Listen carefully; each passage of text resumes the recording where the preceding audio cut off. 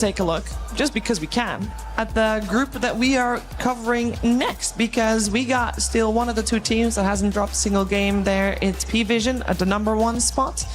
Also here, Lacoste, two teams that are in a very rough spot. Kind of expected. Mechanics 0-6, Team Nemesis 1-5. They're still not mathematically out, but after today, like, they have also another rough series that they need to play.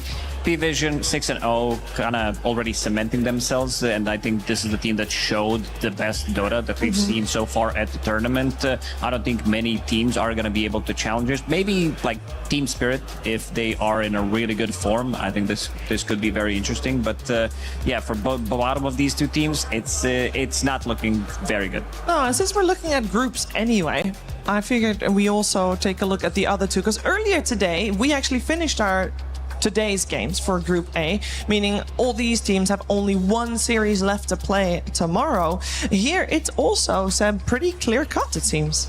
Yeah, Falcons, dominating that group, and again, they have the mandatory loss because they have to play a first game. It's always like that. Like, you can't start with the second. Maybe they should just pretend it's the second game. I don't know. Find a way to have them play something off stage or something. But so obviously, the typical Falcon loss. But besides that, it's been pretty like easy.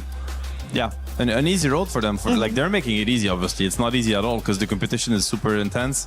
BB team, I think they're picking up a lot of steam, and it kind of shows in the scoreboard. They're sitting at 6-2, and these losses were earlier on in the tournament in group stage. It's going to be between Extreme Gaming, Rune Eaters, and Gamer Legion. I think these three teams are, showing the most potential right now. Poor Rangers, we might not have seen them on Stream A, but they are struggling a little bit. They're the less experienced team by far, by a big margin. So I think they're just happy to be able to face these teams on the international stage. You never know. Yeah. I guess they're still in reach of, getting contesting one of these placements, right? Because they have 1 point and they can get to 3, but it's going to be extremely difficult for them. Yeah, I think also, they do take a lot of lessons from a tournament like this that they have not yet attended at this scale. Finally, we are taking a look at the group of death. Also, they still have one game to play today, and then another game, not tomorrow, but the day after that, as Group C and D will be solved, not tomorrow, but the day after that. Here, it's also... Actually, you know what? It's more clear-cut, Lacoste, than I thought it would be. Yeah, kind of expected, I would say, considering the performance that Virtus.pro did have in TI qualifiers as well. They looked kind of in shambles, I gotta say. They looked all over the place, and playing against some of these higher caliber teams, it's gonna be very difficult. One dub. They had a bit of maybe a calm time coming into this, but right now you could tell that this team, they came to play, and Yandex as well, after winning a couple of tournaments, kind of expected. It's gonna be LGD against Yandex and 1W against OG. So for Yandex, I feel like this could be potentially like maybe a 1-1, but I don't think I can see LGD taking 2 games with Yandex. Well, that of course will be at the final series of the day, but we're first going to our Group C match, which is P-Vision versus Mouse. Before we get there though, we are gonna have our Sony Media Day tour coming your way with Slacks.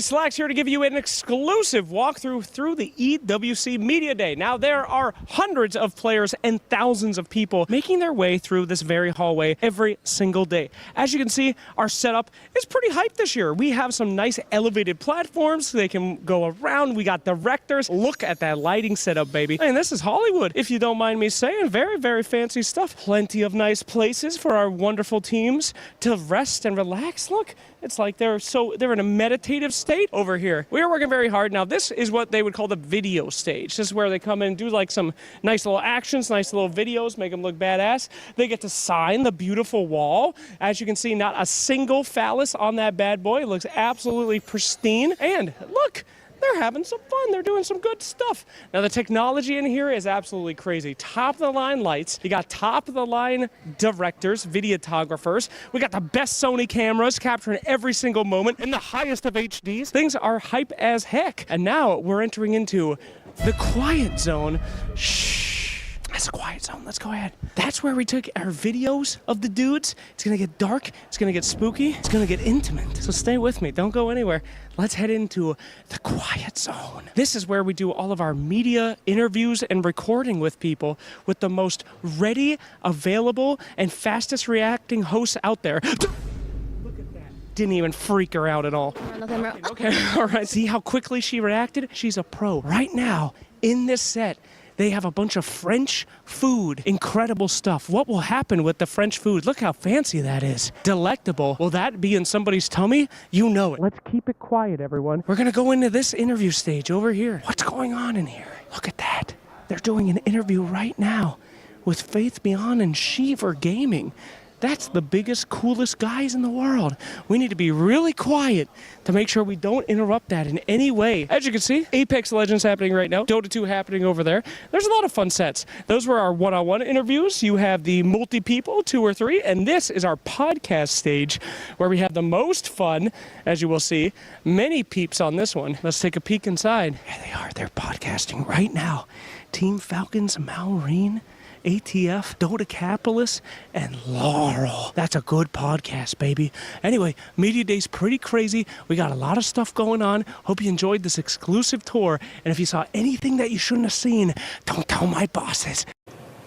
Hi there. Welcome, everybody. Suns fan here with Kezu. We have P-Vision versus Mouse. P-Vision haven't lost a single game. Yep. Well, this might be shown after game 1, but we're recording it before game 1, so they're undefeated at that point. And you Mouse, really have to make sure you don't look like stop interrupting me. Please stop interrupting. Very unprofessional of you. We need to break down this game. Yep. That's already happened. That we don't know what's happened yet. What do you think is going to happen? So what do I think is so Mouse? When we casted them, they didn't look that good. So I hope that today they can look better because, like you said, P-Vision, they're pretty good. They got El Pupan on the team. Also, you know, Dookie Dookie, he might get hungry. You can eat mice. He could just eat them. Back to you. Ducalis is quite the character. We'll see if he gets hungry during the match. This year, the EWC Dota 2 format is more cutthroat than ever. This is how it's going to go down. The tournament starts with the group stage. The teams will be split into 4 groups of 6, where they'll play in a round-robin format. The top teams of each group qualify straight to the playoffs, and the bottom 2 are eliminated. The remaining teams move on to the survival stage, which is a single elimination best-of-3 gauntlet-style bracket, the team's final chance of survival. The first round of the gauntlet bracket starts with the 3rd and 4th placing teams from the group stage. The winner will meet the 2nd place team from group stage in round 2. Only 4 teams will move on from the survival stage to the playoffs. The playoffs are a best-of-3 single elimination bracket, where a single mistake can be the difference between moving on and being eliminated from the tournament. A 3rd place decider will be played for a bigger chunk of the prize pool, as well as valuable club championship points. The grand finals match is a best-of-5 for the 2 teams that have fought their way through each stage of the tournament. Only one of them will remain undefeated and claim the EWC 2026 Dota 2 trophy.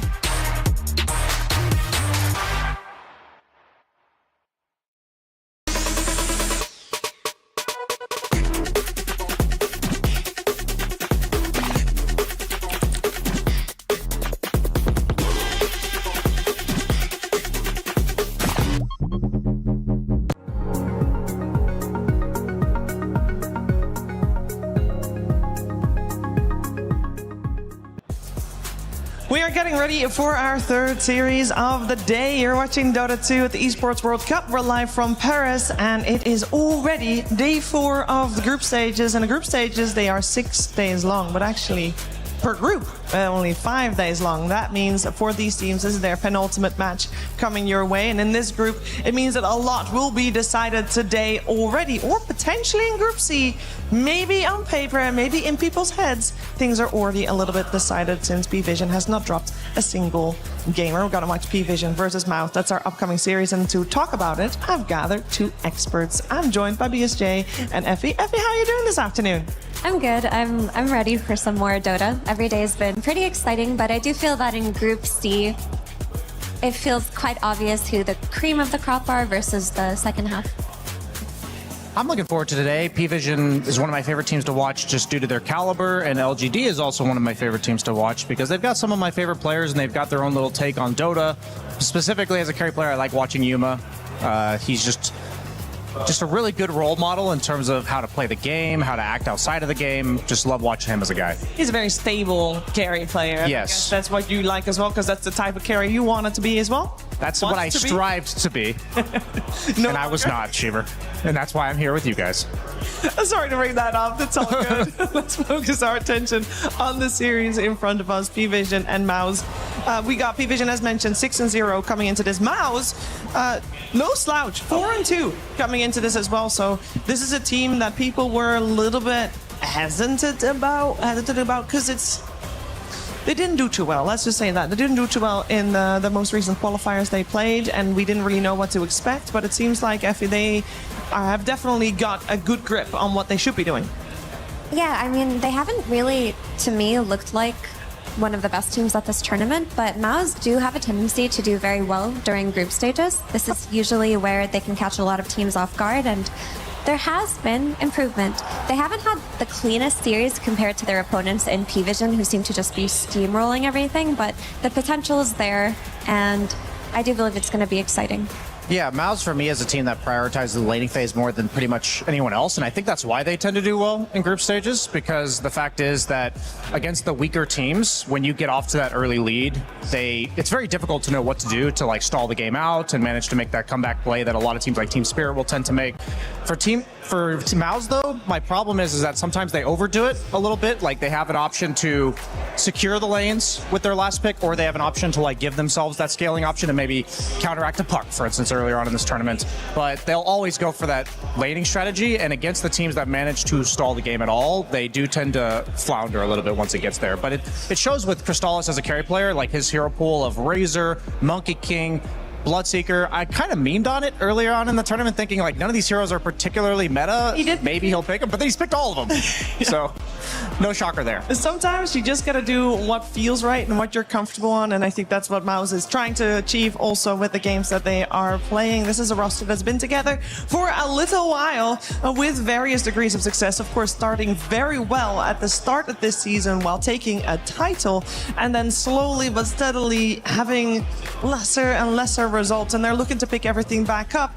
And so far, so good with a 4-2 score. I'm sure they're feeling quite good. Let's find out how they're actually feeling today with Boom.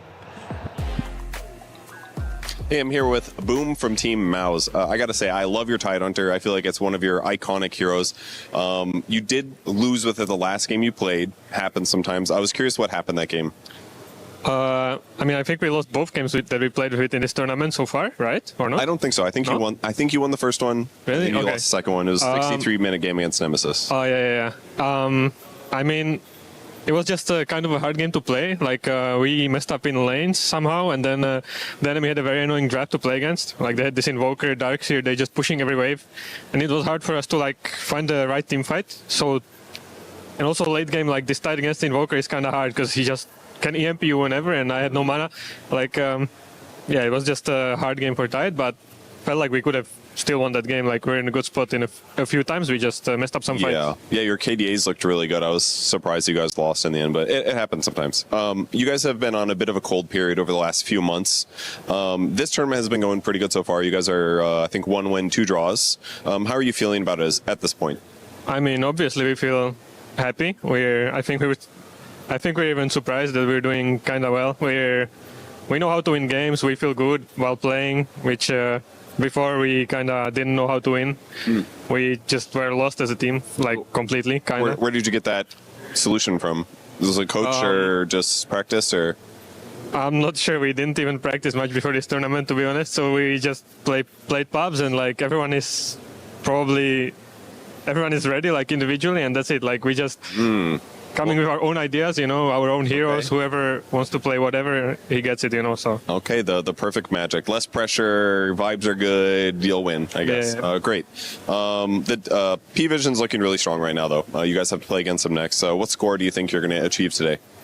probably 0-2. You think so? Come on, you can win one game. I They're mean, really good, but still. According to stats, probably 0-2. But I mean, I believe that we can beat them even 2-0 if we draft well, if we play well. We definitely can win them. But All right, well, we'll see what happens. Hopefully you get to play tied against them and have a good game. Thank you for joining me, and good luck in your match. thank you.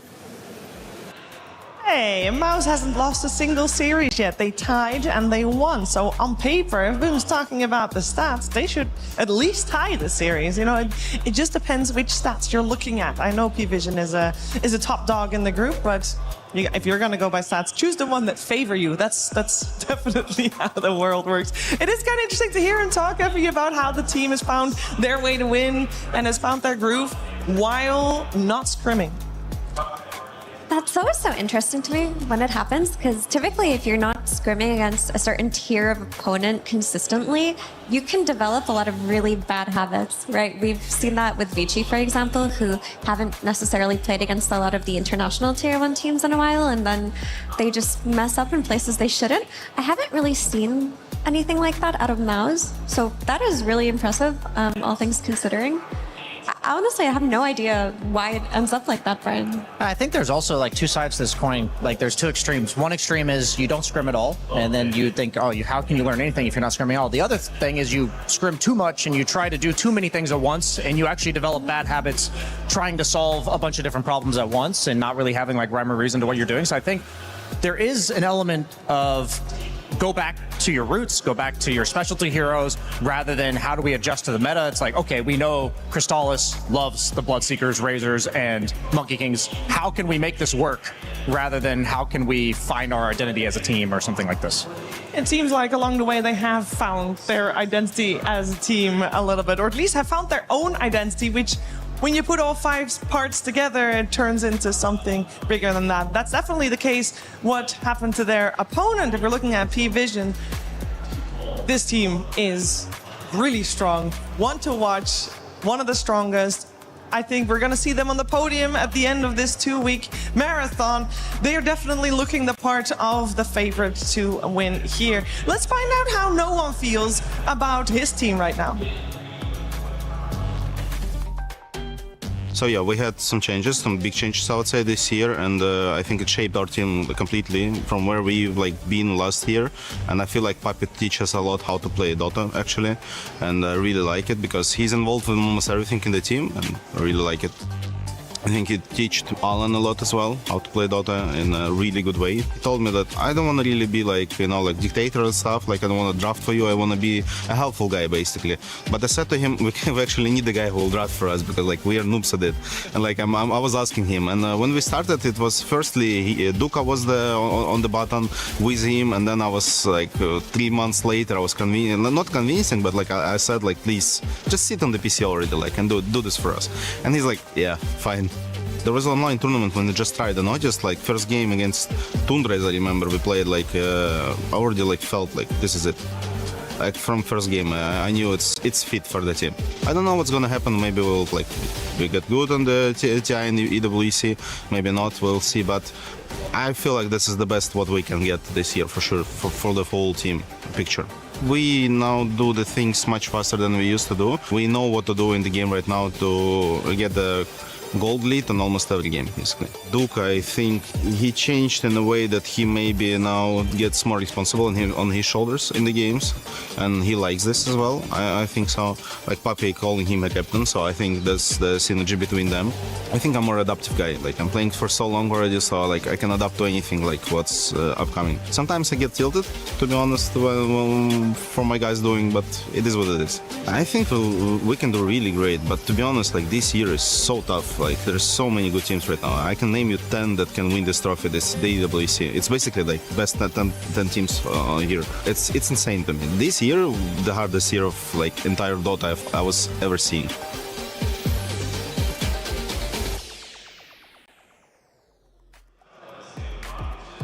If this year is the hardest field of Dota that no one's ever seen, and he's seen a lot of Dota, he's been a veteran in the scene, that just means we have some incredible teams here, Brian, because 10 teams that could take the trophy.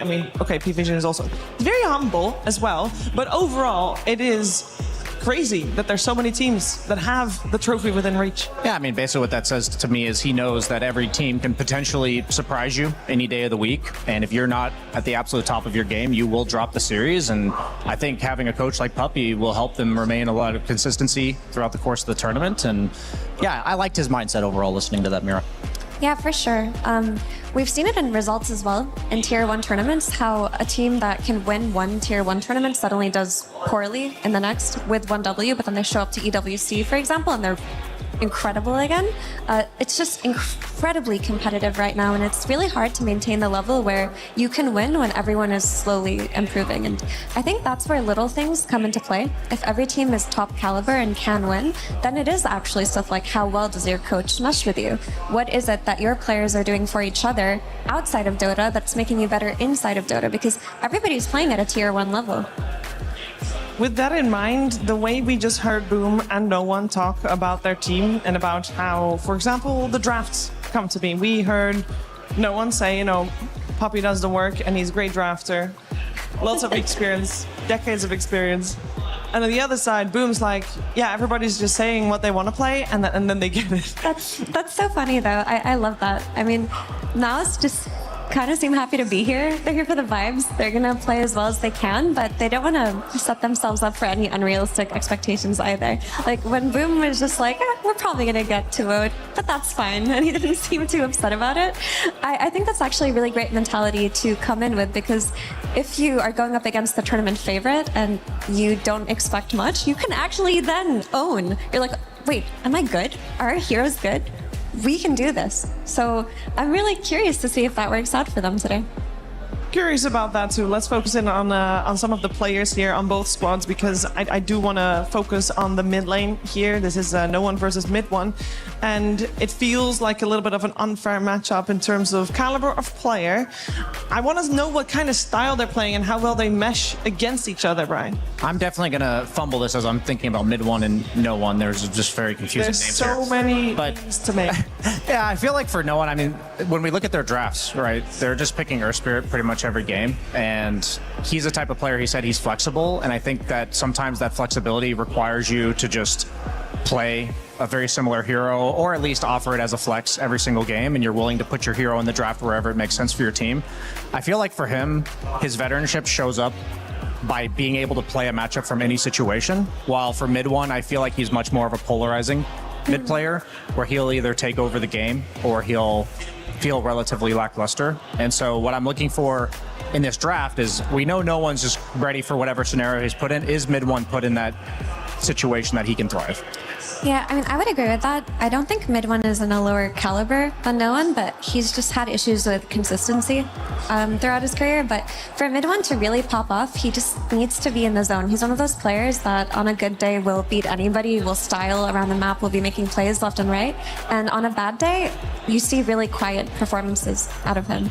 So I'm not really sure how you would channel that as Mouse. How do we make Mid One that version that beats everybody? That's just going to be a matter of their momentum. Yeah. We're also going to see how Poppy does against his former teammates, because a lot of the people on the side of Mouse are his former teammates. So let's see if that causes any potential, not friction, but any interesting situations on the stage. Speaking of the stage, it's time. We're going to head over there to get this series properly started. Thank you so much, Shiva, in the panel. Yes, it is Sir Action Selection Miloshi yet again. Thank you. That was a very good bet. Thank you very much for that. Yes, an incredible series that we just got to watch. I love a good, I would not say beat down, personally, but I do like to see a nice 2-0, and they put up a lot of fight, though. B-Time, especially in game 2, were really giving it their all. At some point in the first half of the game, you were like, okay, this is possible, and then very quickly went the way where you would have expected it, where Aurora were able to claim things. I mean, double Midas, though, is that, I haven't seen that in a pub, I haven't seen that in a pro game in a long time. That's messed up, guys. If you're watching at home, Midas is not a good item. Do not listen to Purge gamers, even on Ogre Magi. Do not buy it, okay? Let their suffering be your guide. Anyway, we have a fantastic match coming up here today. In fact, our next one is super exciting. This team has lived up to all the hype before the tournament. They are on that path in the tournament, and we will see if they will continue it. Let's bring out P-Vision. All right, P-Vision is unstoppable so far. Many people that have come into this tournament, Falcons, Liquid, everyone's like, oh yeah, they've got this. They're very, very good.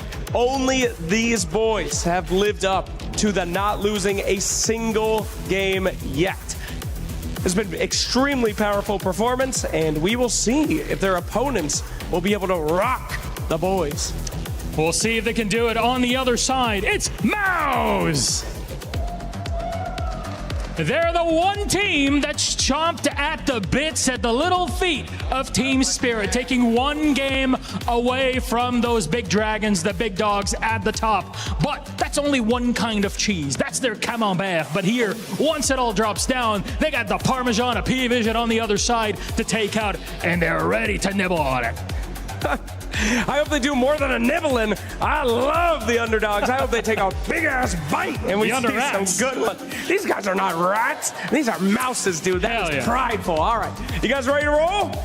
All right, let's get the keys over there. Gentlemen, please, your keys, and head to your stations. We have one heck of a series coming up, Milos. I'm really feeling it here. I'm here, and I'm right next to the big cheese, the big kahuna, Mr. Slacks. Oh, Sir Slacks. That's what we're saying. Sir Action. Thank you so much for anyone that forgot. That's what he is. That's what we are. This is our matchup. Let's send it to our panel and get it started. Thank you very much, gentlemen. We're ready for this two-game series, and on our final touch on the mid matchup, I still wanted to just get this one off my chest because I believe both No One and Mid One played against each other so many times in the days where Mid One was part of Team Spirit, sorry, Secret, of course, and No One was part of Virtus Pro. And these two are gonna have maybe a little bit of, I mean, the old man brawl, almost. A little bit of pride on the line, potentially, Effie. The old man showdown, I like that. Yeah, the 27-year-old geezers. No, it's these players have really left their mark in Dota so long ago that it's so cool that they're still relevant in modern Dota and they're still competing. And yeah, you just have to put respect on both of their names. For mid one, I'm especially curious what approach he's going to take today because these two mid laners actually share a couple of flexes with their supports, like the Keeper of the Light and like the Earth Spirit that they've been playing. And we've seen both of them be capable of playing at mid. I wonder if Earth Spirit will be let through at all in this series even. Yeah, I mean, P-Vision's picked it 4 times in a row, first pick. So if they allow it on Mouse, then they definitely know what's coming. And the fact that, you know, you were glazing the 9-class Earth Spirit, rightfully so, with the fact that he's only silver tier. But I think having a mid laner like No One, who I'm almost certain that he gave him some pointers about, like, here's the little mechanic thing you guys can use. Probably saved him 10 to 20 games worth of learning. But when I look at these two mid laners, I think the most impressive thing about their career as a whole is the fact that it's very uncommon to see two players kind of, I don't want to say fall off, they kind of like took a break. They took like a break in the middle of their careers. There was like a year or two where you didn't really hear from either of these guys, and then they came back. And that's something that we've seen, but it's usually like a core player coming back as a support or coming back as a coach or kind of struggling to find their team or their role. But these guys were mid laners through and through it, and they came back, and here they are again. Yeah, they found their form again, and that is incredibly impressive considering everything you have to do right in order to get to that level to begin with. And to be able to do that twice, this requires a lot of personal strength, I think, from both of these players. But enough about the mid lane. I want to talk about other roles. We already mentioned 9th class. I wonder if Yamich plays as good of an Earth Spirit. Effie, do you have any judgment on that? Is it in his wheelhouse? Well, I believe he played it yesterday because they had this Keeper of the Light Earth Spirit flex that I was mentioning, and mid one ended up playing the Coddle in their game 1 versus Nemesis, so it had to have been Yamich. Yes, it was him. And to be honest, I couldn't really watch the intricacies of that early game because I did end up just quickly clicking through it. They didn't win that one, where they ended up doing that flex, but it was a really close game. And Boom in the interview mentioned that he thinks they messed up on the lanes and that's what made the game so hard. But it does seem like Yamich can do it. I mean, he is a melee support type of player. He's famous for his Tusk, he's famous for his Pudge. Our Spirit feels like a natural fit into that archetype of support. Yeah, I do think it's funny how four-position players tend to heavily lean towards ranged or melee from player to player, and Yamich is definitely I'd much more likely to see him on the Earth Spirits, the Tusks, the Clockworks, and you know, as opposed to, like, I think Mira from Aurora is like the opposite end of that spectrum, for instance. Yeah, would you say that 9th class also melee mostly? I feel like 9th class Okay, so He's the everything. He's the everything type of player, but he had a distinct playstyle when he joined professional Dota, and we talked about it on our previous panels because he talked about it in his interview that Puppy's kind of reeled him in and said, like, for our game plan to work, we need you to be stable. Be the Dark Willows, be the Hoodwinks, just give Noticed a good lane. And the fact is, like, I'm very impressed with 9 class because it's easier said than done to just embrace a different play style. And he said, he's like, as long as we're winning, I'm happy. And at the end of the day, putting the team's success ahead of like your own preference. We all have our heroes we prefer not to play. We all have our play style that we mesh with, and stepping outside of that with an open mind, I think speaks a lot to his mentality as a player. Yeah, I think 9 class is the type of player who doesn't really lean towards a ranged archetype or a melee archetype. It's more so just every patch, he picks a pool of heroes and really refines them, and that becomes his playstyle, and it's very prone to changing depending on what he thinks is good. Because before he was the Slark and Nyx Assassin and melee guy, he actually, when he came into the scene, was famous for his Bat Rider and his Dark Willow.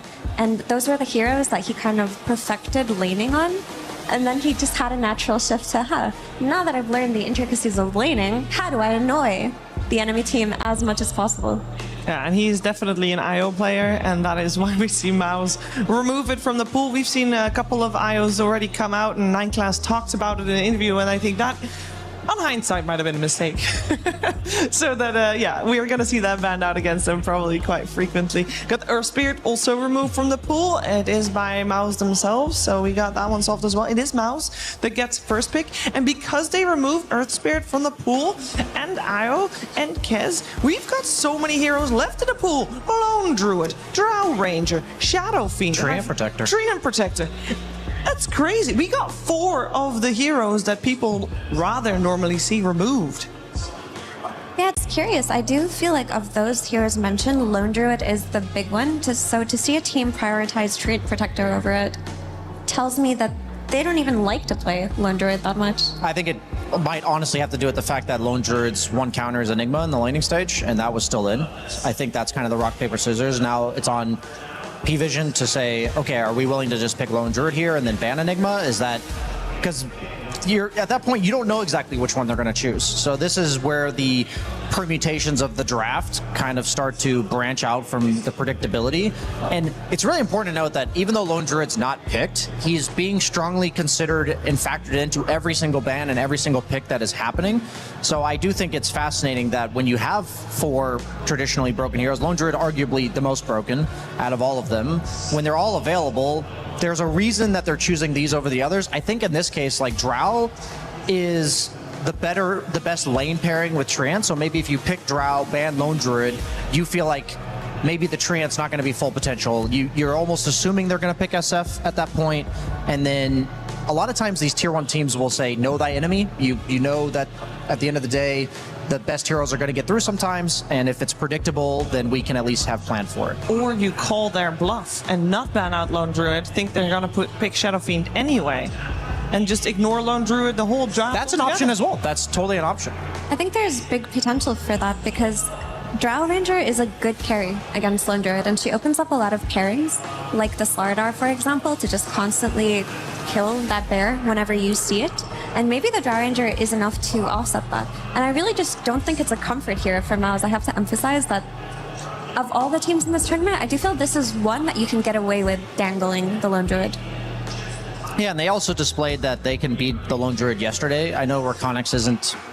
It could just be a skill diff at the end of the day, but Underlord being another hero that really does that. So every time we see these heroes being considered, it's like, okay, maybe they thought Underlord and Enigma are too much, and if we don't want it, but if you take it, we've still got both of those options. You haven't shown that you can ban those out based on the fact that you've left all of them in.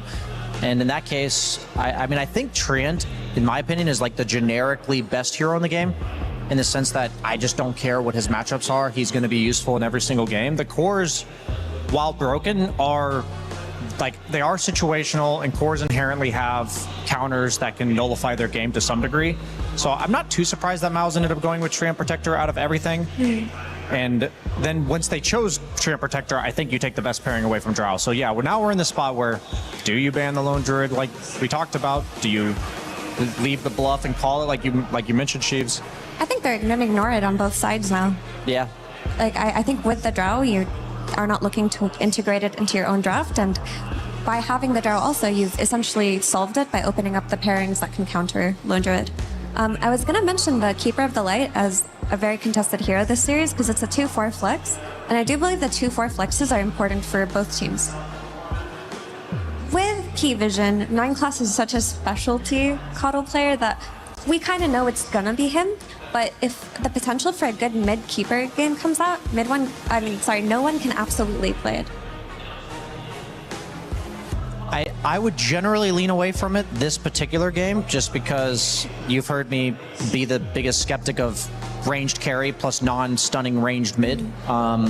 It's like it's always going to be an option, but then that's a hole in your draft you'll have to patch with the other heroes. So they go for the Darkseer. This has been like the tradition. There's been a couple offlaners that have really popped up because of the ranged carry meta.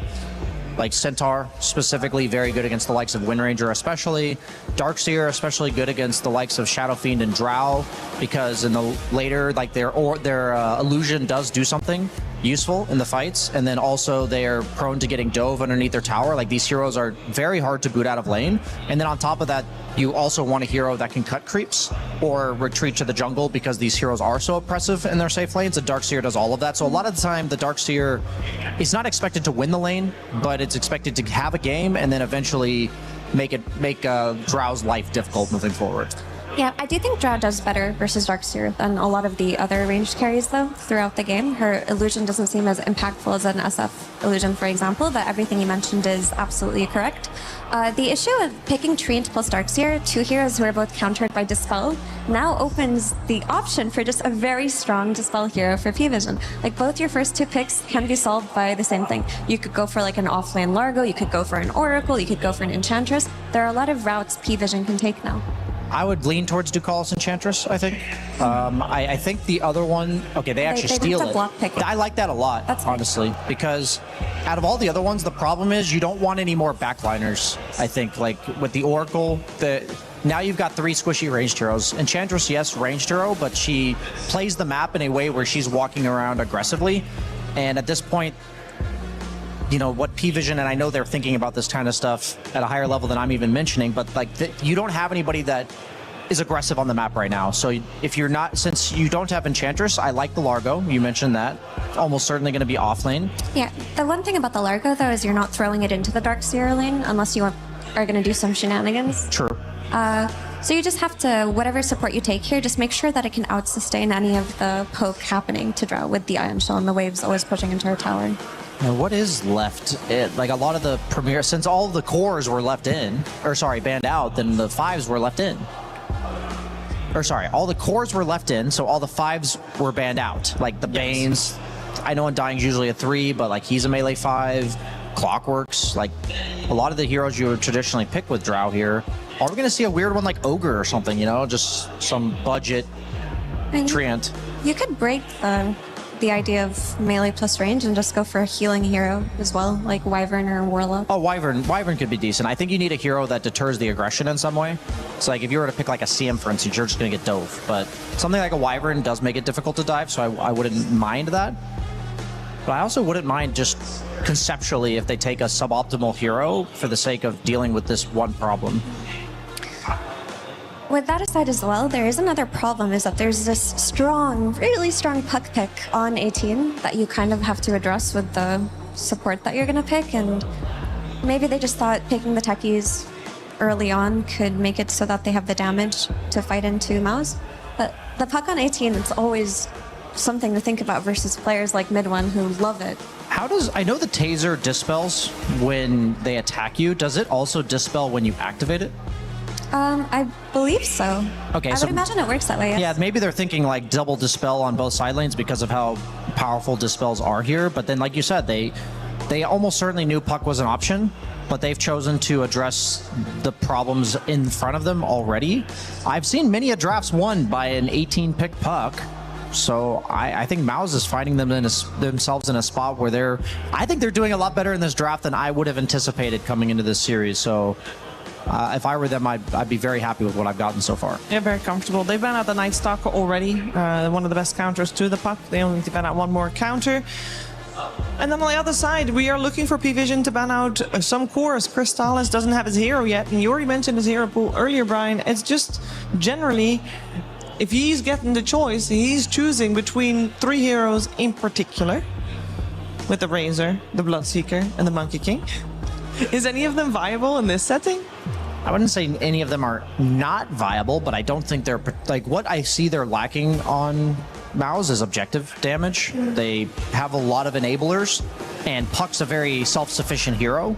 So I want to see a hero that they can gather around. I know we've seen a lot of TB. I don't think he's particularly good against Drow, but even like a PL or something, just like some win condition that is unique.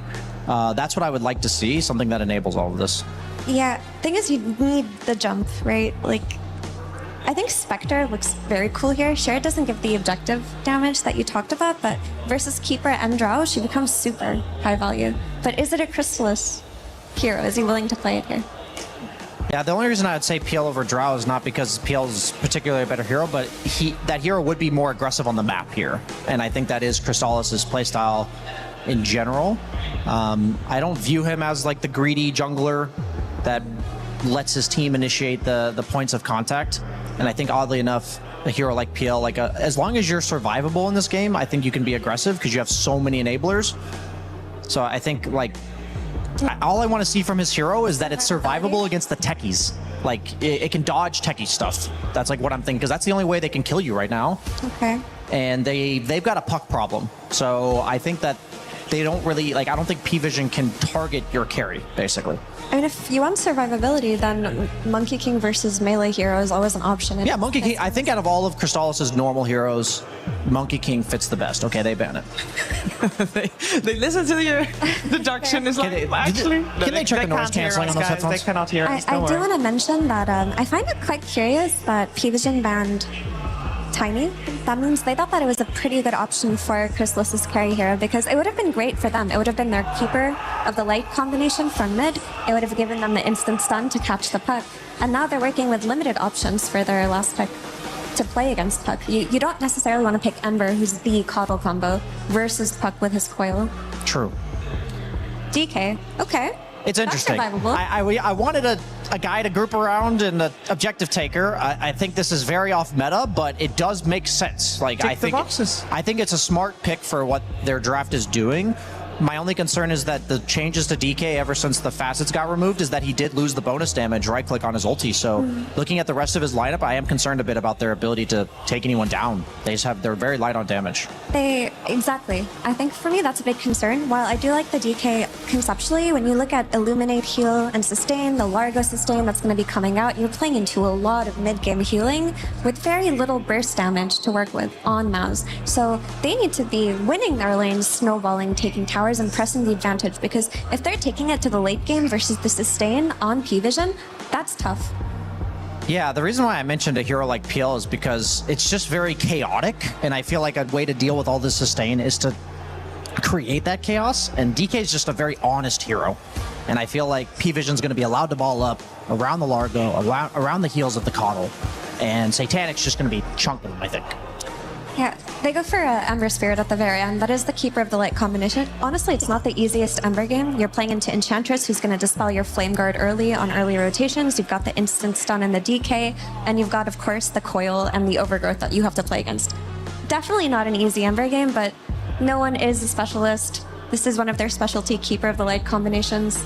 It's going to be tough for him, but I believe he can pull it off. So it looks like on the side of Mouse, we're really looking at mid one. We are actually also, coincidentally, looking at this one to have a great game, because it seems like this is a good puck game. Yeah, it's definitely a good puck game. My concern every time I see Puck is not 40 minutes plus. I think he has basically a free game with no instant disables, other than probably a Hex on the techies from 9 class, from Ducalis. But for me, the concern here is the mid-game damage.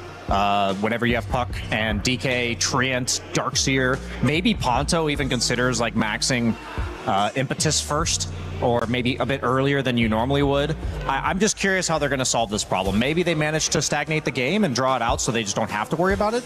That might be an option. One thing that no one said that they were extra good in is closing out games. Is this a game where they're looking to get an early lead and just end it? Like, how fast do they want to play in this one? For P-Vision, I mean, ideally they can stabilize the early mid game because it's actually Mouse who have the very strong lanes, they have the very strong tempo, and they've got the movements of the Enchantress. P-Vision do have the weaker early game draft, so if they can just come out of lanes without a disadvantage, that late game can be theirs. There's going to be a period in the game between maybe like 17 and 25 minutes that Mouse has no damage, and P-Vision has like 1 or 2 items on all their cores, and they can just walk at them, and we saw this something similar from them about 2 days ago.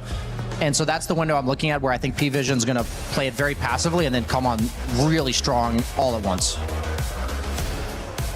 This is a game between one side a team that hasn't dropped a single game. On the other side, it's Mouse with a 4-2 record. Definitely nothing to slouch at. Let's see if they can be the first to take a game of a P-Vision as we head over to Sunsfan and Kezu. Thank you so very much, Sheever. Very kind of you to throw to the caster. Sunsfan here. Start the game, Shannon. That's right. We have Mouse versus P-Vision, and P-Vision undefeated. Mouse not so much, but they've looked pretty good. They're 4-2. Yep. I think the game that we cast, they didn't look good, and that was the only loss apparently. I guess that was against Spirit, right? So obviously Spirit are quite good, and I think that's the one that they did end up losing. But they've looked good, and I think there's maybe a little less pressure, like overall, on their shoulders. And I do like what they've cooked up for themselves, at least in like this early to mid game. I think they can play very aggressive. Let's see what we got here on the rune. Shouldn't be anything too crazy. Smid one, of course, does try to steal a bounty rune. Hero I want to talk about is Dragon Knight. Crystallis, he's picked it before. Many times, Not yes. at this tournament. Usually it's when his Razor is out or his Monkey King is out. Yeah, his Monkey was out. It was. But we haven't been seeing DK that much in this patch. What do you think it offers them in this game? Because before the facets, obviously during the facet period, it was a very different hero than it is now. No, the hero was so strong. He definitely got a very big nerf hammer, and you also, like, you heard Brian talk about it on the panel, like, you don't have the bonus damage anymore, and even more so, like, I think the hero still has its place, and I think it's overall slightly underpicked, but I would say it's a better mid than carry. But what it does for them here, you have built-in armor, which is quite nice for you later on against the Drow. Like, you're not an agi hero, but you have built-in armor from your innate, which is quite nice. And you can play fast, right? You're playing with the Dark Sphere, you have a tree and armor as well, and I think it works very well with also, like, the range support. So I'm really looking at Mouse's early game. You have a Dark Sphere, tree and dual lane, very, very strong. Yeah, and you have an Enchantress who can go through the gate and, like, do some stuff here in the early game to offset what P-Vision have going. And on the other side, we have Drow. We're seeing it every game. And we're also seeing the Ember every game. It feels like these heroes are getting through semi-consistently. The Largo is also a very consistent pick thus far. Are you expecting things to change as the tournament goes on? Or are we kind of stuck in this? I feel like by the end of most tournaments, we're seeing crazier things. Because you have to pull out crazy things. No, like the thing is, so Largo plus Ember, we've seen it. Largo plus Storm, we've seen it. And we've seen Caudle plus Storm, Caudle plus Ember. The problem is giving these 3 heroes together, I think that's going to be something that you cannot let happen later on in the tournament. Because I think already, as you can see, there's a lot of pressure that comes out from this lane with the Caudle and the Largo. They're very good with one another, and they both want these type of mid-heroes, the Embers, the Storms, which are, it's exactly what they have. So they're going to be very happy. I think also no one in the mid lane is going to be very happy, which is why I've got a lot of eyes here on this Mouse early game. Yeah, Boom playing the Dark Seer this time around, and I've seen him pick that up a few times before, not too shabby. You got the AoE of the Treant Protector, the Coil as well. They definitely have, I wouldn't call it a wombo combo, but definitely good synergy overall with their lineup. Yeah, they do have decent teamfight, and also later, like DK, you have an AoE stun nowadays. It's not like the biggest, but with a vacuum, you can still definitely pull it off. I'm a little concerned for their offlane dual lane, if I'm gonna be honest. Like, it's a double melee against double range, and Techies is very, very good in this lane. You can obviously outrange both of them. You can dispel the Shell, you can dispel the Surge as well. So definitely want to see if Panto can maybe, you know, be the difference maker down here later on, because if we look at the CS right now, it is not pretty. Oh, wow, you're right. So Drought at the top of the net worth for the P-Vision side. Yeah. And, I mean, mid lane, how is this supposed to go exactly? Kind of how it is going right now. Maybe the, you know, Living Armor can make a little bit of a difference, but generally, Ember does just free farm. You can't really do all that much with the puck. You will farm yourself, but you don't really pressure. And even if you get the coil, it's going to be against a max Flame Guard. But, so, I think for me, it's more about how mid one can go around the side lanes later, because the mid lane, you do end up slightly losing. And like you're referring to, Boom, only with the 5 CS. We're going to see the Searing Chains on the mid one. We'll be able to get out just barely. I mean, how good is the comeback potential for Darkseer? Because this is a rough start. You're going to need stacks or people to play through you. And this is where, at least like going back to the draft, I did like the Eng pick quite a lot coming out for Mouse. I'm looking at, they don't really have any good Ion Shell carriers this game. But, I mean, DK is good. Oh. Searing Chains with the Slight, no one. He'll be okay. On top of mid one, again, barely gets out. The Living Armor really going to be the difference here for mid one so far. It's already been doing a lot, because you can definitely see all this pressure coming out from no one here in this matchup. But yeah, when it comes to Ion Shells, I mean, Treant can be fine if you can play aggressive in the lane, as noticed, taking a little bit of pressure. But, you know, being Largo, especially with Caudle, he just constantly refreshes the lick. You get a last hit, you have 5 HP regen, boom. Yeah, only a matter of time here, and that's going to be first blood. Not quite, I guess maybe some creep kill or something. But yeah, still a very nice kill overall. Yep. Little melee creep Johnny man. We have to refer to the melee creep a little later. Yeah. First blood. Notice. Blood grenade. We'll lick it off. Tempting to run out. And ooh, Impetus not quite enough. Very close. No mana. Yeah. The Stormcrafter not going to catch up. So Notice will survive. He's been one of the better Largos, I have to say, in recent memory. Now, Noticed overall, I think he's just been looking very, very good, especially in this team. And the pressure is good from Mouse, because it should, you know, give some space potentially for Panto to make some moves around. I mean, he's no stranger to Enchantress. You know, he is level 30. He also played in the Team Spirit base camp. And if there's one team that's very good at using that hero, it is Team Spirit. Yep, true. All right, Boom. Gonna have to make something happen here to get back into this game. Yeah, you kind of have to do this. Like, just try to split up the lane a little bit. Like, Techies is annoying when this happens, but he can't really stop you from doing this, so I do think that this is the correct play. Mid one, of course. Mid one. Let's see. He's 23-4 versus the 29-8 right now from no one. As a 6-minute power rune is about to come. Yamich making his way over. With the slow now, no one repositioning a bit. Looking for the Searing Chain to get the blast off. It's not going to miss, or it's not going to hit rather, because the phase shift comes out. But the end ends up getting bottled by no one. That's exactly what he came for. He's going to go on top of Panto. Despite having low HP, the Sleight of Fist into the Searing Chains is enough. It'll be a trade of sorts with Ducalis biting the dust. Okay, did get the turn kill, but of course, most importantly, no one got himself the active rune. And this does also mean that like some of the first rotations here you're doing with Mouse aren't really going your way. It is a trade, which obviously isn't awful, but I think it would be nice if they can connect their heroes together. I mean, their best point of attack would be the Drow lane, so we'll have to see how much P-Vision play around that. Of course, already have an Observer Ward on the gate, as they are anticipating some sort of pressure here. All right, which team wants to be more aggressive early? Definitely Mouse. It is up to them, I would say, to like stabilize a little bit of the levels on Boom, but then kind of get going. You have Treant and Ench as supports. You want to kind of make stuff happen. 7-minute wisdom play here from P-Vision. Ducalis inside the ring. No one joins the party as well. Multi-shot doing quite a bit to Panto at the moment. He's going to get taken out if he's not careful. Remnants should finish the job. Actually gets the hell out completely, apparently. Now the coil coming in as mid one makes his rotation, and this is not good news for P-Vision. They get the Enchantress, but they lose 2, including the position 1 Drow. Now that was Boom really might be back in the game now. Yeah, I'm so thankful because we've seen way too many games where we see both Wisdom Shrines just going to one team.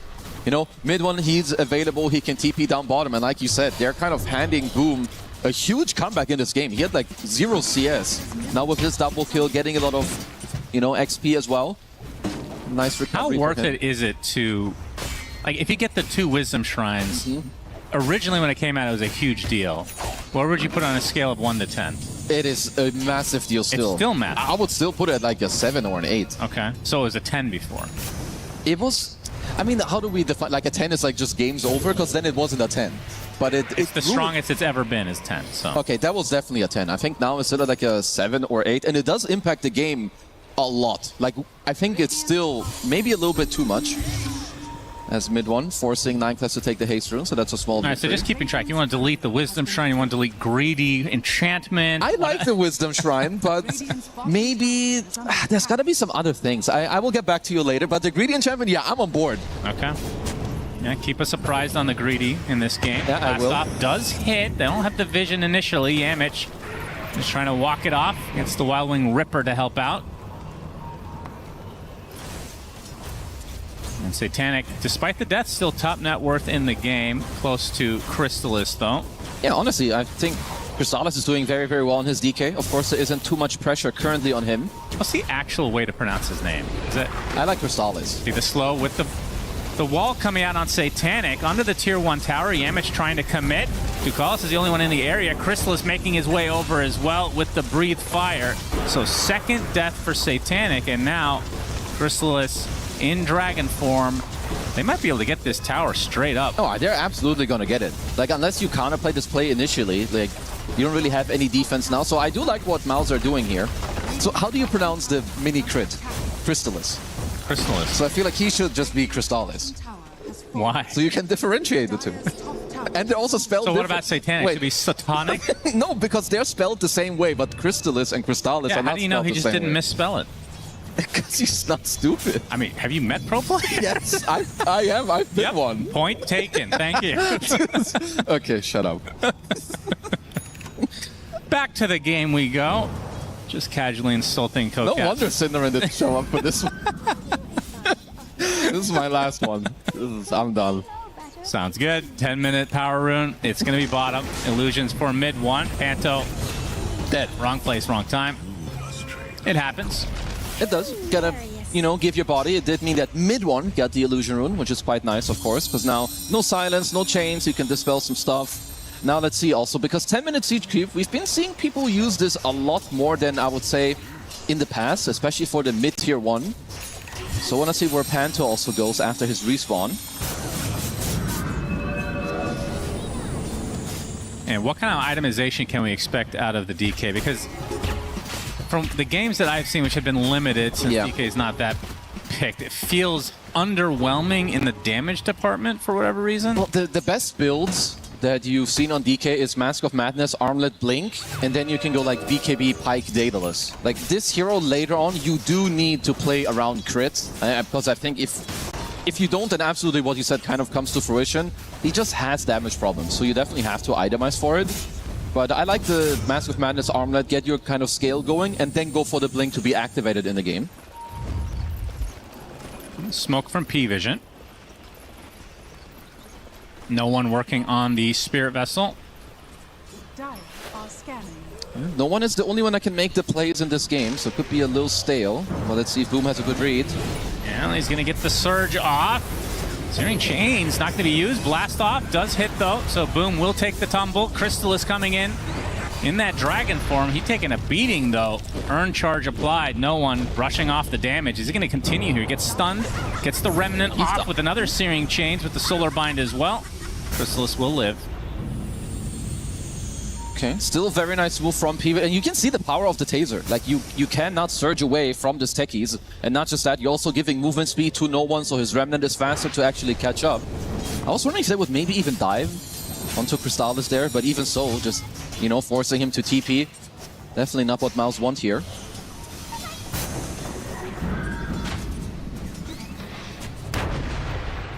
I'll take that. Boom now with 2 deaths as 9 class on this Keeper of the Light. You talked about the combos.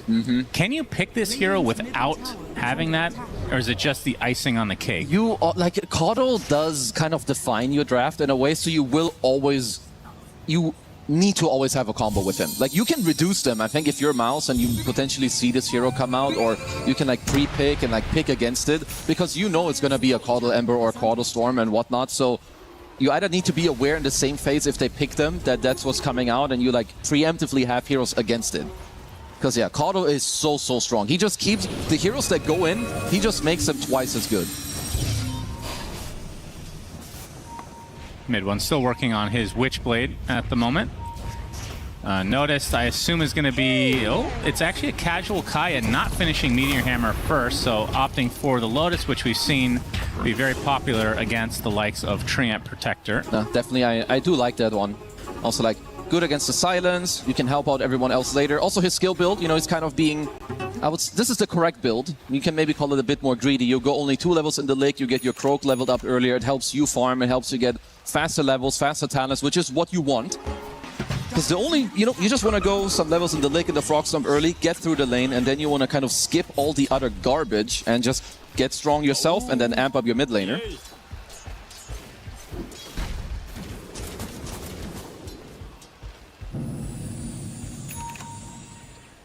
There's a Spirit Vessel for no one.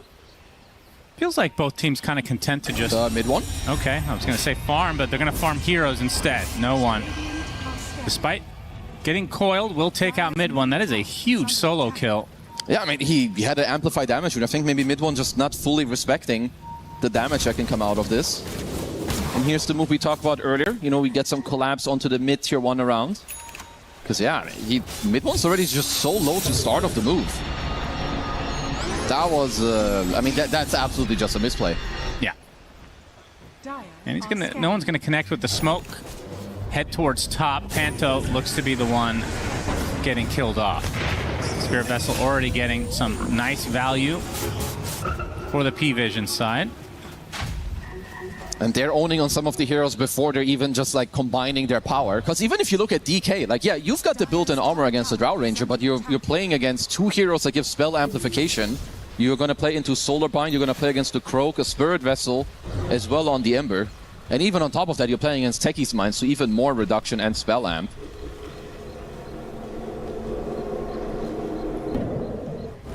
Just a 2k lead, though, for P-Vision. Nothing too crazy.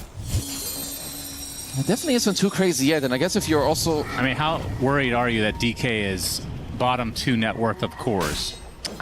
Because the difference isn't that big, I'm not super worried yet. I think also because he hasn't really entered the game. Like, once you get the Armlet and maybe some more levels on your Darkseer, they can look for some moves. But honestly, Chrysalis will be... Like, I'm waiting for his entry when he gets the Blink Dagger. So a couple more minutes. So he's got a bit of a grace period here for me. They are pinging out no one, but he's not an easy kill. You would definitely have to dispel the Flame Guard, but even then, he's going to be backed up by Largo heals, a Dispel, and Illuminate heals.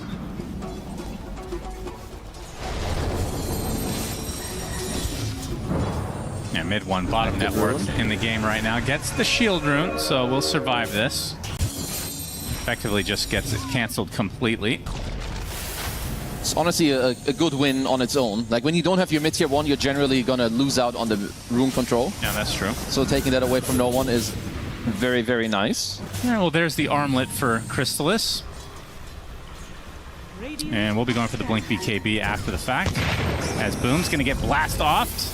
Satanic with the Gust into the multi-shot, mid one in the area, and they just don't have enough damage. They're gonna turn this around onto the Techies instead, but no one joining. Gets the Searing Chains, nice back wall onto 2. Illuminate comes in, absolutely deletes Boom. But you can see the Drow taking a beating now from the Illusion. So we'll get the kill from the grave as P-Vision have lost 3 heroes here. As no one looking to at least get a second kill for the P-Vision side. As he's getting healed up by Notice. Mid one, not going to be able to finish the job here. But still, pretty damn good fight from Mouse. No, that was huge for them. Like, even so, like, Panto and Crystallis weren't really in this play. So just getting like all these kills and just showing off the power of Boom. You know, he had a very horrendous early laning stage, but he's got a pretty good timing on the back. Mid one also connecting nicely to this play and taking down Satanic. Even with this staff, he's top net worth, so it just goes to show you that they can do it at the moment.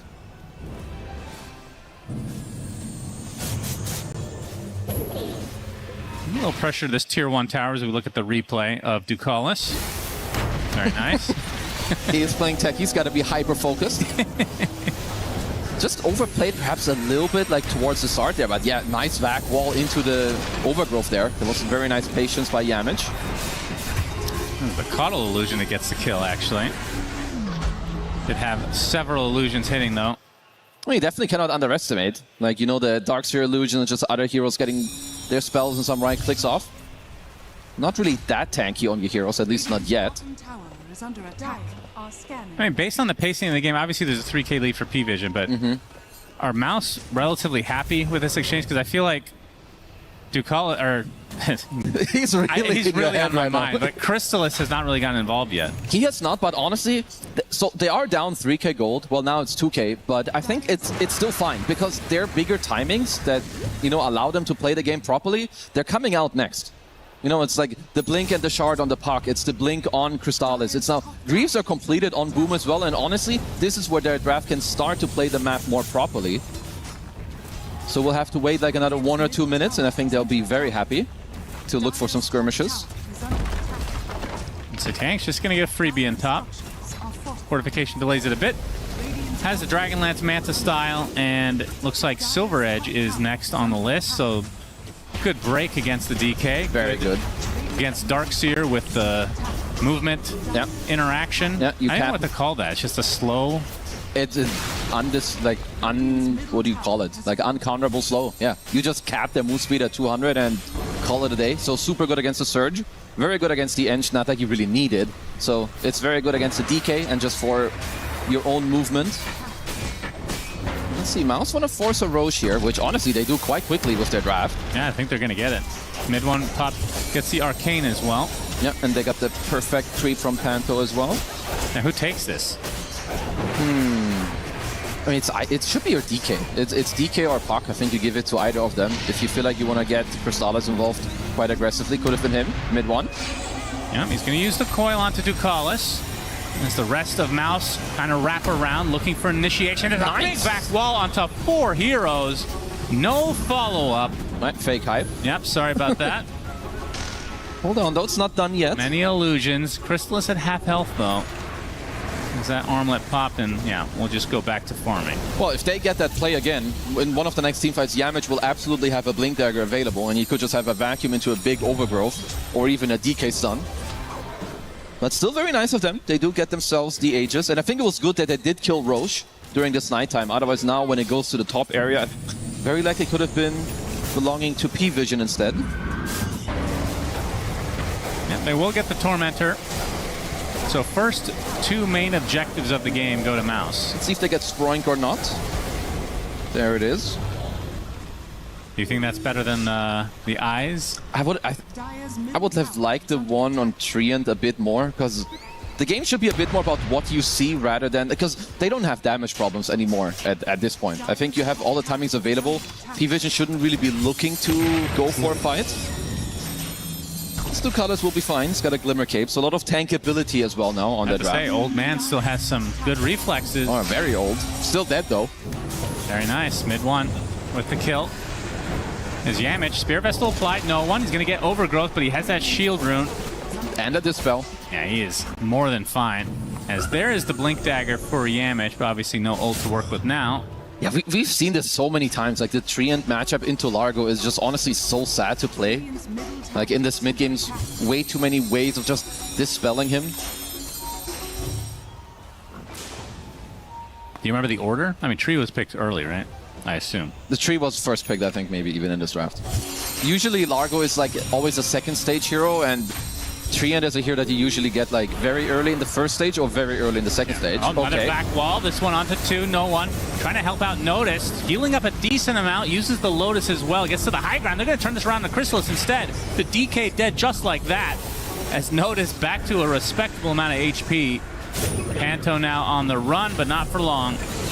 So P-Vision get 2 despite this being against the Aegis. It's just a scary touch, like going on the Largo next to his tier 2 tower. Because when you look at all the heroes that P-Vision have available, you had a fully charged Holy Locket on 9 class, you had a Glimmer Cape on Ducalis, and then you just get the Illuminate heal off. He Lotuses himself, and they just keep everyone alive. And once you're at the tier 2, I mean, you're committed. The mid one. Looking for a little pick off here onto the old Keeper of the Light. Well, no one may have something to say about that. The coil expended. You can see the damage on the Yamich is way too much. They do find 9 class, so it's a trade. Harassment looks to be next on the menu for mid one. It does seem like it is somewhat needed. Still waiting for Crystallis, feels like. Yeah, he was part of that last play, but like when you just overreach like that, some pressure onto no one, but you don't have coil available. Just trying to push him out of this area. I suppose once the DK gets BKB, that's when they're going to start truly fighting. I mean, they're not really getting much out of this Aegis right now. That's true. I mean, I still got my eyes on mid one. He does have very good scaling throughout the game, but this is one of the moments where I would say, if you're Mouse, you want to get some stuff done. Maybe shut down the map a little bit more, perhaps the top tier 1 or a tier 2 if you can. Doesn't look like it's too easy though. Because I do feel like when it comes to overall team fighting right now, if you are to meet P-Vision in like a 4v4 or 5-on-5, they do have the upper hand here on Mouse.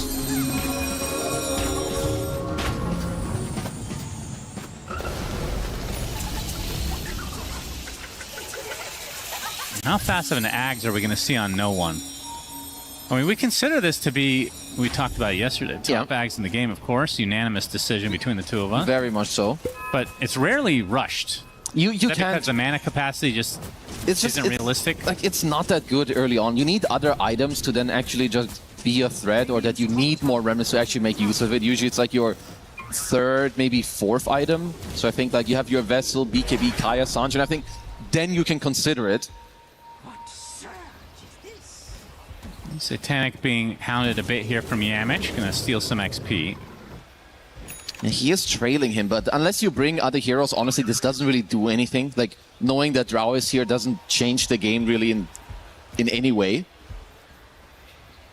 They get a block on the Ancients for now, though, at least.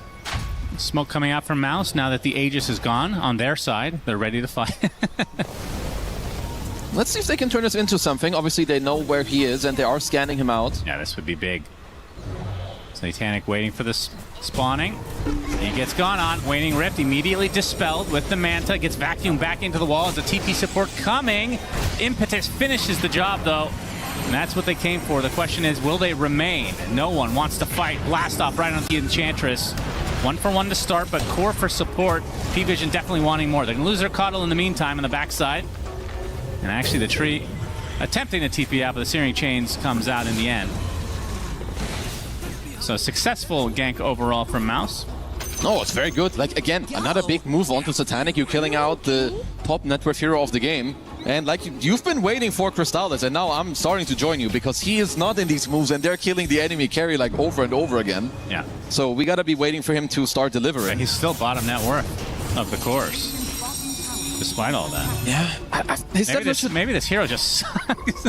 I mean, it's definitely not great, but I do think his net worth should be a bit higher, no? With like how much space he's being given. He's also only died the once. Yeah. No one's still running a very much perfect game. 0 deaths to his name. Okay, there's the BKB for Crystallis. Just has to wait for DK form 40 seconds away. It's because he didn't have a greedy enchantment. Absolutely. That would have helped him. Yeah, trust me, this hero doesn't need that. You can always just farm with the level 2 splash, so I'm a little surprised he doesn't have much more. But, you know, either way, game is fairly even, and I think he's still very much equipped to have a good time here.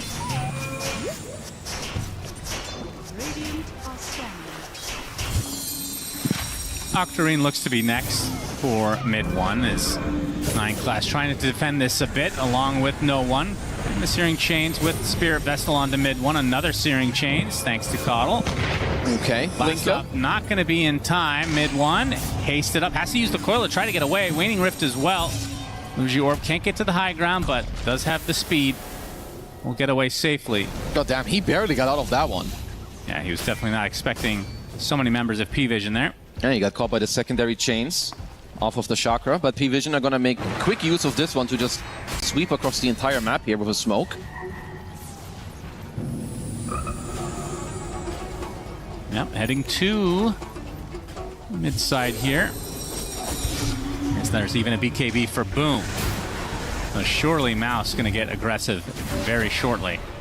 So they have 2 BKBs that align pretty nicely. Okay, Ducal is quite aggressive. Panto. Mouse looking to continue to chase here. They're going to find the techies and instant kill onto Ducalis. A good start to the fight for Mouse. Yeah, just punishing the overplay here for now. Let's see if they can hold the area. Is so annoying with Active Searing rune. Chains. And Panto denies the damage rune. Very nice. Crystalis is looking. Take out the center. Chrysalis joins the fight, gets the Dragon Tail onto Satanic, gets the Lotus applied, but there's the Overgrowth into the Manta. Instant dispel, but it's not enough. Satanic still killed off by Mouse. And now the chase is on. Boom with that BKB, creating a lot of space here. Mid one. You see all the heals coming out from the Frog, so a lot of this damage being mitigated in the end. 9 class getting gone on now, but a nice Searing Chains again onto 2. No one just relentless with these Searing Chains. The fact that they only lose 2 heroes there, I think they should count themselves lucky here on P-Vision. Because Mouse with a very nice punish. Ducal is heavily overplaying his hand in the river. And then they have very nice wards from earlier that Yamage got to place in the triangle where they did spot out Satanic. Now this also will give them the secondary Roche of the game. So honest, Mouse are doing good stuff right now. Yeah. Roche with the Belch. I feel like we've seen Mouse in this scenario. I might have to hold this thought notice. Is he going to walk in and steal that Aegis, the old classic Frog walk style? in with the Frog. And he's going to put the Frog Stomp down. Oh, I'm surprised they're up for 10 seconds. A little bit surprised they didn't just dare like a small go there on the Largo. They had a perfect ward up on the high ground, but they will respect it for now. DK ult is back up, mid one with Coil and 5. Satanic is also back up again. He has to walk his way over though.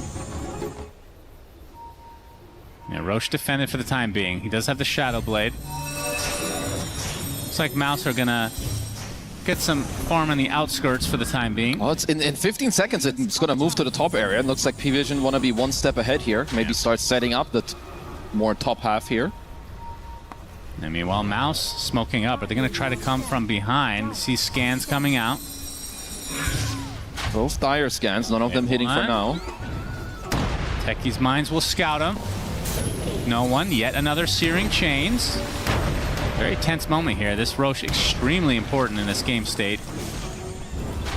Yeah, he does head to the north. Right on schedule.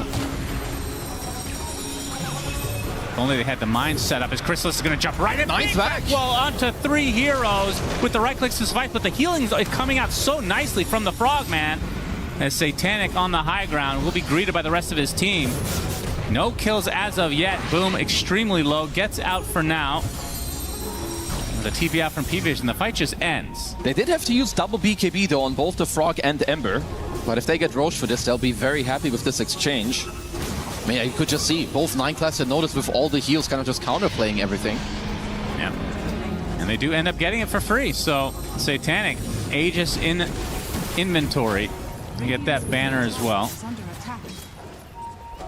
Mid one also didn't have an opportunity to drop the coil there. Obviously, you know, with the BKB and the heals coming out, they could not keep the fight going.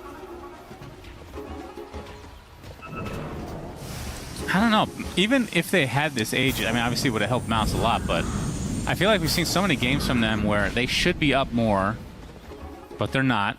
They're up like 2-3K, which actually wasn't even the case this game. And then they'll have like one bad fight, and then the game just ends. I feel like I've seen this 1,000 times with Mouse. It is true, but this time around, I would say that they're slightly better equipped, at least with most of their cores, to like keep the game in kind of this state. They're still very strong. Like even against the Aegis, I think Drow is. Oh, but she's a good Aegis carrier. Let's hold that. And we'll get back there. Coil's gonna slow them down a bit mid one, taking a lot of damage now from the multi-shot. Gets searched away. As another multi-shot comes out, and the damage now onto Boom is a lot. Boom, he has to pop the BKB. Getting to the high ground's not even going to be enough. Just gets right-clicked into Oblivion. I mean, maybe you were right. Now suddenly game is quite even, and I think Wildest Darkseer is dead. Okay, so you lose your Darkseer up top. Now Dragon Form is used, BKB is used. This is going to be another 90 seconds of just full map play for P-Vision here. Because Mouse are still strong. but we have seen them in some of the other games where they have some 1x1x1 bleeding. It's now a 5k lead post Tormentor. What do you think of this Techie shard? The mad? I don't know. I think it's... You know what makes me mad? Techies? They don't explain what that stands for. I feel like that's... I think it's also a Kendrick Lamar song. Doesn't he have it like exactly spelled the same way? You probably wouldn't know that. I would not know that. Yeah. I'm not cultured like you. Yeah. Don't know Kung Fu Panda, don't know Kendrick Lamar. Yeah. This is where you wish you had Syndrome back. Not my favorite genres. Okay. Of their medium. Animation movies slap. So this is an L from you. Yeah. Yep. Back to you. You're the caster. Tier 1 tower taken out. We can all see that on the screen. Thank you so much. How much can they get out of this Aegis? Feels like with Drow, kind of the difference. If you don't have the DK pushing, you're not going to take many objectives. Yeah, like, whereas Drow, if she shows up, they will. They have like some soft push more around the map, right? Like Treant is quite annoying. You have the Eng creep all the time that can do something. But when it comes to fully taking down objectives, it will mostly come from people actually just like dying or winning a team fight. Because yeah, now P-Vision. Back-to-back towers. Yeah, bottom tier 1, bottom tier 2. Now you can take the outpost and they can look to sweep the map. 2 minutes left on this Aegis. Mid 1. Does he not spot this? He doesn't. He's behind the tree. A nice gust into the right clicks. Is it enough damage? It's going to be close. He gets healed at the last moment with the Waning Rift, and the Illusory Orb is fine. Close call for mid 1. Very close. I mean, I was about to call him out for trolling because he saw the Drow TP in, right? I think the tree blocked it. Okay. I hope so. Single tree is now initiation onto Chrysalis, but the instant Dragon Tail is Mouse on the retreat. Lick onto Boom. Searing Chains, though, comes out. He gets stunned up by the creeps as well, and the BKB is not even enough. And despite having an Aghanim Scepter, Panso gets double killed by Satanic, and now the Nightfall away for DK. We've seen a lot of that this game. They need to find a way to regroup themselves, because at this point it's kind of just P-Vision going wherever they want. They find one kill, it turns into more. Because like we've had it in many other games, game is even and suddenly now it's 2 minutes later, it's a 10k lead with full map control. Yeah, this is a tough one now. Still a minute on the Aegis, so we'll see how much they can push in this tier 3. I mean, at this Good point, layering of stuns and of course the creep helping out. The congregation, nice. It's difficult. At this point, Ember is very, very strong. He's level 20, you have max out Croak, you have level 15 talent as well. Yeah, Boom not too happy about this one, I kind of get it. Yeah, they have the banner, so this push is going to continue. Living Armor can only do so much. Boom is back up in 15 seconds. We'll see how defensive, or how aggressive, rather, P-Vision want to be. They're going to get the range racks for free. On top of that, Glacier will continue to try to go for the melee. But now with a full 5 on Mouse, surely you defend this. I mean, they definitely should try, but this banner is still up, and this is going to be a double siege creep wave as well. So even if you do force Satanic away, this is one free lane. Yep, there it goes. So P-Vision. It was such a close call on that second Rosh as well. And it felt like, I mean, hindsight's 20/20, but if Mouse just committed for the Rosh, with Drow dead for 10 seconds, it feels like you just need to. I do think that was a moment that they will be kind of regretting, this mid one, trying for a bit of a move here, but Ducalis was honestly very good itemization, even though like it looks small and simple on both their supports. Ghost Scepters and Glimmer so they don't die themselves. Also, you can pop the Glimmer on the others. And they're getting some huge items on both Ducalis and 9 class. They're about to finish up a double Hex. Like, mid one's been a pain in the ass for them in this game. But when they get one of them, or even both, he's in trouble. Yeah. Noticed Aghanim Scepter, Sange, Kaya, and BKB with Lotus, actually. So he is extremely strong. He's ultra big. You got the double Lick talent as well on Notice. You have the Alert Bobber. Uh-oh. Mid 1. And he's cooked. Just soloed. Too easy for Satanic. Yeah, another strength of the Outranger. And I really do like Satanic's item build in this game. I would say it's perhaps close to perfect. There's some other players who would squeeze in an Aghanims this game. Also wouldn't have been too bad, but... Would you have liked some sort of a Dispel for mid 1, as we're going to see the Ench get taken out here? I think that this silence is just something you kind of have to game sense and like play around.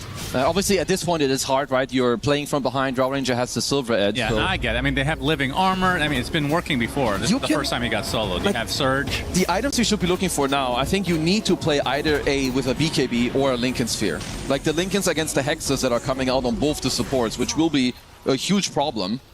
And yeah, also, to make things worse, Mr. Yamich is going to drop to no one. We're still yet to die in this game.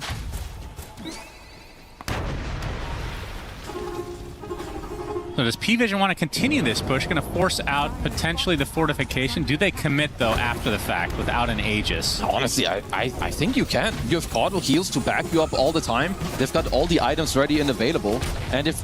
Well, I guess no one doesn't have TP, so he has to walk over from the top side of the map. But 2 guys are dead, so who cares? Yep, very true. They'll get the tower at the very least. And Boom looking for an opening. We've seen some really good vac walls from him, but again, the damage has been lacking. And not to beat a dead horse here, the DK, I mean, we mentioned it early. It feels like just, I don't know, this hero needs a buff. Every time I see it, could just be confirmation bias on my part. I am expecting more from him. Like, I'm not gonna lie. Like, he's been set up for a decent game. His net worth is okay, but like his scoreline 1-1-2. He's got Daedalus completed. He has a lot of teamfight to back him up. I think if they find a way to fight nicely together with like a vacuum into a DK stun or a late overgrowth, maybe you can keep the coil until the BKBs are over. There is a fighting power for them. They're just not real. They're not finding a way to execute it together currently. Smoke from Mouse towards the top side of the map. Not going to find any meaningful connection. Maybe they go through the gate, but you can see a counter smoke now from P-Vision. They're in the mid side of the map anyway. As Roche will be up in 45 seconds. Whoever wins this fight will likely get that. And if it is P-Vision, you could probably say goodbye to at least a second set of racks. I think so too. This is also where you're gonna have to start talking about buybacks, as well, and like holding the correct areas. Because sure, Roche will spawn on the bottom side momentarily for like 10 seconds, but then he will make his way to the top area. Well, no one wants to get a bit aggressive. Searing Chain's only on the one here. Gets rooted. As Panto using that Aghanim Scepter, but he's taking the brunt of the damage. He's gonna get licked and killed. No buyback for him. Satanic. See, Crystal's on the high ground. He's already at half health, and Satanic is going to pop right through with the BKB. He just easily takes out the Dragon Knight. And Yamich is next on the list, so just like that, it's 3 dead for Mouse. And even if you buy back on the DK, no ult to work with for quite a while. As Mid-1 going to try to delay as long as possible. But P-Vision, they could go for Roche if they want. Likely just to go for this bottom set of barracks without a tower to defend. I mean, they just want to force. They know that even if Crystallis goes for a buyback, he doesn't have any Dragon form available. And he was already half HP or maybe even less before the fight started. I guess the Croak on no one who's just going fully ham in this entire game. And they had a really good ward to start out the entire fight where they saw Panto. And I think from that point onwards, it's just too hard to play. I feel a little bit here for Boom. I think he's been having a pretty good game, even with a difficult early laning stage, but they're just not finding any good team fight. Yeah. Boom has the best hairdo in Dota, by the way, in case you're wondering. I thought KJ would trump him for you. No, KJ has the best face. Okay, who's got the best body? Fly. Fly? Yeah, of course. He's got the most ripped body, that's for sure. Yeah, of course. Oh, what else do you want in a body? I mean, I thought like the whole from top to bottom, not just the pecs. Hey, you started this one. Yeah, and I answered it. You don't need to beat a dead horse, as I've said. Okay. As we get into the game again, focus. I'm laser focused. Focus on this 24K lead for P-Vision. Got my eyes on it. And Roche likely to be taken here relatively shortly from P-Vision. Mouse gonna have to try to contest, but you can see this easier said than done. Let's see. And no, they do have time. Yeah, especially exiting the pit. Oh, there. insta-hex. And yeah, the Hex instantly on the puck. As Mid-1 surrounded, will be able to get to the high ground. He's going to get licked up as noticed. Look at him, just all alone in a 1 versus 5. You can't touch this frog. And Mid-1, already at half health, will get licked up. Is he's going to die here? He loses nearly. The illusory orb. Does live, but this means Roche is all P-Visions. Oh yeah, and we got a Moon Shard to boot on Satanic, because why not? Bro's so fat, he can buy whatever he wants. Oh, wow. is going to be the free Roche. Now another banner and a refresher shard. Yeah, and I would think that this seals the deal for P-Vision. They need an absolutely huge vacuum wall in this next fight. Into like a DK stun and a delayed overgrowth into coil. And maybe also like buybacks on top. Like when you're down 25k gold like this, they have to come up with a plan right now. You have only one side of racks, you have no glyph available, there are no Q things you can do. You have to commit to a plan and make it happen.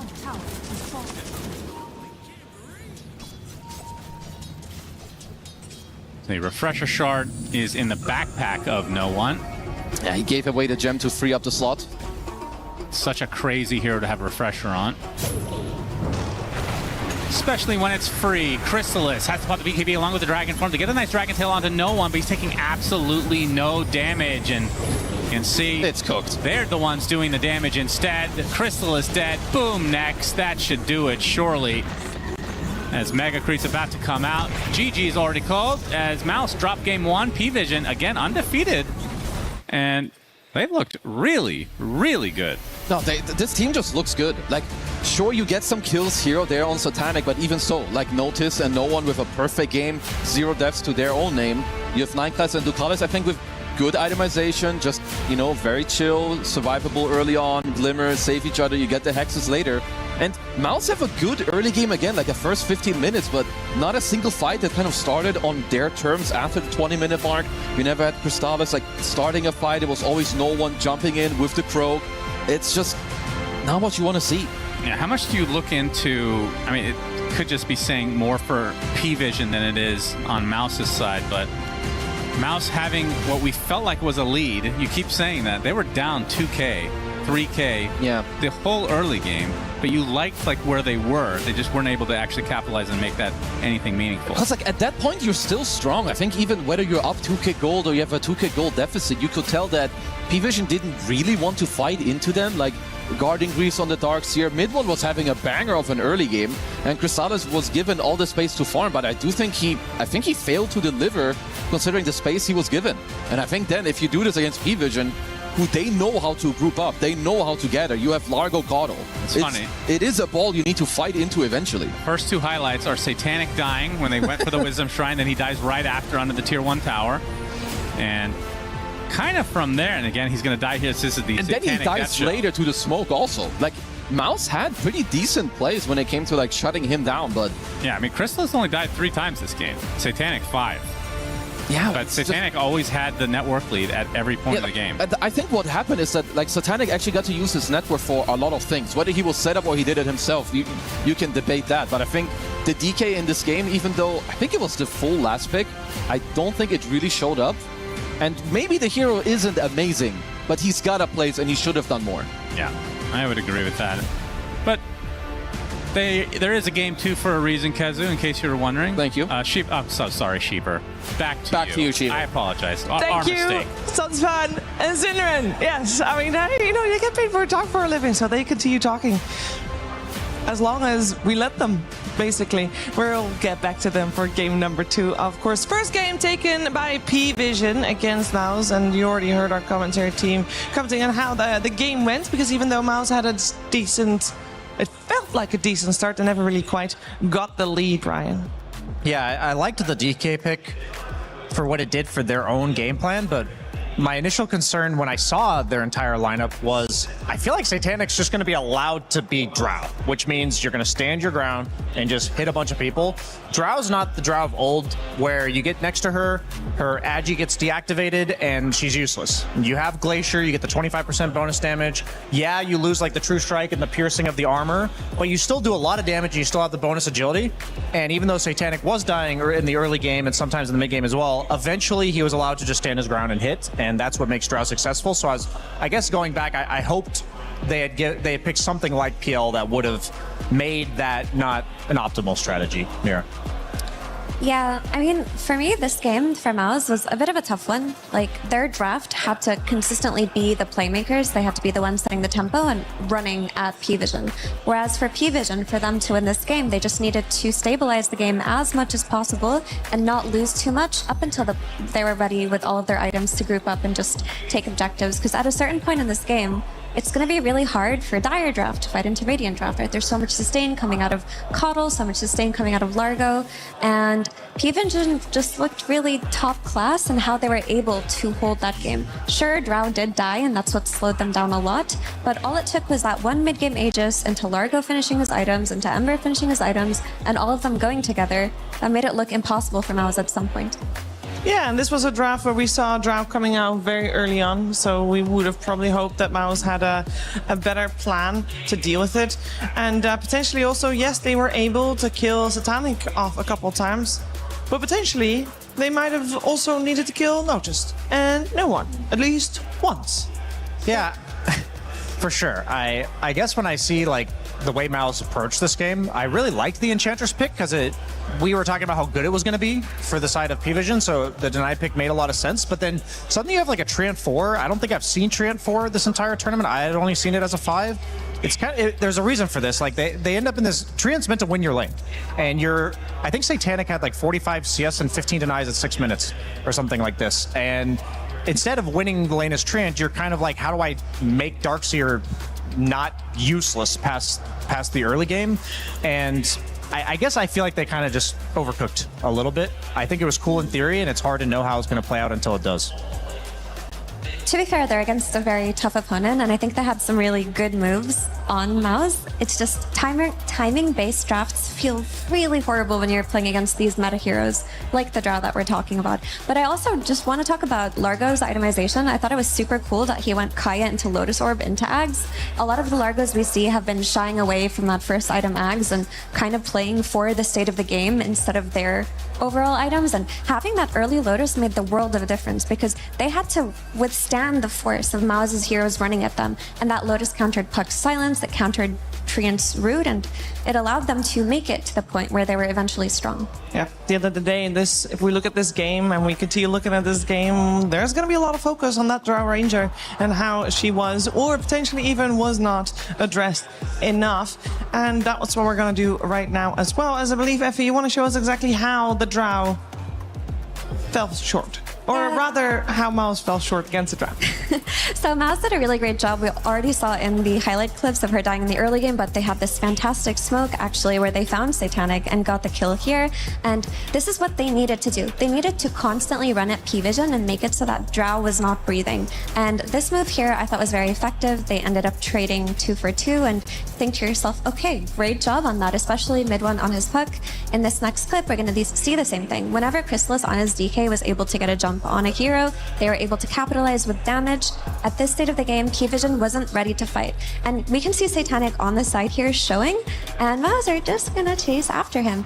The cool thing that Mouse did here was they split into the fight in two. You had mid one and Chrysalis jumping on Satanic on the side, while the rest of his team were dragging the fight in the other direction. And this is why P-Vision took a while to come online. But as we're going to see in this clip, after they secured the Aegis for Satanic, this is what Drow does. She shows up, presses multi-shot, gets the double kill. She wasn't able to do that in the earlier fights because she was dead, but the second they got her ready, they got sick of it at some point, okay? They said, we're taking this Aegis, just let's go as 5, and the game was history. Yeah, they had like quite the formation lineup on P-Vision, and as you're mentioning, like, once you break the formation, like even taking out just a support, then it all kind of falls apart. But there is just that moment where if you put Aegis on the guy that you're building the formation around, and then you could just put the guy in front, and now there is no obvious target. There was so much utility on the side of P-Vision, and I think, you know, we talk about not having stuns for Puck a lot of the time, but I think the easiest counter to Puck is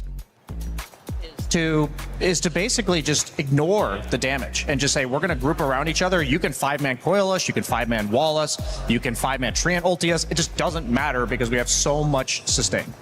Is this something that can be addressed in the draft next game? Like, is this something that is fixable?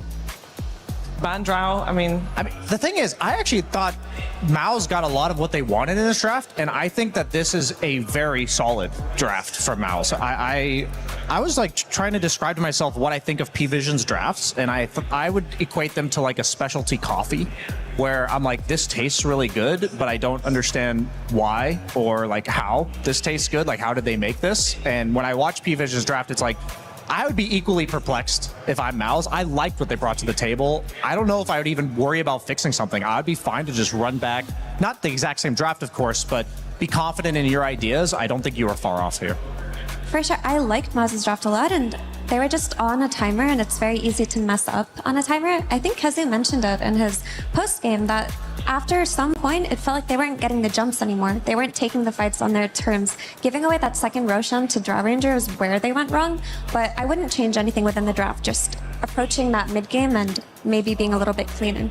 And we talked a lot also before the series started about the mid matchup, because we've got no one versus mid one, two mid players that are very familiar with each other all the way back in Dota history. And I wanted to know how we felt how that played out. We got Puck versus Ember there, Brian. I mean, the mid lane, Ember is definitely favored in the lane, and that's been like a real rock, paper, scissors matchup. I see people seem to be willing to be playing both sides of it. I do think the Treant armor helped mid one get out of the laning stage like better than he otherwise would have, and Puck is one of the best point-click disables for Ember to kill him later. But they were lacking a lot of the follow-up damage, and I think that even though it was an ideal Puck game from the standpoint of them being light on disables, if they're getting coiled and not reliably dying, I think it just makes mid one's job difficult, and that means he ends up having to go for the Octarine Core into Parasma with no defensive items. And there are a few times where even if he didn't die, he got like say silenced by Satanic on the map and takes 3/4 of his HP and damage, and then kind of has to like reset. And that just means you're not allowed to do Puck things. And so I think there's a reason why no one picked Ember in a game where they technically had the lockdown. But I think he was set up for success more so in the draft than mid one was there. Yeah, we had maybe the DK not bringing enough damage to the table. Then we don't see DK that often. I believe this was our first Dragonite game that we've seen so far. Definitely on this stage over here. There's a lot of games going on at the same time, so who really knows? Because not keeping track of what's happening right now. Vici and Nemesis, they're playing right now. It's all so close together. I could see them right now. If I had binoculars, that would be perfect. But my point is, Dragonite, we don't see him very often. Effie, how do you feel he did? Obviously, he didn't win, but are we going to see him more? Maybe. If we talk about the draft, probably if there was one thing to change, maybe an easier to execute kind of carry, but I did think his durability was important for that draft, and his ability to blink catch was important. I'm not really sure what you would replace with that. Maybe the Monkey King could have been a different hero to talk about, but you mentioned that Monkey King could just lose on lane, Brian. Yeah, I guess I just want to be careful about. I agree that nothing seemed perfect there, but that's like a reason. Like every pick we can talk about for Crystallis, there's like some drawback that it would have, and I think the biggest mistake Mouse can make is to try to overcorrect this game. I really think they were close to, like, that was the most competitive game I've seen for P-Vision thus far, meaning they basically just handled everybody up until this point.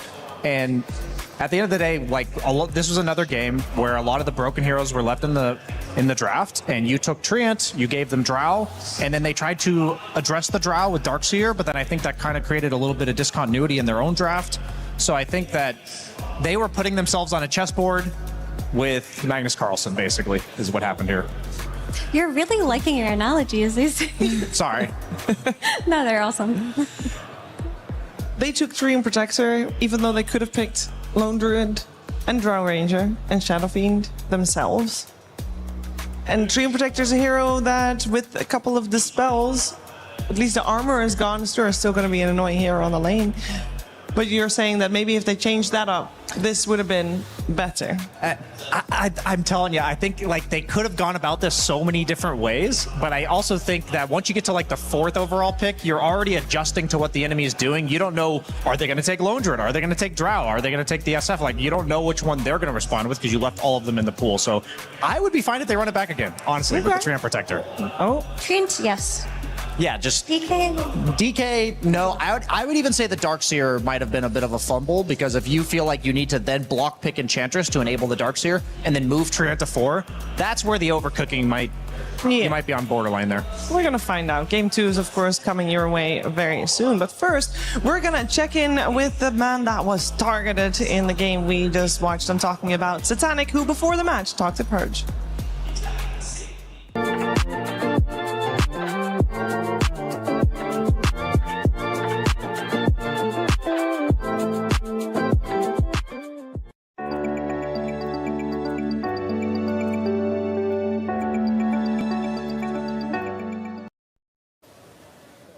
Hey, I'm here with Satanic from P Vision. A little bit of a straightforward question. Do you think you're the best player in the world right now?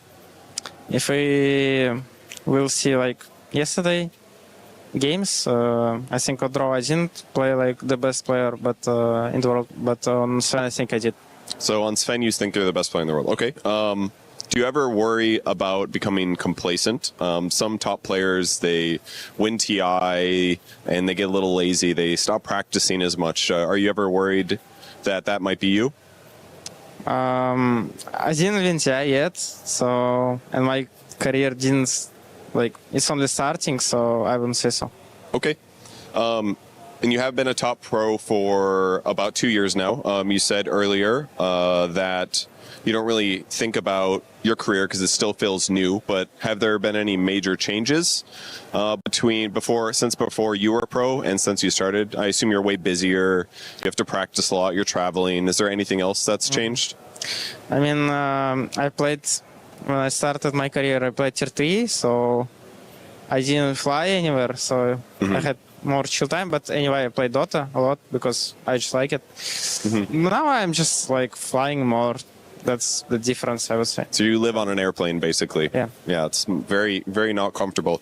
One last question. In this version of P-Vision, are you guys stronger than P-Vision has ever been right now? So I feel like your strength level compared to other teams is really high.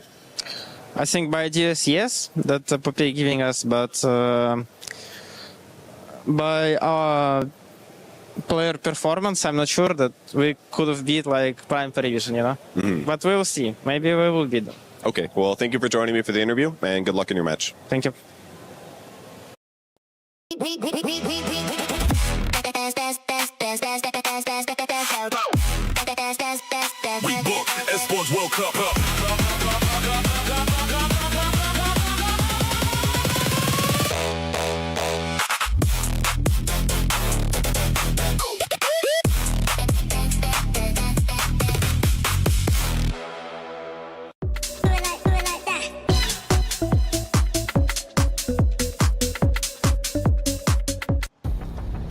We are getting ready for game number 2 between P-Vision and Mouse here on the stage. And game 1 went the way of P-Vision, just like every game here at this EWC has gone the way of P-Vision whenever they were playing. They are still one of the undefeated teams here.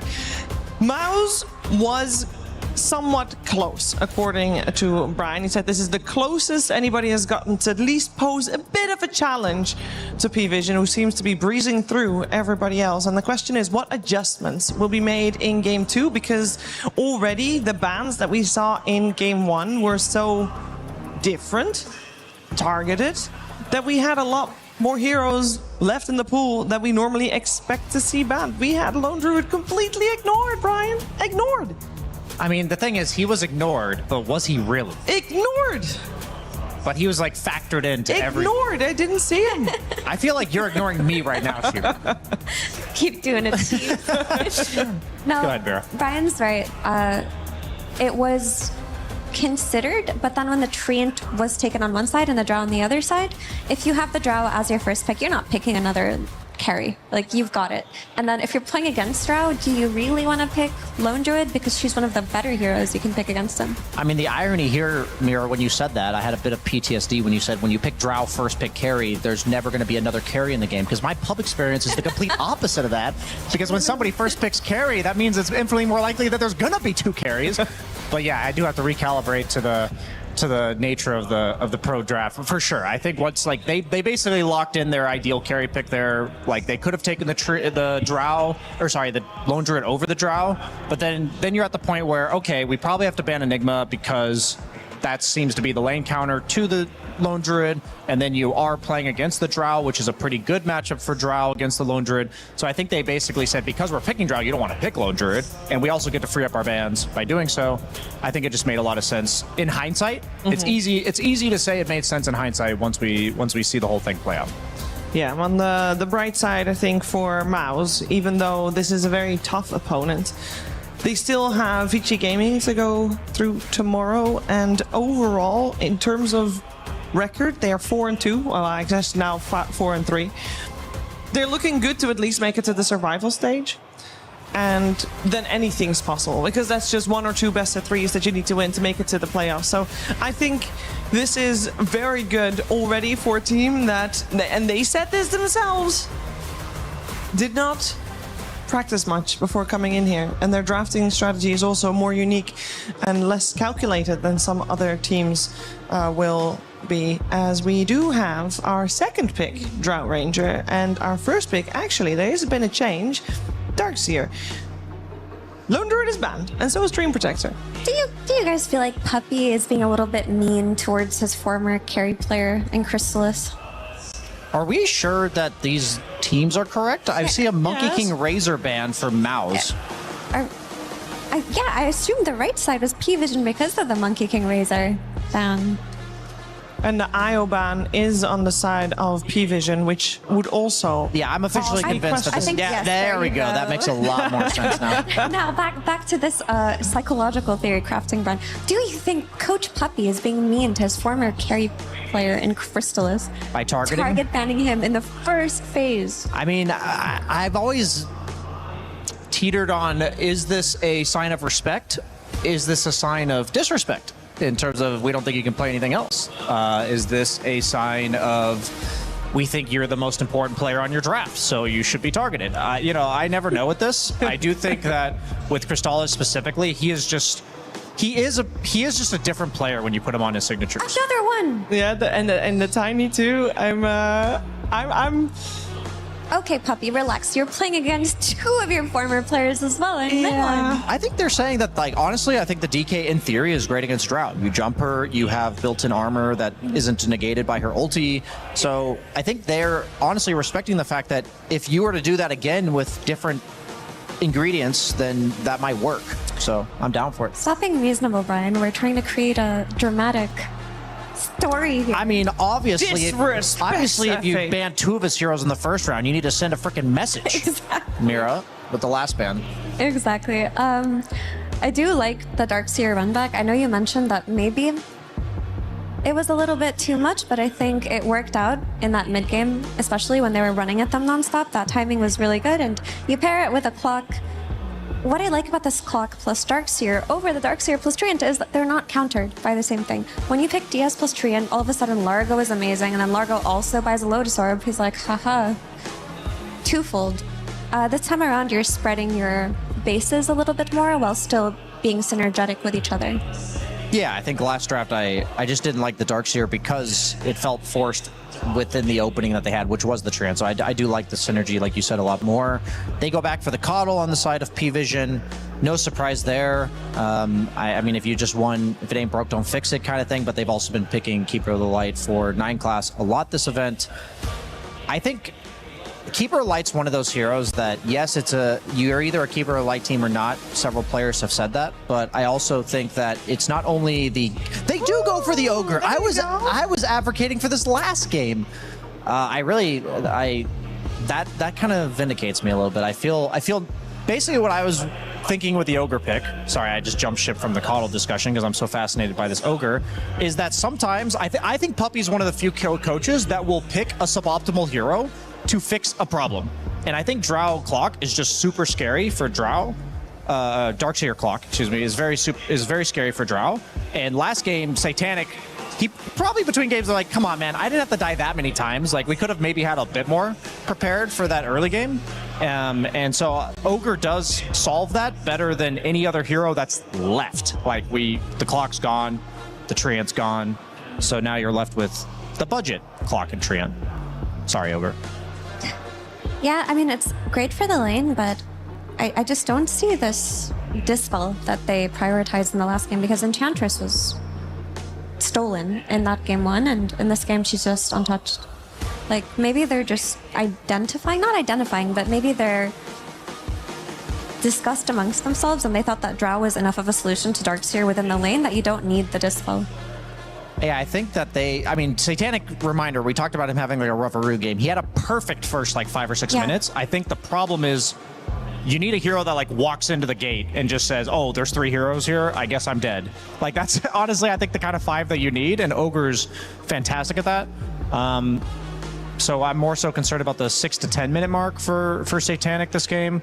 And Bane, there's just so much scariness here because you have the clock Darkseer lane that's going to constantly push it in and dive you. We saw the Bane Invoker from 1W yesterday. You know, we've traditionally seen like the likes of Lion or Shadow Shaman to set up those Sunstrikes. Now Bane, being a meta hero, is even better at this with the Nightmare. It's like 4 seconds level 1, so we should be seeing a lot of mid 1 Sunstrikes on the side lanes, maybe getting him off to a better start. I'm curious if this might be a Beastmaster mid. It is. You think so? Okay. I mean, there's always the chance to flex it to offlane. Like, you see them cover their bases and take out the puck anyway. But the reason why I'm confident that it's mid, or at least it would be odd if it weren't, is because that Beastmaster crushes Invoker on lane, right? We saw it yesterday with Tyrone, yeah. Later on, Invoker does have a great game against him and can set up and can counterplay, but in that laning stage, he out-CS's him, he can take his tower very early and makes it so that Invoker is playing from the back foot. I think they're actually in an interesting situation because I think it can be advocated that Beastmaster is incredible mid and it's also incredible offlane because any summons offlaner is great against Bane. True. You're one of the few heroes that can like remove the Nightmare from yourself or from your teammate without putting yourself out of position. And the Nightmare Sunstrike setup, you're also meaning you're countering that, and you're also synergizing with being an offlaner that take the Ancients and gets Chakra Magicked. So I actually think both options are really good. Yeah, great points to make there. I wonder where they're gonna end up throwing it. But I would like for, if this were a mid Beastmaster, for some kind of playmaker to come out from the offlane instead. And if it's an offlane Beastmaster, we'd need that playmaker from mid, just because there's gonna be a period in this game for P-Vision where that Drow Ranger is farming, that, Ogre and Coddle early on, they're not gonna contribute that much to your team fighting. Well, there's a total of 7 carries banned by P-Vision against Crystallis. That is but there's still options. I feel like there's we talk a lot about the Spectre. We talk about the Shadow Fiend. I still really like Spectre. The only issue is if your Invoker is losing mid to a potential Beastmaster, let's say, Spectre can very easily get bullied or kicked out of her lane, and you're playing on the back foot from 2 core rules. He's not here right now, Sheaves, but about a week ago, I played Faceless Void, just like a carry that can't really protect his tower. I got 10th picked Beastmastered by Seb.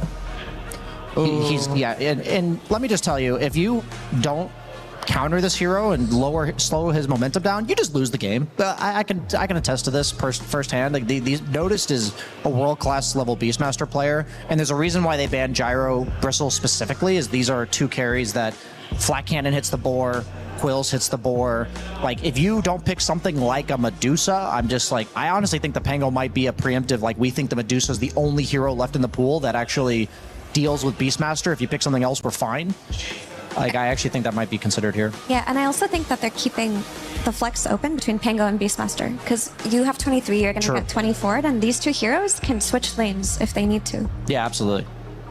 And are they baiting the Bloodseeker here? Don't pick Blood. I know you see Pangolier, but don't pick Bloodseeker, dude. This is indeed a trap. Don't do it. I would say. It looks so juicy, Crystal. I know you see it, man. Yeah. I know you can't hear me, but I see you, man. He played it yesterday. We saw it earlier today as well. Earlier today, it did do well, actually. Don't do it. There's that. I do like this Pango Beast flex at the end, though, because it makes this last pick from Mouse not feel as clear as it should be. And now it's like, okay, if it's a mid Pango, do we take a ranged carry so that we can kill it late game with the Fiend's Grip? But if it's an offlane Pango, do we just take a melee hero to punish it? Do we pick something to synergize with Invoker? There's a lot of questions that they don't actually have answers to right now. This is I think it's a mistake to have left Crystallis pick to last after seeing the first 5 bans being targeted at him. Because, yeah, there are some heroes left, Sheaver, like you said, but... But if you're going to overall last pick at position 5, that feels really bad as well, because one of the reasons why you are a second pick is to make sure you have that overall last option. It's true. I mean, I think you could have maybe paused the Invoker, like maybe put Crystallis' hero with the Bane. Is Lark pickable these days, Brian? He's not. He is not pickable, sadly. Alchemist. That's solid. That's an answer to if the Beastmaster goes offlane, and it does here. It's a strong lane. You have a lot of stun synergy from this lane to set up for Invoker Sunstrikes, and you have a really good mid-game timing with this Darkseer. I think this pick only works because you have Invoker. Like, they are a little bit light on damage on Bane Alchemist, but you have Acid Spray for the boars. It's not going to, like, kill them, but it effectively zones them from being able to harass you and deny the CS. I have a feeling we're going to know... This is... The thing about playing against P-Vision is that Mao's got to, like, level 5 last game. They made it to, like, the minute 30, minute 40, where they then lost later. I feel like we've seen some teams where you lose at level 1, where you are literally losing when the heroes are like level 2 or 3. And if Beastmaster gets off to an early start here, like, we're going to see Crystallis at his own tier 3 tower at minute 15. And that's just a recipe for disaster, because I think Boom's going to struggle in lane. I think Invoker's going to go maybe 40-60, like a little bit disadvantageous. And the only way he's going to come back on mid 1 is through getting Sunstrikes on Crystallis' lane. So all of my eyes are down there. Yeah, I can see all of those issues that you present. I actually think that Maos have a lot of playmaking that they can make with their Clockwork in particular, and my eyes are on Yamich and what he can do. He can definitely help. I think it's going. Do you think it's going to be bottom lane? Do you think it's mid? Like, where do you think he's going? I would hope he just goes between his lane and mid, because Invoker actually got an easier lane than if he were to play against Beastmaster, and if mid 1 can get a good start, he doesn't have to be the farming Invoker. He can be the active Invoker and to protect Crystallis' lane, and then I can see them having a solid game off of that. But all eyes for me on the support rotations. Is Satanic going to be as heavily targeted this game around? Because it doesn't sound like it from the way you guys are talking about this draft. No, I think with Alchemist, you have to play a lot more for your own game. I think the first problem to solve is getting Invoker and Alchemist off the ground. Like, I talked about Alchemist, Mira talked more about Invoker and playing around mid lane for Yamich. And I think if you accomplish that, you can start considering maybe a level 7 Alchemist going through the portal to mess with Satanic, but I think that's about as early as the rotation is going to be coming, because Keeper Light Beastmaster, I expect to put a lot of pressure on bottom lane. Looks like it's another uphill battle for Maos in this game number 2. First game, they had a shot. I'm not gonna solid. They had a shot for sure. They took it. It did not work out. They were able to pressure Satanic a lot, but they did not manage to take even a single kill on No One or Noticed. And potentially this time around, they are more catered towards getting a fight going and to maybe taking those cores down, as we see already some cool moves happening. We're going to also listen to some cool voices. It sounds fun and Keza. Oh, thanks so much, Shiva. I really like the sound of my own voice, too. Same. But Kezu's is better than mine, of course. But that's how everyone thinks that someone else's voice is better than their own. Oh, yeah, I can't stand my voice, actually. Yeah, no one can stand their own voice. That's not true. I can think of a few. Okay, there's a couple of psychotic people out there that do like yes, it. Yeah, there's sociopaths out there. As we get into game number 2, Maos versus P-Vision. And yeah, Shiva brought it up, but Noticed and No One deathless in that last game. Will be deathless in this series. Again, we have another 9-class Keeper of the Light that can give some mana reduction, or rather cooldown reduction, to the low cooldown spells of Pango, Beastmaster, etc. Even Ogre to some degree. Pretty cool that they really highly like this hero. Highly like this. That's a say. You did very good here. Nice casting. Thank you. I do like that they had the boar here this entire time. He's dead. Ignited. He's dead. Okay. Well, boom. Gets first blooded by Satanic. And not a great start for Maos. Literally, this entire first blood play would have been very different if Noticed hadn't given like his boar to this fight. He's offlane Beastmaster, but his boar was used on this rune fight. And this is an incredible problem. I think that already, I like Maos's draft yesterday, or not yesterday, in the last game. It was totally fine. I think this one, they found an okay pick with Alchemist, probably the only okay pick left in the entire pool. But I think that they are playing on the back foot here. Why?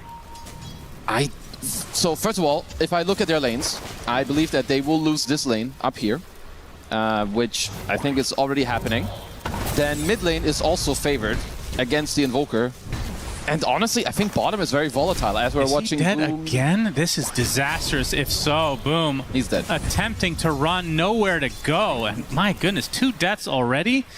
His TP is down for 35. He has to make the walk of shame. Yeah, this lane feels over. Let's not look at that lane for a while, because it won't be very pretty. Wow. But yeah, so mid lane it's Pango favored. It's not like crazy, but it is definitely in favor of the Pango. You have high physical damage. You can always kill the Forge when it does get spawned. So I am looking at Mouse's safe lane. I do think this is where the power of the Alchemist can come in. He is quite good against Beastmaster.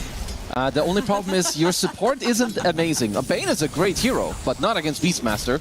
So I do want to see if Crystallis can find a way to have... Honestly, he needs to have more impact in this game than what he did in the last game that we watched. Yep, indeed. And from the Invoker side, mid one of his classics. What do you think about this pick? Honestly, I just like Invoker. I think Invoker is very good in this meta. He is getting punished every now and then, and I think he will in this game also. But of course, you know, Sunstrike is very good. Alacrity, I think the hero has crazy good scaling. And if there's one player I have incredible faith in to carry Mouse, it is absolutely going to be mid one. A lot of good Sunstrike targets. You got the Nightmare setup, you have the Cogs, Vacuum into Cataclysm. We're not really seeing Ags on Invoker, unfortunately. It's like coming out later, and I feel like even then, like the Cataclysm itself isn't always the best. Boom is back in lane, by the way. That's good. I mean, he might just get a recovery like last game, right? I think that's also, that is something that Alchemist can do. Like, the hero can go through the gate, but a lot of this has to do with your own laning stage. The biggest worry I have is that Drow Ranger is incredibly good. Again, the hero is good as it is, but she is good against Alchemist unless he temples on you or ganks you. You have over damage if you go Aghanim Scepter. His Chemical Rage is near worthless if you get a couple of clicks on him. I wonder how much of the game plan was revolved around shutting Boom down even more this time, because I mean, I thought they did a really good job early on last game too, and then he just came back thanks to that double kill. So kind of a misstep from P-Vision. Yeah, honestly, I don't know if they could have shut him down much more in the early game. Just don't go for that Wisdom Shrine, I guess. True. Maybe don't give them the suicide play there.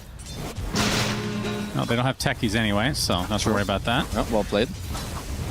No one in this mid lane. 17-4 right now versus mid 1, 15-3. So kind of a wash. Yeah, mid one holding his ground, which is very good. Also making sure to secure some last hits here with a good cold snap. Why are we not seeing Ags? Talk to me more about this, because given 3 options, usually it's Cataclysm, occasionally it's the Tornado. I don't even know what the third one does because we don't see it. Is it the Ice Wall? It's the Ice Wall, which honestly, it's pretty good. I just think the thing is that, first of all, the hero's quite slow. You need to like get to the stage first, I think. And in some of the games, I think we are still seeing it. Like, I personally think that the Tornado one is kind of the strongest. As didn't quite see what happened there, but he did get to deny a Water Rune. Does cost him the TP. I just think that the Ags is like a nice bonus for later and only good in like very specific games. Like I think even here, if you were to go for like some Cataclysm, as hold that for a moment, no one's being very aggro. He'll crash right on him. There's the Ice Wall. No one. Swashbuckle does hit and does get the kill. So no one with another solo kill onto mid 1, 2 games in a row, I do believe. Yep. There's Yamich. Okay, well, he's quite the quick boy. Unfortunately, he doesn't have battery assault, so he's not going to be able to do too much, as no one's just going to stand inside the cogs, get a shield crash, barrier good to go. It was a nice try with the Surge and the Shell, but it's good. He needed to TP mid, because remember, mid one died without a TP available. But this also means now that Boom is alone, so now he's going to get a beating. And if I'm looking at the bot lane, if you want to shut down Beastmaster, it's in like the first 3 minutes. And right now, Noticed is top on the board as Yamich gets surged up.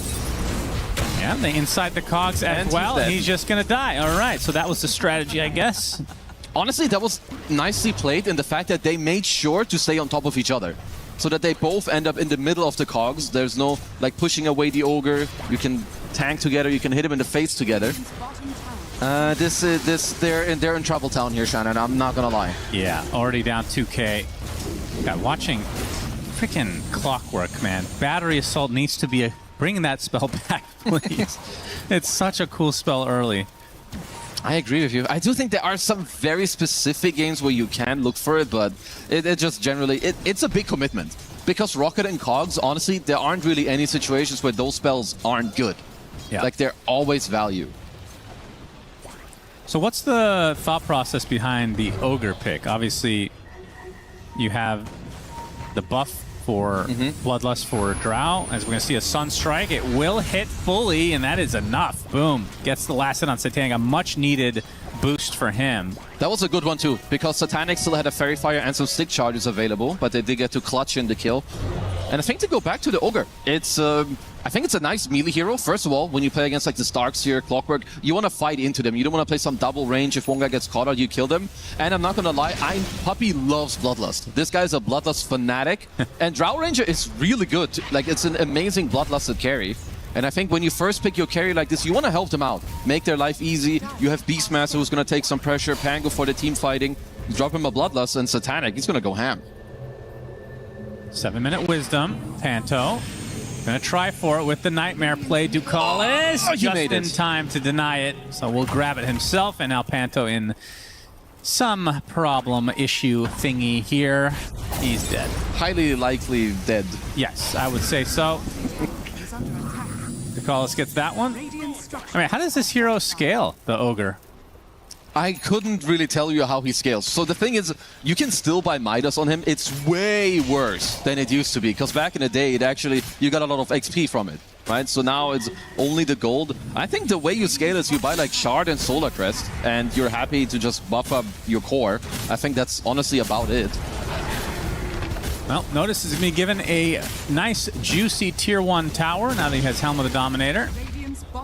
And this is a 4K lead already for P-Vision. Yeah, and you gotta beg the question, like in 2 games you have these last picks and, well, last game they held the lane a lot better, but here still, even with the last pick, you're losing your lane, or rather your Tier 1 tower at 8 minutes. Yamich is probably falling here. We'll attempt the TP, Ducalis. No we'll make it out. I mean, let's see what they can do, because the problem is with an oppressive Beastmaster early game like this, he takes your safe lane Tier 1, he's gonna take over your jungle, and he's gonna say hello to your mid Tier 1 tower very, very shortly. Yeah, Boom attempting to bring the lane to another area because he can't deal with the regular lane. And they're gonna get the cancellation on the TP, and yet another death for Boom. They lose Panto as well. Things are just falling apart at the seams for Mouse in this game too. I think we are the bad luck charm. I think so. They were 4-2 coming into this. Their only 2 losses were the games that we cast, and now it's happening again. It's looking and this same. One is currently looking like a bit of a speed run, if I may say so. At least from this point onward, it's honestly not that easy for Mouse to strike back. I think they need to try and hold like a more open map for themselves, like have Crystallis down bottom, try to get towards your Radiance, you know, mid one squeeze in your farm. He's been stacking some of his own camps here, but even one of those is going to be taken away from him. Panto and Yamich looking for an opening. These two, you hate Beastmaster as Clock, and you hate Beastmaster as Bane. Like, I don't think there's a worse support duo right now that when you walk in your own jungle, there's one Beastmaster and you can't walk into him. Right. He will kill both of you. You can't sleep him because he will take it off with 1 boar. You can't cog him because he will kill all the cogs and get 2,000 gold. I think based on the fact that they just relocated now, maybe they realized. Yeah, I think so. Although mid one was in the area, but maybe not ready to fight quite yet. Still just a recipe away from the Meteor Hammer. And for Crystallis, Radiance Watch 2,300 into the eventual Sacred Relic. And Boom, rough start, but does have the Helm now. Can definitely just try to whittle in a lot of like XP and gold into like Yamich's Clockwork with some shells, keep farming together, but they're playing on very like restricted space on the map. You're down 5k gold, 6k. It keeps swinging back and forth between those two, and I mean, I don't want to remind everybody, but they're the ones with the Alchemist. Oh, yeah, I almost forgot about that one. So this is more like a 8k gold lead at this point. Yeah. Oof. And to add insult to injury, let's stop. P-Vision about to have, in the next minute or so, 2 items coinciding, which is no one's Diffusal Blade, as Midwell might be in some trouble. Rolling Thunder to start things out is going to be slowed thanks to the Solar Bind, and, well, the Swashbuckle will follow with the Fire Blast, although he's actually staying alive. The TP is going to force P-Vision back, and 9 class can be pushed out by the Cogs, and no kills will result from this. A little waste of time from P-Vision.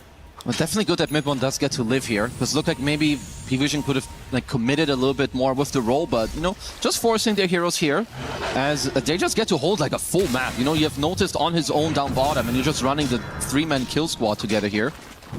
So I like how P-Vision are currently using, you know, kind of their dots on the map. Yeah, the fact that Notice is taking up all this space, forcing Crystallis to farm somewhere else. It means he's going to delay the Radiance and delay more farm.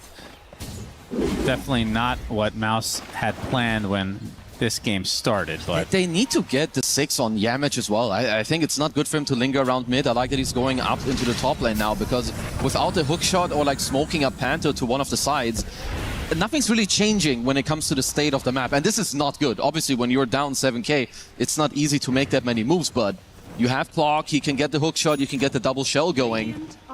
Because at this point, P-Vision, they will still split eventually. It's bound to happen. Helm of the Overlord now online for Notice, so they get that with the Dragon Lance on Satanic as well. But they're not in really any hurry. We've seen teams get off to fast starts like this, and I'm just looking from Mouse's perspective.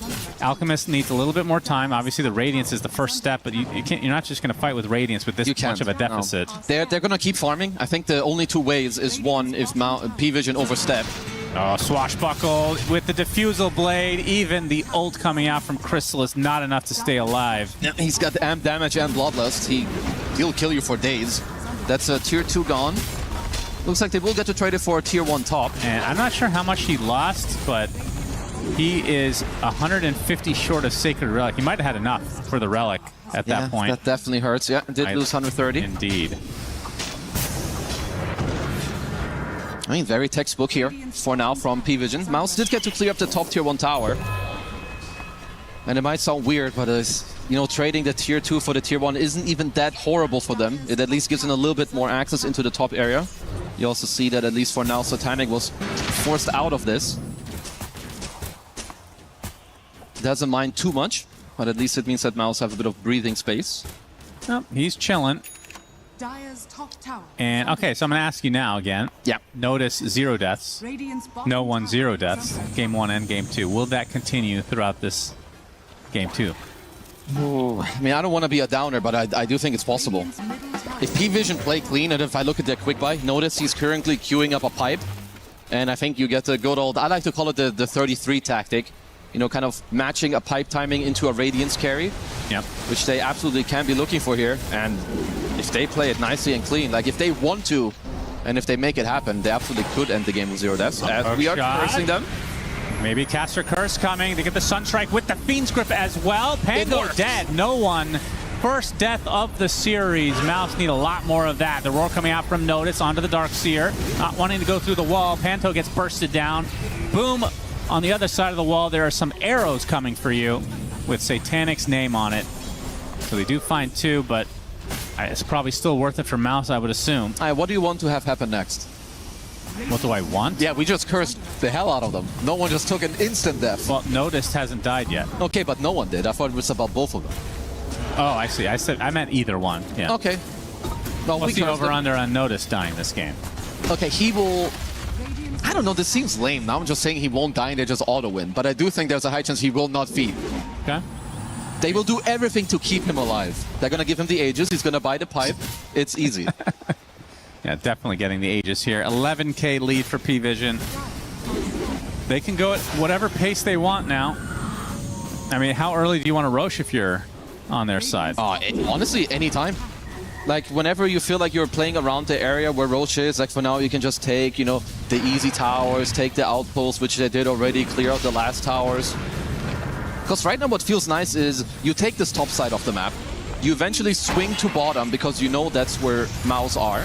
Yep. We'll claim a kill on Ducalis. Takes a full meteor. It's going to be the cost of Yamich as Satanic was still on the outskirts. I always get tripped up when Ghost Walk is activated and he's just so slow. Yeah, he's so giga slow. Oh. Crystallis does get off the stun in time. The gut's a little bit too late. Satanic getting ice walled now, getting beat down as well. The Sunstrike, not quite enough, but they should have the damage to finish the job. This is good. Crystallis getting a much needed kill. No one, though, with the Rolling Thunder might be able to take out Crystallis in tow. Gets off the quick concoction, but no one looking to try to get the kill onto Crystallis, and it's way too easy. Panto follows suit. Noticed, still deathless. Very important. BT dubs. BT dubs. But it is good for Mouse. Like, honestly, any trade, even if it's a 1-for-2 trade, I don't know if I really care.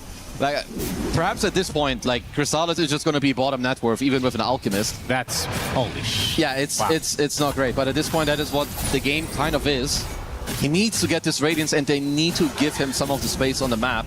If you're this low on net worth, is there any plan to go Ags for I your don't team? think so. Like, because even then, like, their draft doesn't function if you...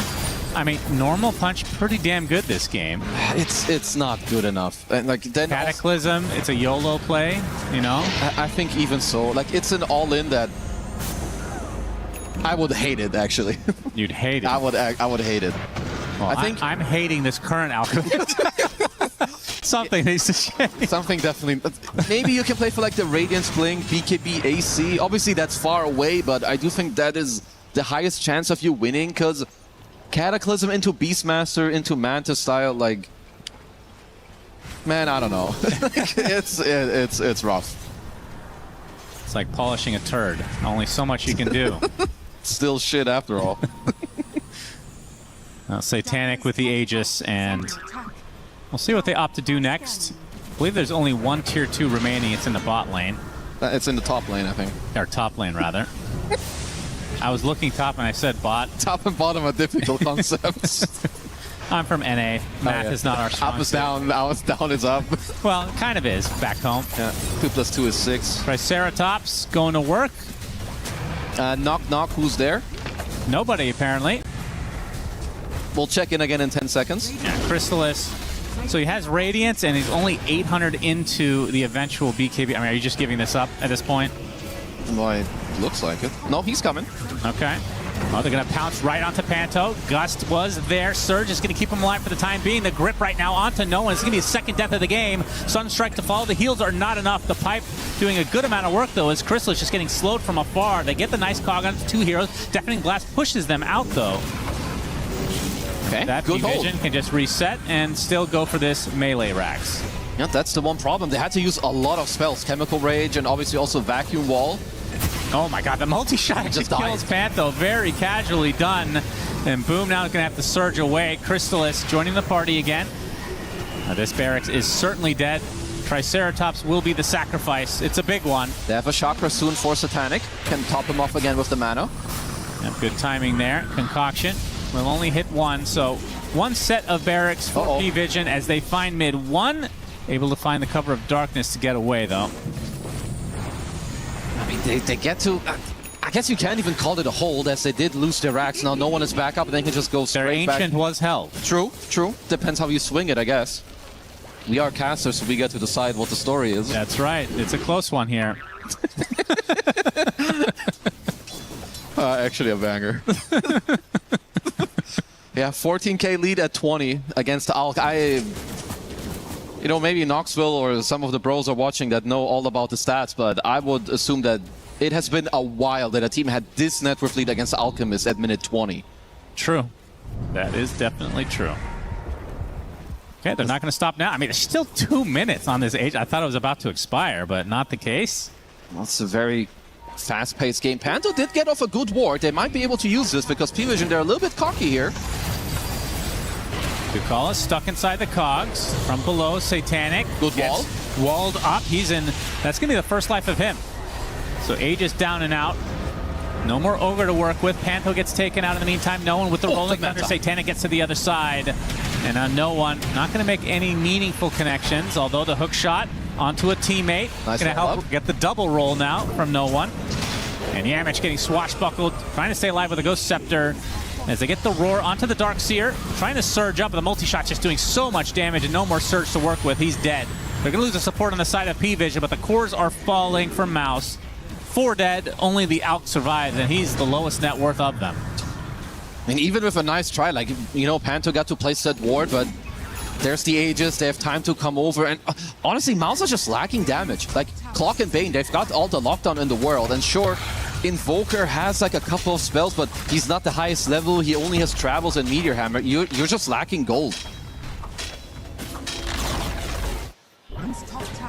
Because, like, look how far away the refs are. Like, no one noticed are, like, at least 10 to 15 seconds away from this entire play. Yeah, they burn the Aegis, but that's literally all they get other than the Ogre. And he got to dodge the Meteor with the Manta, pikes up to the high ground. And at this point, it's just a free fight for P-Vision. Back to live we go. Satanic, despite not having Aegis, still pretty confident. The heal is starting to come out. Yep. Glacier to get some high ground vision as well and some more attack range. Looks like he'll get the range racks uncontested. Mouse, do they have any defense ready to go? They have vacuum wall again, so you could look for potential play. Of course, there is no Aegis. Concoction's coming. They're going for the big wombo combo. Vac wall into Concoction, but self-stun. They get nothing. Yeah, self-stun by the Alk. He's just into dying. depression. Primal Roar, dead. 45 seconds, no Crystallis. It was a YOLO play for Mouse. Did not work out as Yamich dying on the other side. Satanic will survive, although he's dying to his illusion. GG's come out. This was an Omega Stomp, as some would say. This was an ultra game and level shellacking, as they really wanted to kill Satanic before ultimately calling it. But I don't blame them. I think this game got out of control way too fast. Kind of all the lanes are bleeding, none of the moves are working out. Just full-on free game here from P-Vision. Yeah, how many deaths did Notice have? Oh, that's right, 0 in the entire series. What a performance from the Beastmaster. He took over in that bot lane very early. I mean, it's not like he went any crazy items. It's just the cookie cutter Helm of the Overlord. But if you get off to that good of a start, you pressure out Crystallis from... Anytime you pressure out an Alchemist from their own jungle, it's hard to come back. Yeah, and I think already from if you look at it from like a drafting standpoint, you know, they get this beast on 18, all it takes is 2 bans, and then at minute 7, he still kicks you out when you last pick the carry. You're bottom net for the majority, and honestly, it's just difficult. Yeah, also like mid ones Invoker couldn't have the best time in the mid lane. You are outmatched by the Pango, you're playing a double melee into a Drow Ogre up at top. I think they're not set up for success here, and I don't think the gameplay helped them either. Yeah, for sure. P-Vision. I believe they're 8-0, I want to say. Still undefeated. Undefeated. They are looking extremely good. Honestly, in the games that we've seen, they haven't really broken a sweat. Like, the games haven't been even remotely close after a certain point. Maybe the laning stage a bit. But mid-game and beyond, it's been all P-Vision from what we have seen ourselves. We're seeing some highlights now, and it's going to be a lot of members of Mouse dying. They're just overall very clean, I think, with how they play, right? Like, you can just see, and it comes from its individual play, but then it comes together at the right time when it comes to the team play. Like, there's top net worth, there isn't that much with, like, you know, some guy dying randomly here. It's always, even though one guy dies, they have enough time on the rest to, like, come on over and, like, make it all happen. And yeah, I think P-Vision definitely the team to look out for at the moment. And this, the end of the game here. They finally call GG after this fight with Satanic going down at the very end, but yeah, it was all P-Vision all day. Shaver! Thank you so much, my friends. Yes, we are here with Tukalis. What an incredible series there, my friend. You guys got someplace to go? What's the rush? What, you want dinner? How come that game was so unbelievably fast? I mean, we kind of have lunch too early, so if we play too long, we're gonna be hungry, so yeah. I mean, I think after this game, we are not hungry as well, so yeah. Oh yeah, you guys were feasting on Alchemist, feasting on everybody. Do you like playing games like that, where it's just, you're steamrolling, and I know you win, but there's some nerds out there that are like, oh, about the challenge, you know, I want to learn something, it's gonna be a good victory. Or do you like steamrolling? I think overall we like as a team to do what's working the best, and if it's like working to push down the people like until they get any items, yeah, we will do it. All right, speaking of you guys working well, you're doing extremely well together, have not been beaten yet. You guys seem super, super powerful. You got to be full of confidence right now. Do you think anyone out there at this tournament can beat you? I mean, there is a lot of decent teams like Yandex, Falcons, BB, and like I think just our group, not like the top knots of the tournament, and like we're gonna play with Spirit, we will see, but we are feeling ourselves kind of confident, and yeah. Oh, you deserve to. Who do you think is the MVP on your team right now? Who do you think is putting in the most amount of work? A lot of people would not say you because you're a support, even though they're wrong. I would say you as a fellow support player. Who do you think is the best? I think Satanic, because he micromanaging 5 people in the voice chat, so he is the MVP of this game. Micromanaging all 5? That doesn't annoy you? You like that? Yeah, like we all like this, and he is very good at it, so yeah. Okay. What's his communication score in the real game? His? Yeah. I mean, 10 out of 10. Like, he's like, you know, he's the GOAT. He's the next Nightfall. I definitely believe it. Thank you so much. All right, incredible game. Can't wait to see you next. And we'll throw it back to the desk for some more information on our next series. Thank you very much. We will have information on our next series, but first we're gonna stick with this one. This was brutal. This was painful, and this was P-Vision steamrolling over Mouse. Effie, it was not pretty. Well, it's pretty for P-Vision fans. It was very pretty for them. They're happy with that. Like they said, you know, I learned a lot about P-Vision this tournament that I didn't think about when it comes to these players. But Dukalis just said, we love being told what to do. We love that Satanic micromanages four of us. And then we heard Nolan in his interview with you, Sheeves, say, well, we were begging Puppy to draft for us and make decisions for us. It seems like... Please sit down and click the buttons. They're like robots that are perfectly tailored to play Dota, but they don't want to make conscious decisions. They're like perfect soldiers, Bran. I mean, I think one of the hardest parts about adulthood, Mira, for me at least, was at some point, nobody's telling you what to do anymore. You know, you're told, I got to go to middle school, then high school, then go to college, then get a job. And then you're, as like an entrepreneur like we are, where we kind of just roll with it, you're like, what do I do now? And I feel like there has to be some element of this in Dota. It's like, you know so much, you've gotten here, there was like a path to get where you are now, and you're like, well, yeah, we're really good players, but I think they've been struggling with like a leadership lacking even for like the last year and a half. I think that's always been a constant struggle for them. When I remember seeing like the behind the scenes of one of the tournaments, and it seemed like their discussions, there was no like person to rally behind, a vision to rally behind. So I'm learning it too, but it's one of those in hindsight, it checks out. You know what I mean? Sometimes you just need to turn your brain off. I guess for some reason, I thought the players on P-Vision were very individualistic types of players, but it turns out, no, they just want to be pieces on a chessboard and they want to be told what to do. But honestly, this was fantastic. This one was an outclass from the laning stage until the very end. They got diffed on every lane. All of the movements were hard to respond to, and at no point did it feel competitive for Mouse in this game too. It did not. I believe there was 7k net worth advantage for P-Vision at minute 10. I believe, Brian, that's already a big oof. Yeah, I mean, the Invoker pick was interesting because like you wanted to enable it with the Bane and the Sunstrikes in the side lane, but we've already seen it time and time again that when you pick Darkseer into Drow or these other like Shadow Fiend range carries, you are going to lose your lane. So Invoker is not, like, he didn't see his matchup, so he's not put in a favorable position either. And I felt, I didn't want to say it during the draft, but I didn't know exactly how to articulate it either. I had this like doom and gloom feeling for Mouse as I was watching their heroes come out. I'm like, oh God, you know, like, are we going to see one of those games? And we did end up in it. I think that's just something that P-Vision has done better than anyone else thus far this tournament is, once again, there's so many ways to lose the game of Dota 2, and against P-Vision, I think you just have to be accounting for everything, and if you miss one thing, even like the 5 to 10 minute window, the game's just over.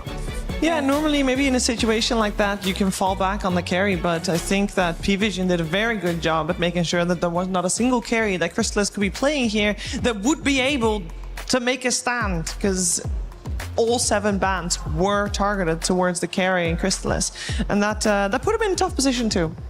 It did, and I imagine for Mause's last matchup, they'll probably do the same thing. I feel that if they're being watched, that's an easy to replicate formula against them, and I would hope that there's 1 or 2 picks that are still deep in the pocket that maybe they could bust out tomorrow. Yeah, put a higher priority on his pick potentially as well. It will be VG Gaming that Mouse is facing for their last series, not tomorrow, the day after that. Very true. And the one man that we haven't mentioned yet is the man that Brian wants to highlight a little bit in his clips as well, because the Beastmaster had quite a field day. Yeah, I mean, we were talking about countering Beastmaster in the draft with like the overall last pick. They banned out the Gyro and the Bristle, and the reason they banned those heroes out is because they're the best safe laners for protecting this first tower. And this doesn't seem like that big of a deal where you're losing at 7 minutes and 40 seconds. Like, it's not the earliest tower ever, but like when you have a hero like Beastmaster, what are the implications of this? This is going to be 30 seconds later. He's now in the mid lane. killing mid one's tower. And, you know, Pango's not a mid laner who traditionally takes your tower, so Invoker, he heavily relies on keeping that tower alive. He's decent at defending against a lot of heroes. Sometimes we'll see like a support Enchantress come over and take it, but because they lost the safe lane tower, you know, now mid one's feeling it. And then if we fast forward, they took a bit of a break because he didn't have his Helm of the Overlord yet, but then right when they got this at 12 minutes, now Crystallis is at his own tier 3 tower, dying, and then losing his tier 2 tower at just over 12 minutes into the game. And this is all because, like, when there's certain games where you're focused on, do we draft for the laning stage? Do we draft for the mid game, the late game? Like, there's a bunch of things to be considering in the game, but against Beastmaster specifically, especially in the hands of a player like Notice, you just have to counter this portion of the game. And I think that by banning all of Crystallis' heroes, these are the spots that I think P-Vision is putting you in. Like, they just know we're giving you a problem. We don't think you can solve it. And I think they're better at that than anyone else that I've seen so far. Yeah, Puppy's drafting has been very much on point this tournament. And from what I've seen so far, it does feel like the strongest drafts have come out of P-Vision. And of course, there are other contenders in this tournament that can draft very well too, but I think that this is one of their strongest suits. And a big difference for me in this game 2 compared to game 1 was game 1, P-Vision had a more defensive draft. They needed to withstand the early game and then group up and win later. In this game 2, they were the aggressors, and the difference between them being the aggressors and the defenders was night and day. I thought that it was a closer matchup in that game 1, but now I wonder if MOUZ were playing that game 1 with the enemy draft, would it also have looked like a stomp for P-Vision? Oh, that's something we might never get the answer to. What we do get the answer to is who is the MVP of this game, because there's only one player that through both games did not die a single time. I'm of course talking about the newest addition to P-Vision in Noticed. He is seemingly the perfect addition for this squad, stable and very much delivered on his Beastmaster performance today. He really did, and the coolest thing about him is he really does it all, which is exactly what you want out of your offlaner. In this game 1, we mentioned defense, right? He went for that early Lotus Orb before the Ags on Largo, which was a huge difference maker, and in this game 2, takes over an entire game on his Beastmaster. I feel like at Dream League as well, we've seen insane performances come out of him, where he can pop off, put the game on his back on heroes like Bristleback, and when he can just chill and be a subdued Largo, like in that game.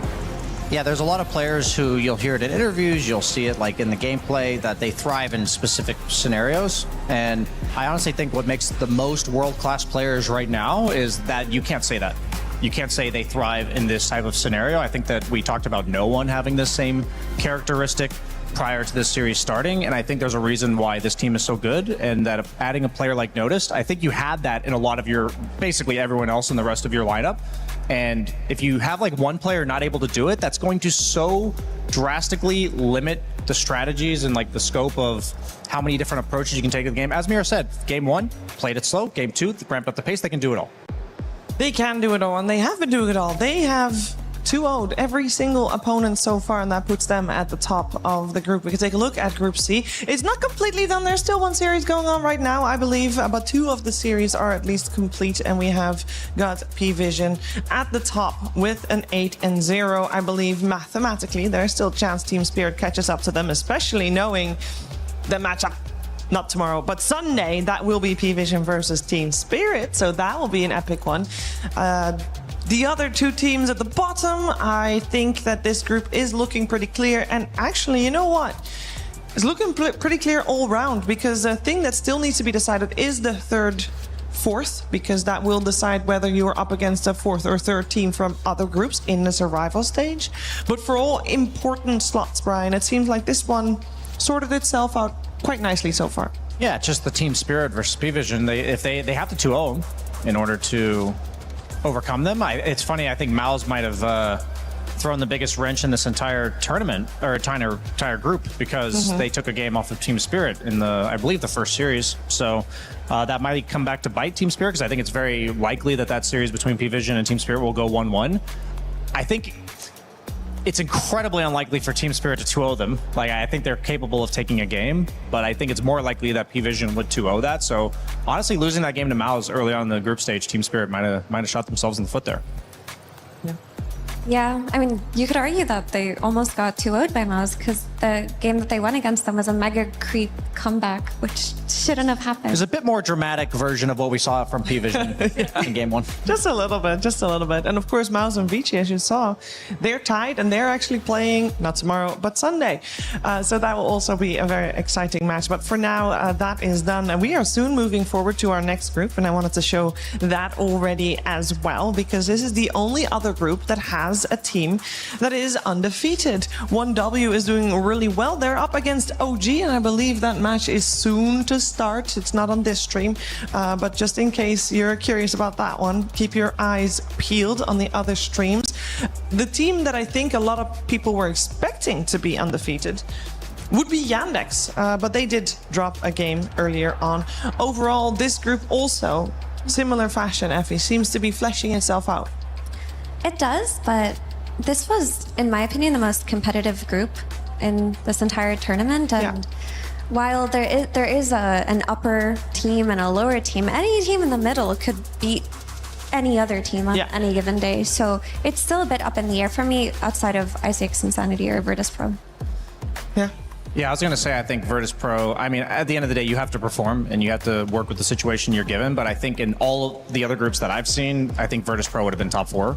I think that this was definitely a really tough group, specifically going, like, it felt like there were 3 teams that I would slot as like 9th to 16th place teams in the tournament, as opposed to most of the groups had 2 qualifier type stacks that had a chance to prove themselves, but definitely didn't have the veteranship that a lot of these teams have. And so, yeah, sucks for Virtus Pro. They still have a chance, and they can come back today. But we'll and they take away a lot of information, I think, as well, from a tournament like this, just like all the other teams that might potentially get eliminated over the next few days. And we can take a look what's still coming our way here on this stream, because I already spoiled where 1W versus OG was. That means that we should be having another blockbuster, because it's LGD versus Yandex, a very important match. As you just saw the scores, a lot is still possible, and this is also one of those series that has said anything can happen. Anything.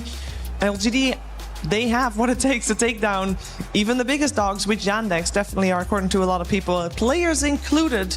They are the team to beat, and they are the team to look at. They didn't get their clean run though. It's 1W that is the one that is undefeated, and they only need to have like a couple more wins in order to complete their quest to invulnerability. But speaking of questing, we're gonna check in with Chris. He is questing here in Paris at EWC.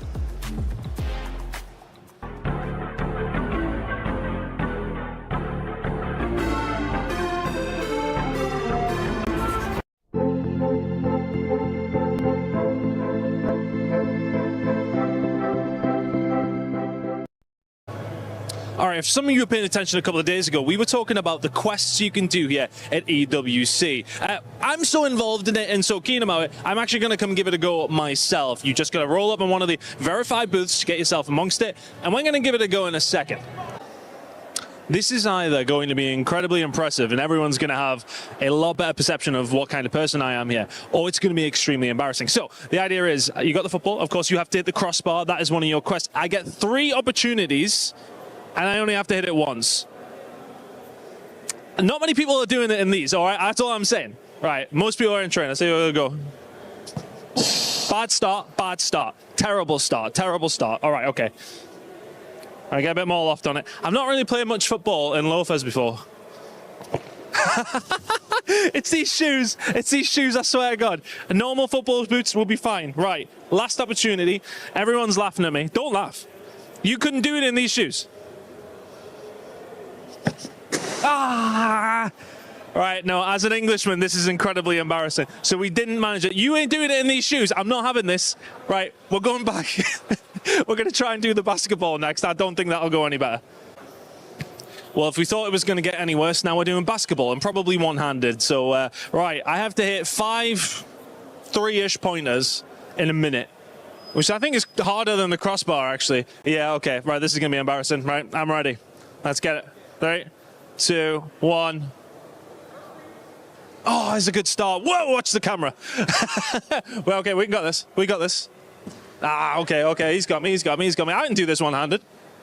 No, I can't do this one-handed. How long have we got? My goodness. There we go, there's one. Right, what do we need? 5. I've got it now. No, we do not got it now. Hold on. This is not very good. You've never seen this guy play basketball in his life. Oh my goodness me. This is looking extremely embarrassing now. There's another one. That was all basket, that one. That's what they call it, isn't it? I don't know. Oh, he's so close. I don't know why I'm lunging for that. I tell you what, Mike, here we go.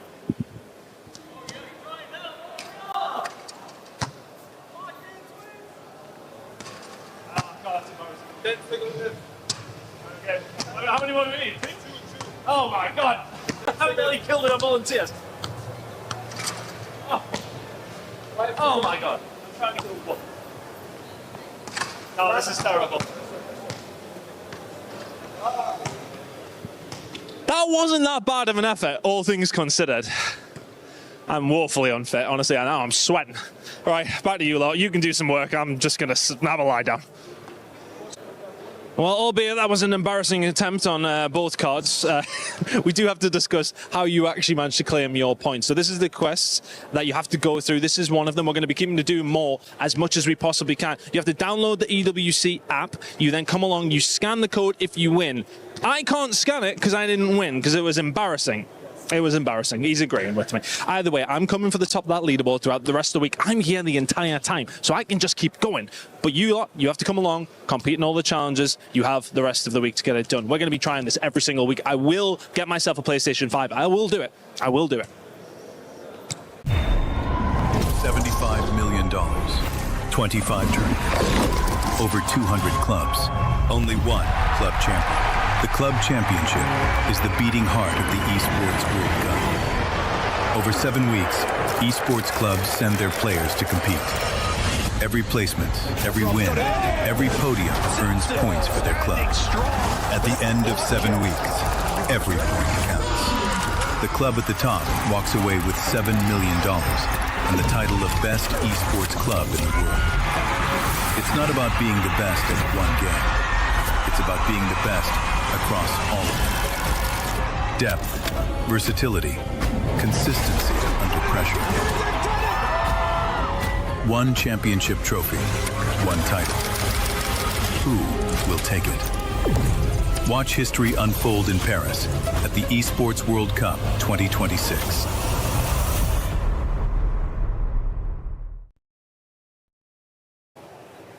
Well, what do we have here? We got the best match of the day, which we said yesterday, and it didn't end up being the case, but that means today it will be.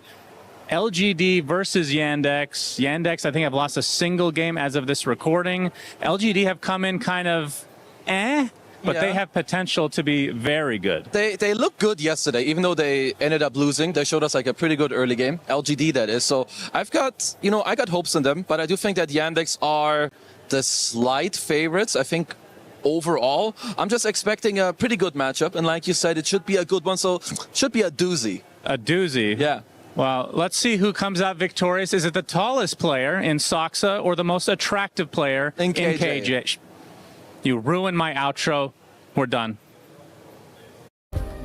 Play is in our DNA. Whenever we let it out, it becomes our superpower. Now imagine an entire city being built to supercharge it. Kadir City, powered by Play. We're getting ready for our final series of the day here for Dota 2 at the Esports World Cup live from Paris. And it's day 4 of the group stages. That means it's all starting to fall into place where everybody is going to go. And for our upcoming series, it's 2 teams that are doing very well. We got LGD and we got Yandex. LGD has been doing good, but not winning every game. I know that was previous. You know what? The series are going so fast today. We're trying to keep up with the speed that these teams are playing. Okay, I want to know what kind of speed the 2 teams that are playing today have, Brian. Yeah, so speaking of P-Vision versus Mouse, no, I'm kidding. For LGD, I think that, they're a team that does represent a lot of speed, generally speaking. From Yuma, he's been picking carries like Necrophos. They are willing to play for the Tai Long Beastmaster. Very, very mid-game focused, but also sometimes will fall a bit flat against the best teams. We talk about the chaotic nature of the SA region time and time again. These guys do have a bit more of a refined approach that offers them the chance to take games and sometimes series. They've made it to the finals this year, but I think for a team like this, they're going to struggle always against the top 6 like Team Yandex. Yeah, because that finals that you mentioned was actually also against Yandex, and that it was not a pretty ordeal. It wasn't, but they took a game off of them, right? It was. I think it wasn't 1-3. Was it a 1-3? Maybe it was a 1-3. I hope so. So it gives me hope. And the foundation is there. Brian will double check first, just out of curiosity. But I did want to mention, we talk about speed. Yandex are actually probably the fastest team in this tournament. A lot of strong teams have been playing a slower style of Dota, but I checked Yandex's average win duration, and it's at 28 minutes. They win fast. And they've been drafting very strong lanes. They'll have an unusual pick here and there. But what happens is they'll get 1 or 2 item timings on Watson, just group up as 5 and close it much earlier than any other team. Yep. It was a 3-1, so at least they did take a game. Yes. And I mean, we heard from P-Vision that they're the team that loves to, they just know how to get a gold lead. I feel like that's the same thing for Team Yandex. Like, they're so much about the efficiency, and I think that's just always going to be a Watson team. I think Malady fits in really well with that as well, and there's a reason Sox is there for. There is a reason success therefore. It works out beautifully for Yandex, but we're focusing our attention first on the challengers. It is LGD, and LGD has been doing well. We have high expectations from them also because they are considered the best team coming out of South America, especially since they are the one also eliminating playtime from TI later down the line. So high expectations there for sure. Let's find out how they got to be here, how they got to EWC as we're checking in their road to EWC. In the history of Dota, LGD has consistently been among the top of Chinese Dota. Until now. Not because they're no longer at the top, they're just at the top of South America instead. This current iteration of LGD formed when the org picked up the South American roster of Heroic, Yuma, Tai Lung, Whisper, Theorlicore, and KJ. Since the team didn't have enough points to qualify to EWC directly, their road to EWC involved playing in the qualifier for their last chance to make it. Since LGD was already in Europe to play another tournament, they decided to play on hard mode through the Western Europe qualifier instead, which they managed very easily, only dropping one single map against Navi in the process. Massive congratulations to them as well. They will be going to play at EWC 2026.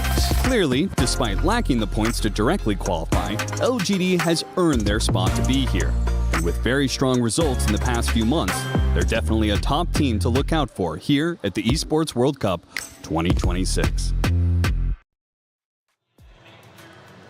They are for sure, and they're also having a player that is worth it to look out for. We mentioned it yesterday, and I think it's cool, so I'll mention it again. Tai Lung is our youngest player here for Dota 2 in Paris, and he is the exact same age as the organization he plays for in LGD, which is another cool little fact I wanted to throw out there. It is also a player that we should be looking at in the game, Effie, because I feel like he does have a lot of impact, and he is a star player. He really is, and he had a bit of a quiet day yesterday where we couldn't see what he could do. But when he gets a good lane and he gets the tempo to play with him, it feels like he's the type of player to just dominate the entire map. You know, Yeah. He's a classic playmaker.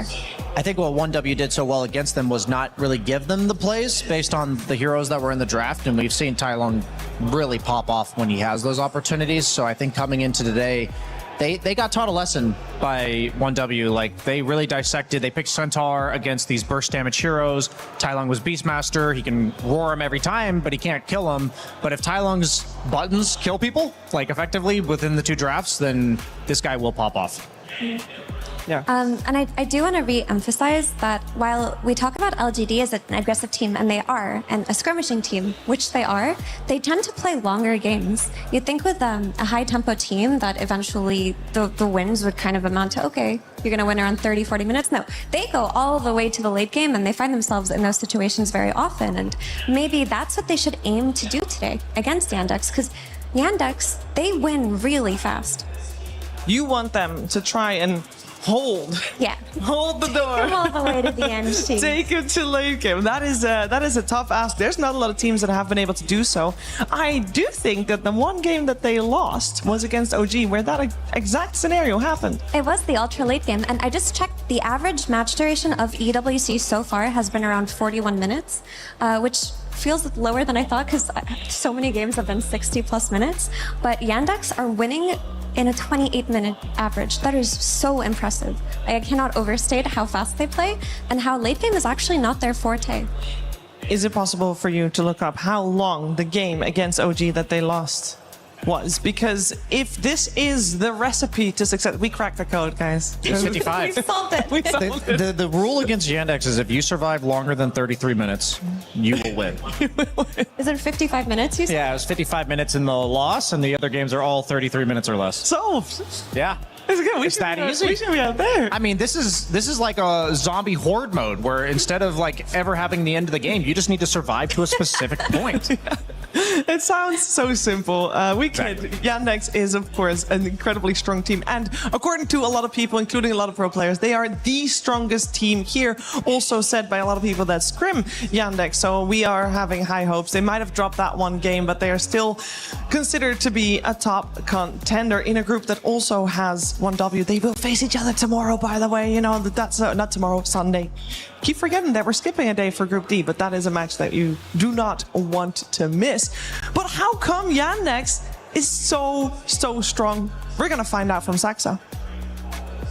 I think the reason we have a lot of good results is just, first of all, everybody on the team has skill. Like you can see everybody's like, all the core players are like top 20 rank, top 10. High rank Melody is also like top 100. So I think we had the skill from the beginning to do that. Now we just need to kind of mix it together and make sure we have like a proper plan. I think that's what I brought to the table. I tried to get us to be on the same page mostly and not just be like 5 pop players. So I think, yeah, like a combination of skill from the beginning and then being on the same page in terms of our goals, our gameplay, and just being a proper team.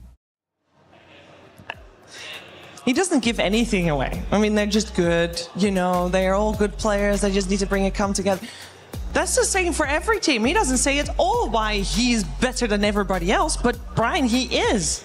I know exactly as much about Saxa now as I did prior to that interview, Shiver. Mira?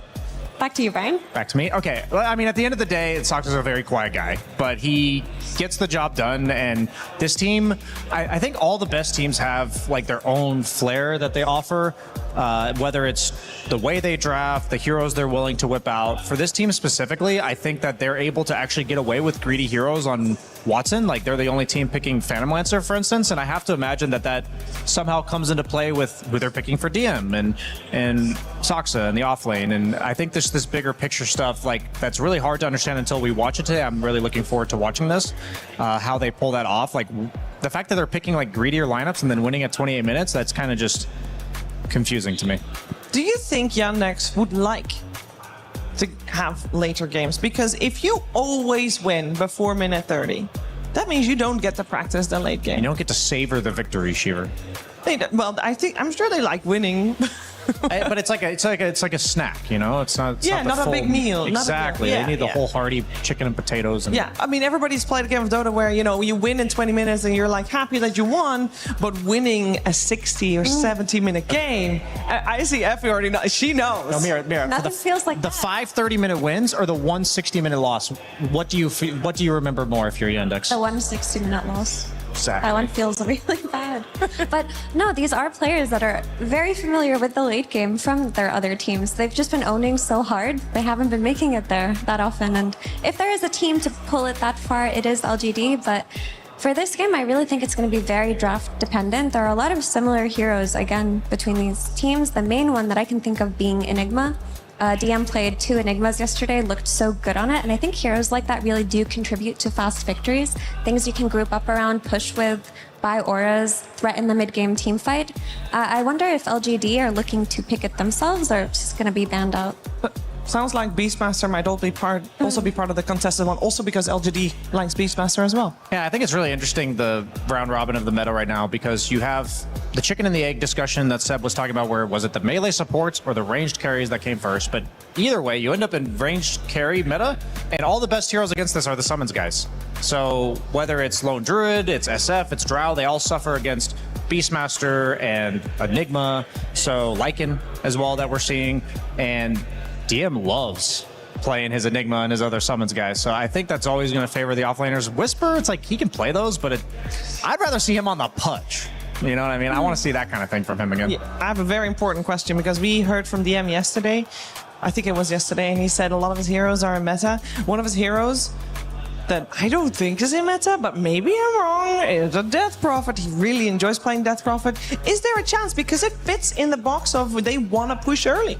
I could honestly see it if it were a good game for it, because the flexes with mid also seem to be so high value this patch, whereas it's like the Earth Spirit flex, the Snapfire flex, the Coddle flex, the Slardar flex, which is something only Yandex are doing right now, picking Slardar it seems. Death Prophet fits into that. And Coach Sheaves, you're nailing it. Hey, there you go, there you go. Well, there's a person that has to play against all the heroes that DM likes, and he likes a lot of heroes, and they're all very annoying. But if there's any carry that can deal with that, with those shenanigans, it is the most stable carry player that we know, especially from the South American region. It is Yuma, and it is Purge that found him and talks to him. Hey, I'm here with Yuma of LGD. Yesterday, you guys had a really tough 0-2 against 1W. You and Whisper were beyond godlike. What went wrong after that point in the match? Yeah, yesterday was a tough day. I think that we just misplayed a lot around the second rush, I would say, that game. And that's kind of one of the main reasons we lost, I would say. But I don't count game one so much, yeah. Okay, that game doesn't exist. That game doesn't exist. That was what we concluded as a team. Yeah. Yeah, you got to put those out of your mind sometimes. Everyone has those games. Is it difficult to emotionally reset after losses? Because especially because you're only playing one series a day, it feels like you might just ruminate on it a little bit.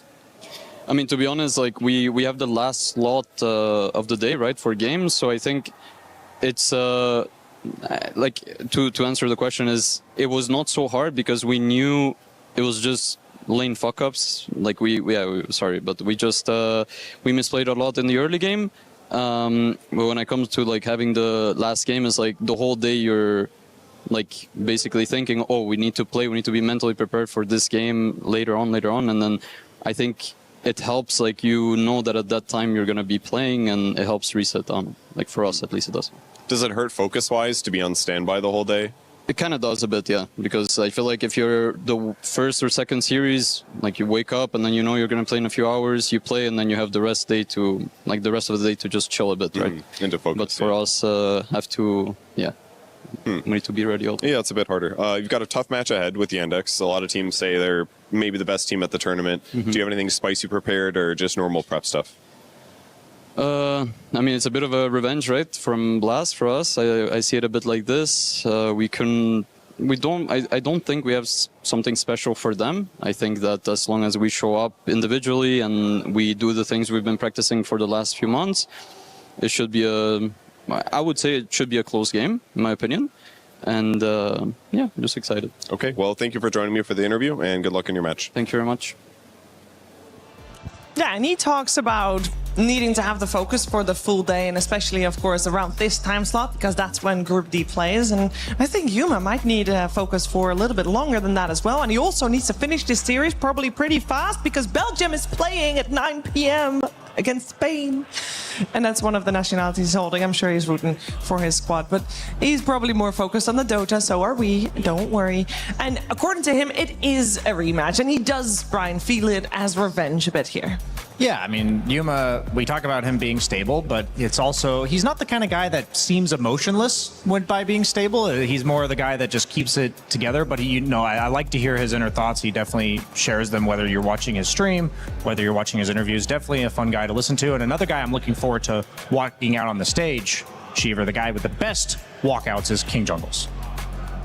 Well, I could not say it better myself, so keep your eyes on KJ there on that stage. Keep your eye on Yandex on that stage. And to be fair, what are you still doing here? Head over to that stage.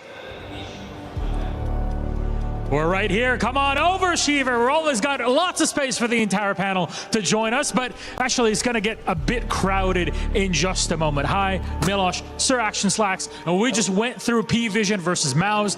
That ended a bit quickly. P-Vision really showing why they're at the top.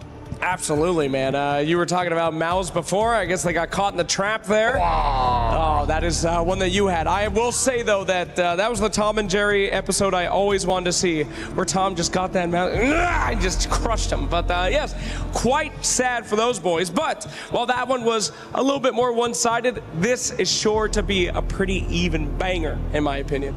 Absolutely. So how about we introduce our teams for this one? Absolutely. Let's bring out our first team here. It is going to be a team that is very unexpected. Will they win games that they shouldn't? Sometimes. Will they lose games that they shouldn't? Sadly, sometimes. Let's bring out LGD.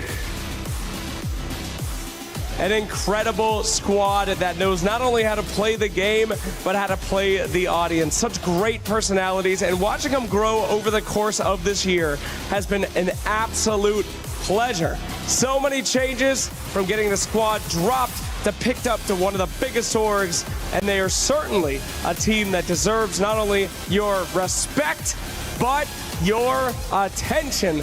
I cannot wait to see how they fare against the biggest team in this group. Thank you so much. They definitely have a great walkout. I'm going to tell you that, though, on the other side, it is an uphill battle. Team Yandex! Call them Team Spendex, because they've been stretching every single point here in the groups. 5-1, only a singular game that they have dropped. But so far, this game against LGD is going to be their biggest challenge of the group stage. Will they be able to top the group and really go deeper into the bracket is yet to be known. But we all know Saksa, the Giant, is on the squad, and he's going to be stomping all over LGD. Well, we will see about that. I have high hopes this will be extremely competitive. I know our boys are ready to go to battle. You guys ready to fight? Yeah. All right, put your keys in there, my friends. Let's get those keys in. Let's get this game started, and let's head back to the panel.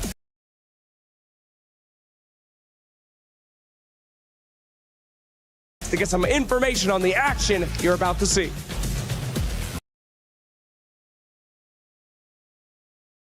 Oh, Milosh and Slacks absolutely crushing it with the intros. We are so ready for LGD versus Yandex. I'm going to name them by their actual name.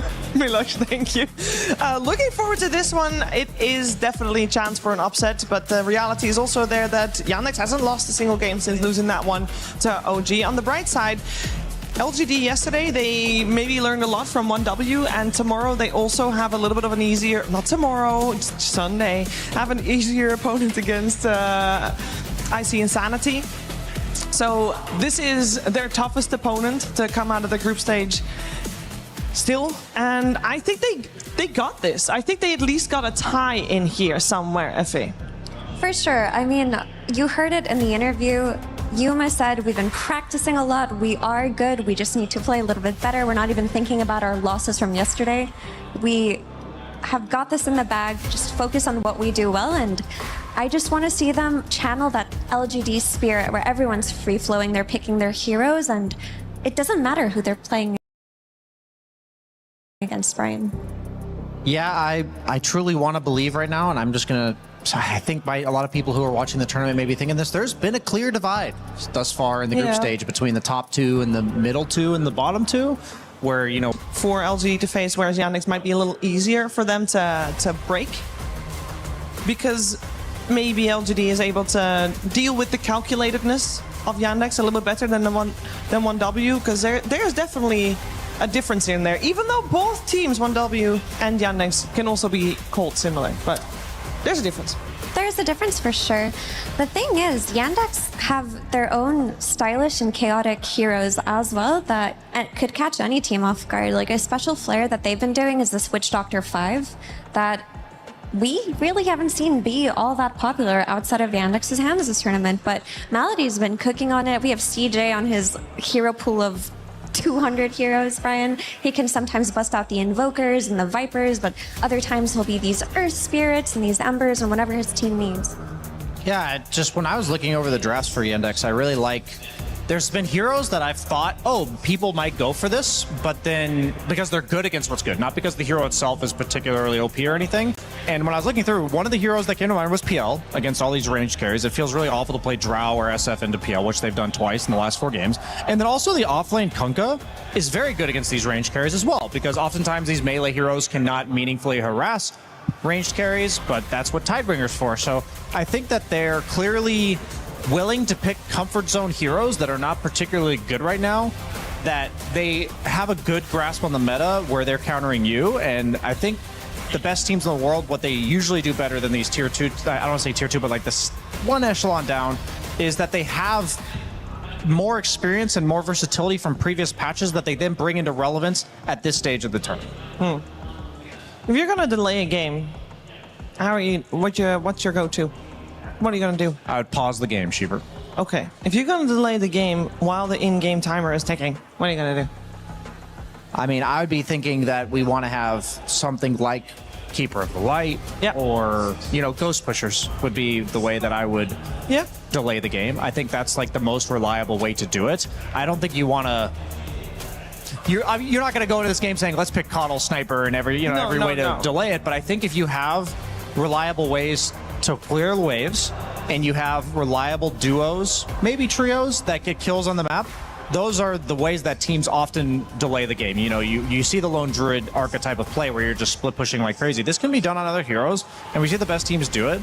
I also don't think that's necessarily LGD's playstyle.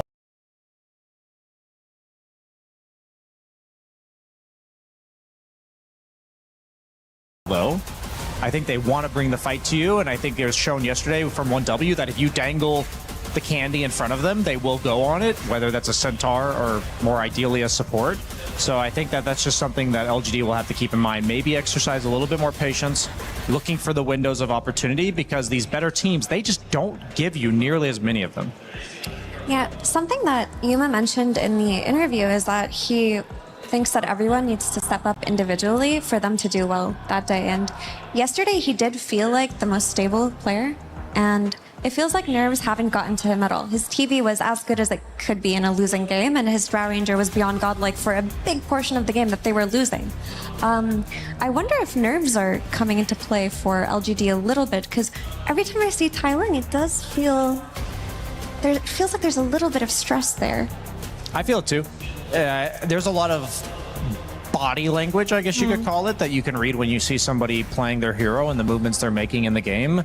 And a lot of the mistakes that I have seen from Tai Long yesterday did not look characteristic of him as a player. And I would imagine that's a little bit of pressure. I'd imagine, some nerves in there. But I also think that he's got the right group of people around him to support him and encourage him through all that, because at the end of the day, that like a combination of the up-and-comers and the veterans is often the success formula for the best teams. Yeah, and he talked about it yesterday too, right? Where when he was playing in Blast, that was for a big LAN tournament, but there's no crowd there. It's a very different setting in a studio setup compared to the Esports World Cup. This definitely gets some extra pressure with it. So if you already talked about having some pressure there in a studio setup, I can only imagine that he's feeling that extra pressure now as well. But we also are already at day 4.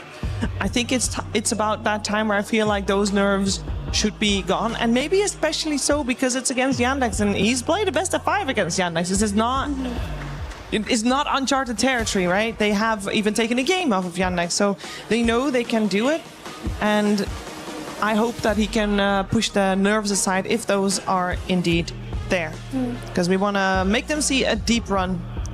Of course, the previous tournament they played in was the first time that a South American team made it to a grand final. So there's a lot of achieved already, but we want them to prove that it's consistency that will carry them through here as well, and that they will be able to make a deep run into any tier 1 tournament, especially at the Esports World Cup here in Paris. As we are in game number 1 of this 2-game series, we have got Yandex on the Radiant side, we have got LGD on the Dire side. First couple of bans already out. Notable heroes still in, very similar to previous series with the Drow Ranger, Shadow Fiend, Lone Druid. all still in the pool. The Treant Protector was also in the pool, but now picked up by Yandex themselves. Now, do you break the combo of Treant plus Drow by taking Drow for yourself, or did they plan something else on LGD, something they prioritize more? Yeah, I mean, Lone Druid's always still the option. Last series we saw the Drow get prioritized because it is good against Lone Druid, but I was thinking this would likely be a Lone Druid because of the fact that Enigma was also taken out by Yandex themselves in the first round. I'm actually finding it quite peculiar that they banned Enigma and then did not pick the Lone Druid. Another team, I can't remember who it was, showed that it was Underlord, also does incredibly well against Lone Druid because of the global teleport with the I think that's P-Vision. With the Ags really early, offers you that extra +1 that kills the bear in the mid game before he's got the Shadow Blade and +1 defensive item. So I would be keeping an eye out for Underlord specifically. I don't think there's anything else that has really shown strong promise against Lone Druid in the offlane, and I assume Yandex has a plan here. Yeah, I think Yandex without a plan is which analogy do you want to go for, Brian? You're the one that wants to go for analogy. What is the most obvious thing that something can have? That Yandex without a plan? Yandex without a plan is like a bear without fur. Is like an ice cream without a cone, Shiver. Oh, that's actually very common because people have it in a cup nowadays. Shiver. Sorry. Between Shadow Fiend and Drow, one of them is making it through here. Sure. And I think if you're picking either SF or Drow, and you have a Lone Druid, and you have to think about Slardar as well, which Yandex have shown they're willing to play. I don't necessarily think this Night Stalker ban was their optimal ban here. Sure, it can cover a puck for them later, but are you really willing to give away SF and Drow when Darkseer's been banned by Yandex, and you're not going to have the Darkseer solution yourself? Well, the Night Stalker was banned first round, right? I think that's what happened. Okay. So it makes a little bit more sense. I agree with you.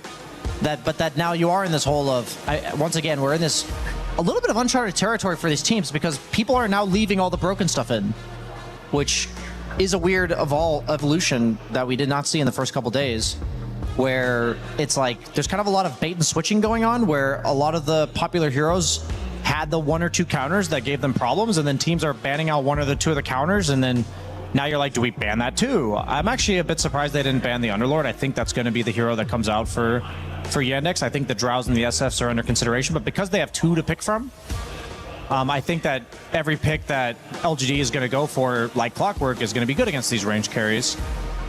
So you might even be... the question is, are you going to hold off on the range carry because there's other heroes that are higher priority, or are you just going to show your cards because it's kind of predictable at this point anyway? I don't want to lane against them anymore, so picking the Axe or the Centaur could be a way to deal with it.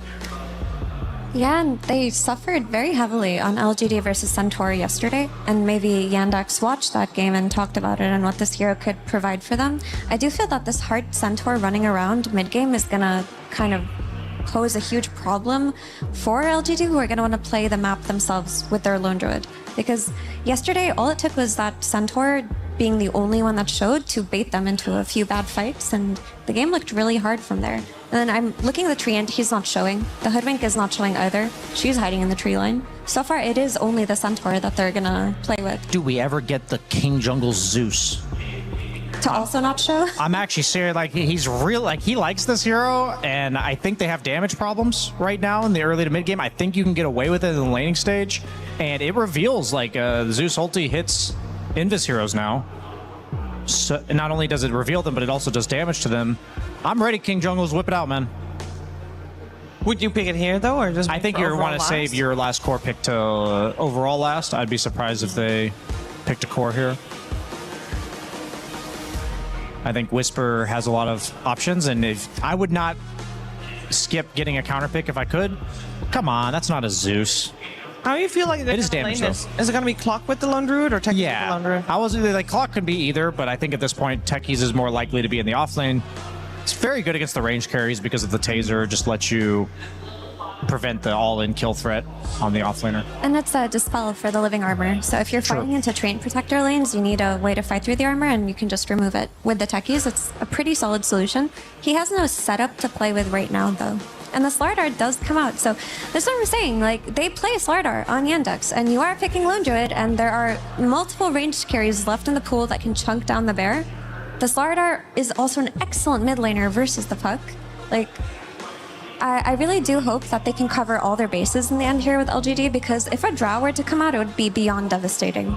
I think it was a bit of an oversight to pick Puck here, because yeah, they don't have any instant disables for you, but like you said, Mira, Slardar has traditionally been one of the melee guys that has the sustain of the river and also just out base damages you and does quite well against Puck in lane. And even though Slardar is not the most amazing Puck counter in the game, I feel like Lone Druid's, when you pick a right click carry here, which you always do, the Lone Druid Bear is going to be pretty much negated. And other than Clockwork, there's not much that prevents Slardar from having free reign in fights, like terrain-wise. He can, whenever Slardar's move speed is allowed to be played around, which I think it will be this game, this hero is insanely scary on the map. Mm-hmm. The Slardar also just opens up potential for Watson's hero pool. We talked about Drow and Shadowfiend being the big ones, but the Templar Assassin with the Slardar becomes twice the hero. The TB coming out with the Slardar also becomes this objective taker early on. The options are there, and you can't cover your bases fully as LGD now. Would you still remove Shadowfiend and Drow and then just deal with the Templar Assassin, or would you actually rather ban Templar Assassin? I think those are the big ones, because you could always go for some DOT damage on one of, Whisper's signature heroes, like a Bat Rider or something, potentially, to deal with TA. Yeah, I think it's really tough. I've been in several spots. I think it was the second round as well for LGD, where I was like, I think they need a couple more bans, which is just not a good feeling to have, because that means that Yandex has a particular archetype of hero that's very good, that there's also several options of. I feel like that's the opposite of what we saw last series for Mouse, who, okay, they need one of these heroes, and then there's only two of them, and they ban both of them. They end up banning the Kez, which is overwhelming physical damage, and he's like a pseudo-ranged hero in the sense that he offers the follow-up damage to Treant from gap closing. But, I mean, they're kind of calling your bluff by giving you Drow. I honestly would pick TA myself here if I were Yandex, because they don't really have meaningful damage over time, and I also think it's a bit better of a blind pick, because it can recover if it has like a even lane, even though I don't know if Drow Treant ever loses in lane. I mean, the one thing that Drow offers you that TA doesn't is the faster silence for Puck, which can really come in handy, but TA might create more difficulties for the overall last pick on LGD if they have to solve with damage over time. Because Bat Rider not necessarily looking like the easiest pick. It's already banned out. That's the thing. These are the things we have to factor in. Is from the very first. The fact that Bat Rider and Darkseer were taken out earlier, I think TA looks premier here. I think Drow's better on paper, but in this exact scenario, I would lean TA. Is there a third hero we can't think of?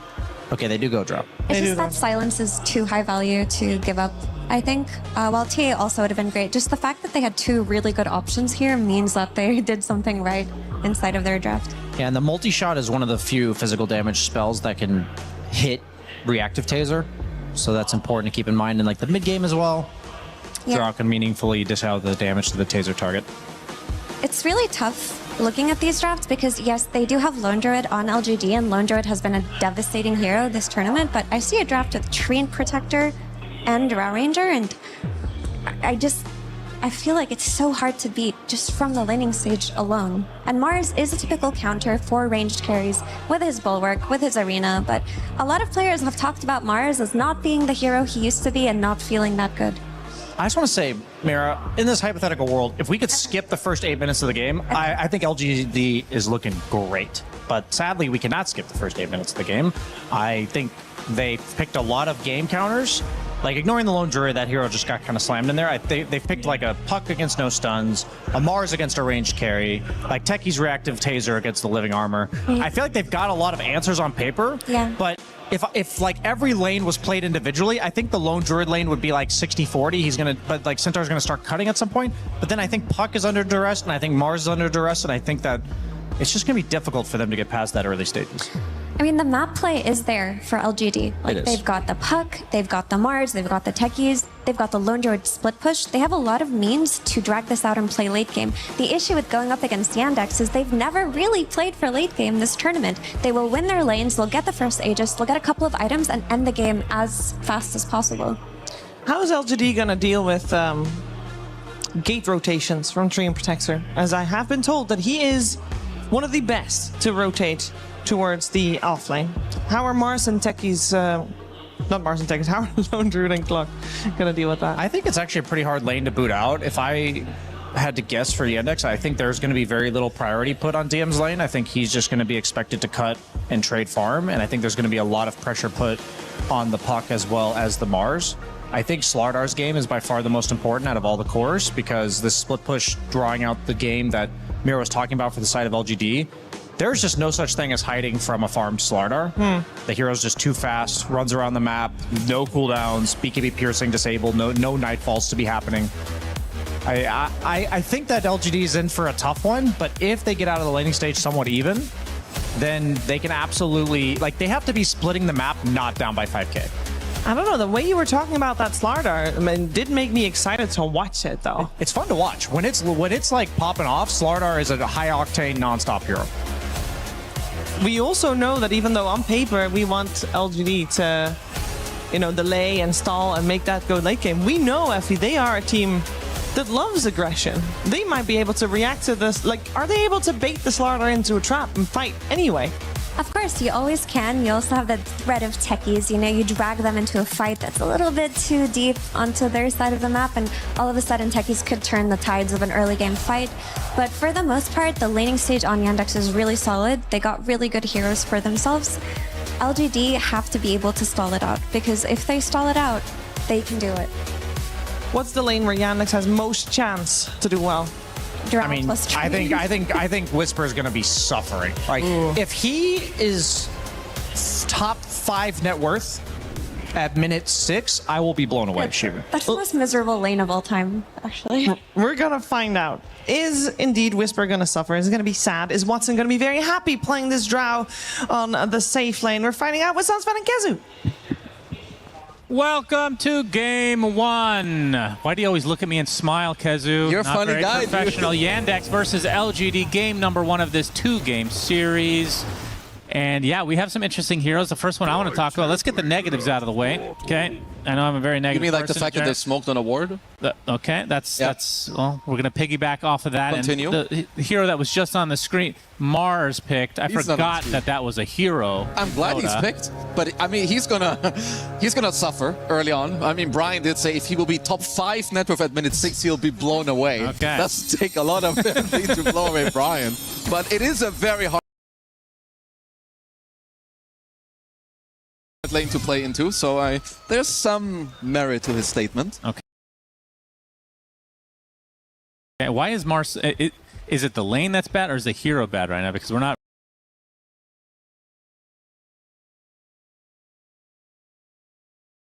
really seeing it all too often. Well, I guess it's kind of connected, right? If the hero is bad, then his lane is bad in a way. So Mars traditionally has damage problems later on, and yes, his laning isn't incredible. And there's a lot of good carries. There's a lot of like strong like carries and 5s. Like especially also like if you look at Lone Druid, if you lane against this guy, you have like no game to be played either. So I do think the hero is slightly underpicked because he is good against range carries, but he does suffer in the lane against them. All right, well, we get to see Chira Jr. playing the Slardar in the mid lane versus Tai Long. The panel kind of talked about how this hero can sustain a lot in the river. Yep. Love seeing this hero mid, actually. In fact, off lane feels quite underwhelming. I mean, not that we see it that often anymore, but good to see it in the mid lane. Like, what in terms of the mid game, not even mid game, let's say the rune timer, like 6 minute, 8 minute, 10 minute, is he very dependent on getting these runes to be able to gank, or does he just sit in the mid lane? What's the style of play? Yeah, he prefers to be a bit more static compared to others. You look for moves more around, like if you connect through the river and like sprint, maybe you get a haste. So yeah, he is reliant on runes, but not as much as others. I think like the moves for Slardar itself, they're a bit more special, like finicky, maybe. Like in a way, you know, it's more about the situation that comes up, not especially because you're like, oh, when I'm level 6, I'm gonna TP. Like you wanna chill in your lane, farm. If something comes up, you take it. Do you think LGD can win a game where Whisper does not do well at all? Because I feel like he is connected to like all their wins. So, obviously it's an exaggeration, but you know what I mean. No, they can. LGD are a team that have leveled up over time, where it's important, especially at like this level of Dota, you need to have multiple players that can take over the game. I think if he does okay, it's fine. If he's a non-factor, obviously that's going to be difficult, but I do think it's possible. And also on Mars, you don't need to overperform. Like a good Blink Arena could be enough later in the game for Yuma to, you know, go ham in the fight against a Drow Ranger. So I think they can win a game in this tournament. I mean, they're one of my favorite teams to watch, to be perfectly honest. Especially this guy in the mid lane, Tai Long, coming out of nowhere. That Zeus game from not too long ago, definitely something that's going to be a core memory for a lot of Dota players out there. That was a nasty one. He was like the one he kind of, he premiered rather, the Enchanted Bobber, of course, as you like to call it. Bobbler. It's been a while since I've seen like one thing just like auto win a game. Yeah. It was, I mean, it was amazing. I mean, what do you think about that, out of curiosity? Because there was some dissension about it. Like, some people really didn't like it. Like, Sundarin, of course, always a negative Nancy. I loved it, though, personally. Because it's not something that you can repeat that easily. So I like that they nerfed it a little bit, because they nerfed the Timeless Relic, which is like the spell amplification one that you kind of, you know, you re-roll it over and over and over again. What made it so strong is that I didn't know after minute 70, there is no timer on the re-roll. It's more about you need to farm like the Mad Stones, which is like you need 40. But it means that every like 3, 4, 5 minutes, if you're getting all the space, you can re-roll it very quickly. Right. So I thought it would take longer to reach the state where Zeus double ultis and kills everyone as Yuma. Yeah, we'll pop the Lotus to stay alive. Soxa doing a good job of harassing there. And we would talk about Lone Druid, but we've seen it 1,000 times and we know exactly what he's going to do. As long as he survives the first 8 minutes or so, gets that Maelstrom at some point after that, just disappears for the next 40 minutes. Especially any follow-up, you will threaten the puck throughout the entire game.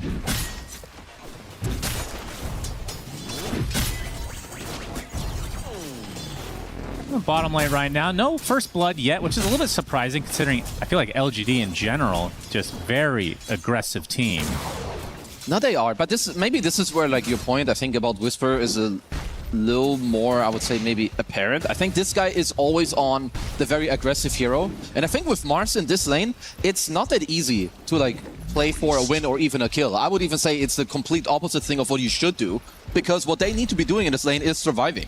He doesn't even have a level in Spear. He has Bulwark. He wants to chill. Theolicor is currently turning this lane into a 1v1, so I think they're getting quite a lot out of this bottom lane. Yeah, I mean, he has bottom CS for the core, but it's not like he's that far behind at all. So considering how grim it sounded based on the panel and you being negative Nancy's, of course, I'm the positive influence here. DM Hoof Stomp will get him out for now. Yuma continuing the pressure, though, is KJ. No cogs to work with, but only will need a couple right clicks to take him out. 5.5 minutes, so no Wisdom Shrine quite yet. Got the root. Yep, the root comes through as Yuma, he's really low, so he does have to be a bit careful. The bowling comes to fruition. DM goes down as Yuma gets the first blood, and they'll get Soxa on top of that. That's a base play. Even Theolicor somehow made his way all the way over, and I do like it. You just leave Whisper down bottom with the skill build. It definitely helps him. You go up top as... Yep, just a little suicide mission on the tier 2 tower, nothing too crazy. Does mean he's a little bit late on the 6-minute route. Yeah, Whisper, all right, you had to say something good about him. I mean, it was a matter of time, it feels like. As Bash comes out onto Tai Long. It's crushed as well, has the orb to try to get away. Soxa doesn't have anything left in his arsenal, but Tai Long would love to get this rune. Malady doing all he can to get to it first, but the cogs, KJ at it again. No, that was very, very good. As Tai Long, of course, he kind of needs that because you are not winning this lane against the Slaughter. Of course, he's not really like losing it, you know, in a strong manner, but it's going to allow him to just go full HP, full mana. They still have the coil available. Could see if they make... Shows up with the Hoof Stomp as KJ has the cogs ready to go. Nicely done.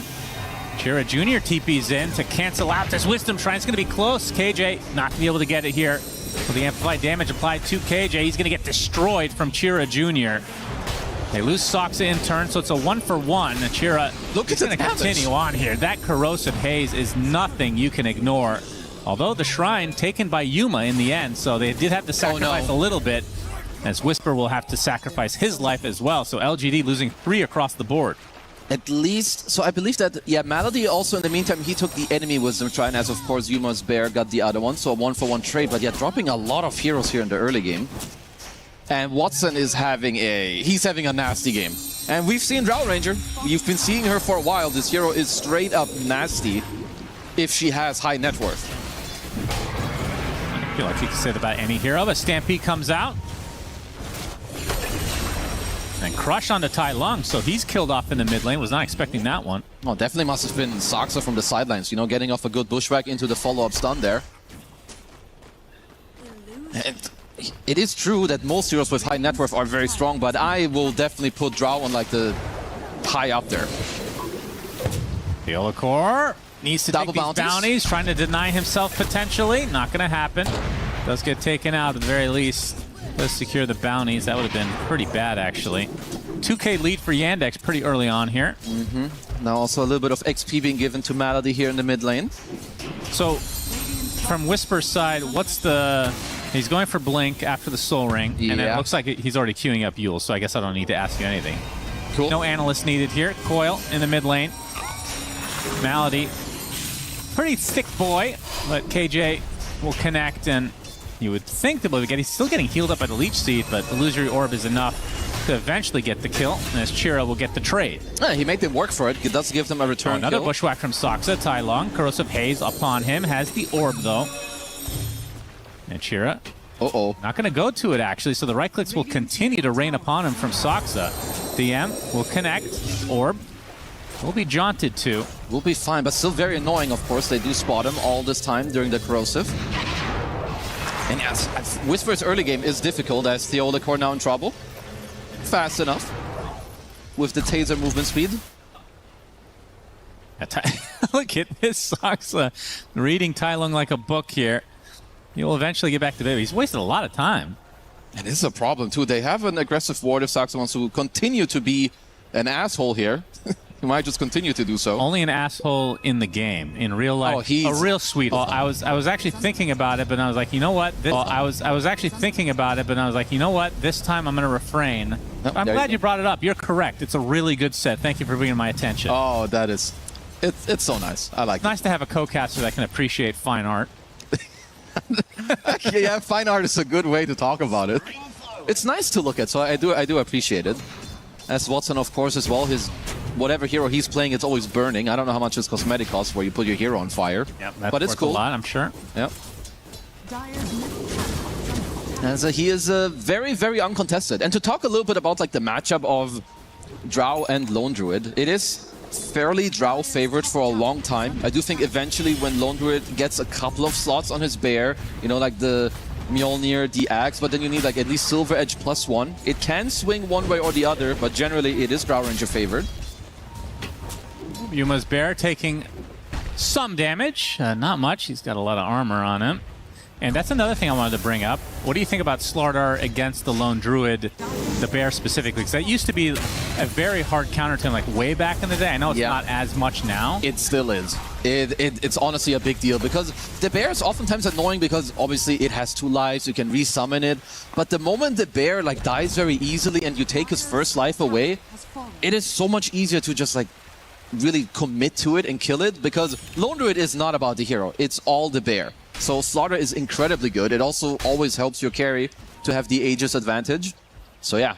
Do you remember range Lone Druid? Oh, of course I do. It was brief. Yeah, like Mjolnir. Powerful. But that's also, you had a level 10 talent that gave you attack range, and Dragonlance was ultra good back then. Yeah. Obviously it still is, but it was even better. Do you miss those days? Now you get AFK Bear. I mean, I feel like we just have the extremes, right? Yeah. Like you have the range guy, which is the only way to play. Now you have this way to play Lone Druid, which I don't really know if there's a different way to play. I don't think so, just because this one is... It's so strong to play it in this form. Yep, that is true. It's a hard one to balance, honestly. Yeah. Blink Dagger online for Chira. As we have a smoke from LGD. Looking for a... I was going to say a potential hook shot, but we're 12.5 minutes in, which means Clockwork's not level 6, as we know. There's too many games where neither sub has ult at like minute 12 or 13. Yeah, it's very It's standard happening now. so much. And the Wisdom Shrines didn't get stolen. It was a 1-for-1 trade this time. Yeah. This is where you gotta give one of the subs. KJ, take the top wave. Screw you, Yuma. GTFO, this is my lane. Because the only thing that really changes what happens right now, obviously you can have Tai Lang run over and like get the coil on someone, but you need an arena or a hookshot to start one of the plays off. Indeed. And for Whisper, he's still around 700 away from the blink, so they're not going to have any initiation without that level 6 and clock. I would say, like, to go back to Mars a little bit. First of all, this is one of the things that can happen to him, that he has a bad early game. It's both nature of the hero, but also that they left him alone a little bit. And the secondary thing is, it's very tailored what he's going to do, right? You know that he hasn't been buying any items. He's having a bad game. He's going to buy a Blink Dagger. So that is the one move that he will go for. And I think even then, the follow-up damage isn't particularly crazy here. Malady trying to set up for this eventual 14-minute Shrine. Whisper going to get Overgrowth, and now the rest of the team will connect to get the Sharpshooter. They get the kill. TP too late. Wouldn't have mattered for Fiola Core. That really did not. Just good move here overall by Yandex, you know. This is also another strength of Centaur. He can just play offlane, farm the neutrals, you use your Dominator to pull everything around. And if you look at the vision of Yandex, very aggressive. While Watson is hitting the bottom tier 1 tower, they smoke over, get the Wisdom Shrine. Very, very textbook play here from them. Yeah, definitely a good start for Yandex. 4K lead now. And I think a big part of that is the fact that you have this Mars that needs to get that first item. What, a gem on Mars? No way. Wow. Okay, so Holy Basado. that puts him behind on the blink even more. Wow. That is, I mean, that's early in general. He's just so tilted that there's this sentry. Well, I'm trying to think about it because I love gem. But this is this is rushed. Because to me also the way I see it is that one way to change this game a little bit, of course, would be the arena. He should be able to get like most of the wards now, which is nice. So one of the good things about Gem is that it can pay off quite quickly. Because nowadays obs, you know, they give a lot of gold. Yeah. But I do want to see also how does he work around the gem. I think offlaners are generally the best ones. Let's see what works out better, that gem or this blink on Chira Jr. I mean, come on, dude. That's doing Gonna start things out onto KJ. I mean, for LGD, that's probably the exact target you want to go on. Is the arena comes out first of the game for Whisper onto Chira Jr. He gets the crush onto 2, still stuck inside the arena. They just don't have the damage. Stampede to follow though, as Malady going to try to connect. Tai Lung with the coil. Still the Slardar is healthy because he's in this river area. They get the connection onto Tai Lung. KJ follows suit to the grave. And Chira, I mean, he's happy to be in this water. Yeah, he's happy. Good team fight from Radiant. Good thing though. Still have the gem on Whisper, so he can keep dewarding and get the money back that he injected. That would have, if he lost that. Oh, I think it's just get out of the game at that point. Because they're so tanky on all of the heroes, and even here, like the problem is that Whisper couldn't pin CJ to the arena because there were cogs that like pushed him back. Yeah, that's true. A little counter synergy there. Yeah, and also with the Stampede, it's just nice for Watson to connect. Like you can see it, even though he's late. Oh no. Yeah. Keep that shit alive. Whisper, careful now, young man. Gets off the spear, but it's not going to save Fiola Core. I mean, I kind of want to see the gem being lost just to see what kind of impact it has. No. It's we kind of have it be that bad. You're talking about extreme levels. You're buying the gem this early. We got to see the other extreme. Is they're going to get the gust into the crush, into the kill on Tai Lung. Tier 2 tower going to be fortified.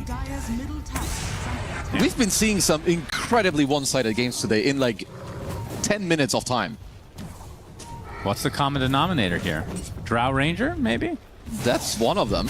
Okay, so Whisper got a secondary ward, which is quite good. He is drawing around on the top lane. He's more of a like global D-warder. This one could be hard to find. Nope. Very nice. Right. That's 3 wards down. Wowee. And he's pinging it. And if you're just like you're starting to get vision back, Blink is nearly back up. So he got back half of the gold that he spent on the gem, and he took out 3 wards. So at this point, MVP, baby. Okay. All right. I mean, would have had Blink and would have had a team fight maybe going their way. Yeah, but probably would have lost it anyway. Yeah, potentially. I mean, that could be the thought process as well. It's like, yeah, I get Blink, but then we have no damage yet. So True. What are we doing? It's not like they have the sharpshooter on there, and that's what having Hoodwink is great to have. No, you're definitely Level 6, you have all that burst damage. Yeah, or Snapfire. And this time around, you know, they have a techie, so you can jump in, drop the triple bombas. You have some good damage there, which is fine. It's not incredible, but it's good. Chira was being hounded a bit by KJ, just sticking around there, but they will again steal some creeps from the enemy side of the map. As what's the status on this young man? So he has the Mjolnir for Lone Druid, and is Ag second?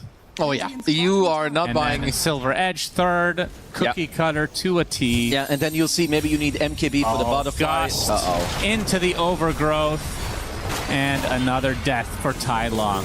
KJ, he would have gotten flamed by his team if he didn't use the hook shot. So he had to get him killed. Yeah, it's one of those situations where, hey, I tried to help you.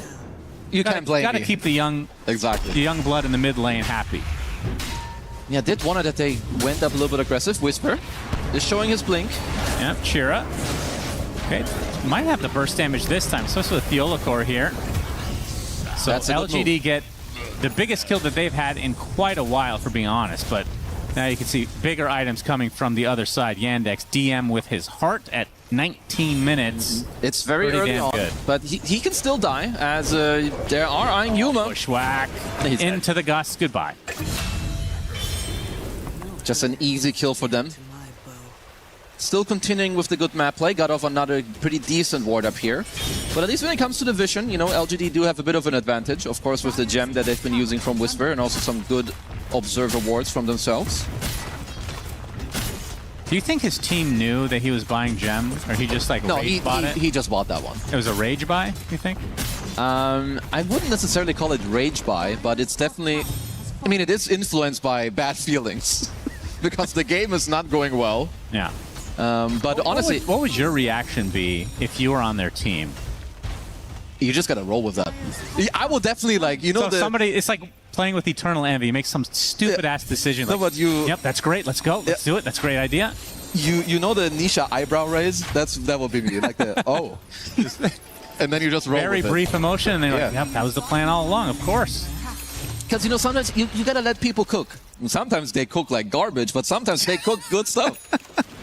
And you just gotta roll with that. Yeah, these pro players don't know how to cook, that's for sure. Most of them don't. KJ probably does. He's a healthy young Yeah, man. he's healthy, he's attractive, he's got everything going for him. Is now Blink Dagger coming online for Malady. Still yet to be delivered, but, I mean, I feel like every time we've seen a tree, we've seen the Froggy, and we don't have that this time around. So the Overgrowth is actually going to be pretty powerful as Theolacor killed off. And now Watson working on the tier 2. Okay. Whisper is looking.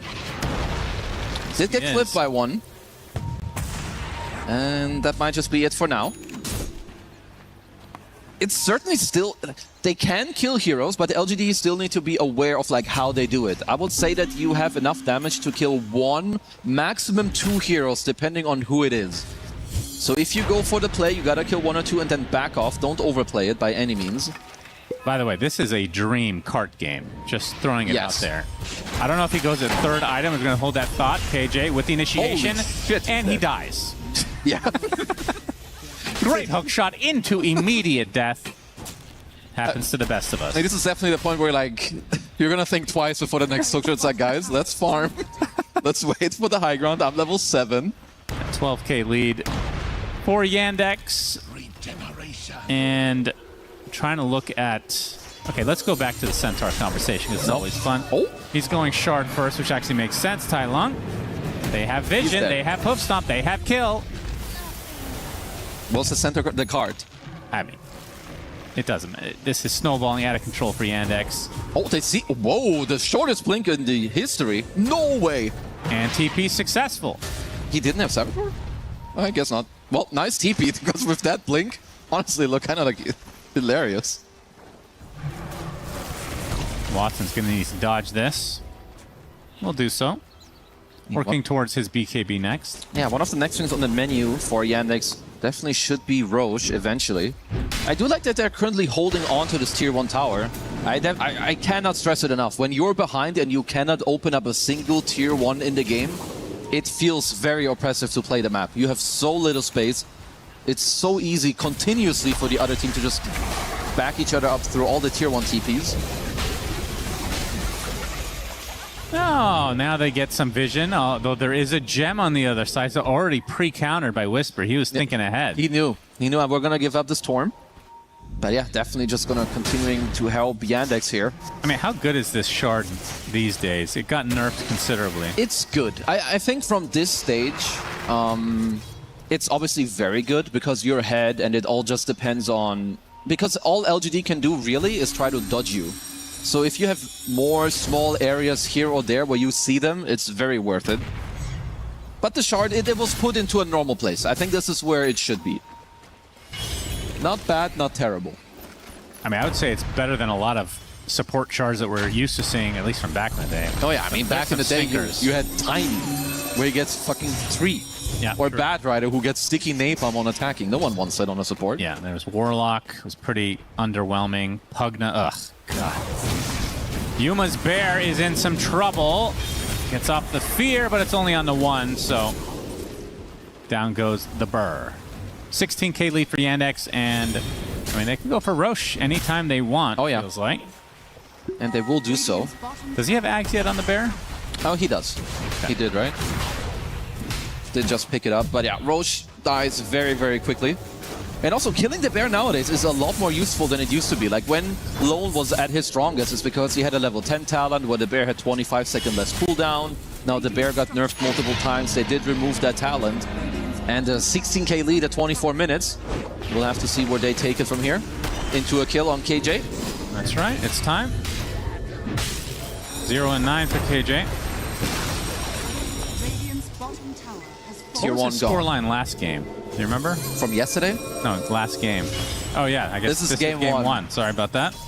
Yeah, so yesterday they had a duo support of 0 and 27. So he was like probably between 12 and 14 deaths. They've had a lot of goose eggs.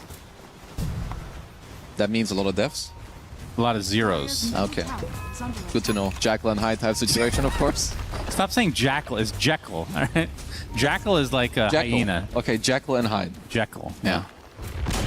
You can look up that lore after this. Uh-oh. Whisper in the air, and now gonna be in the grave.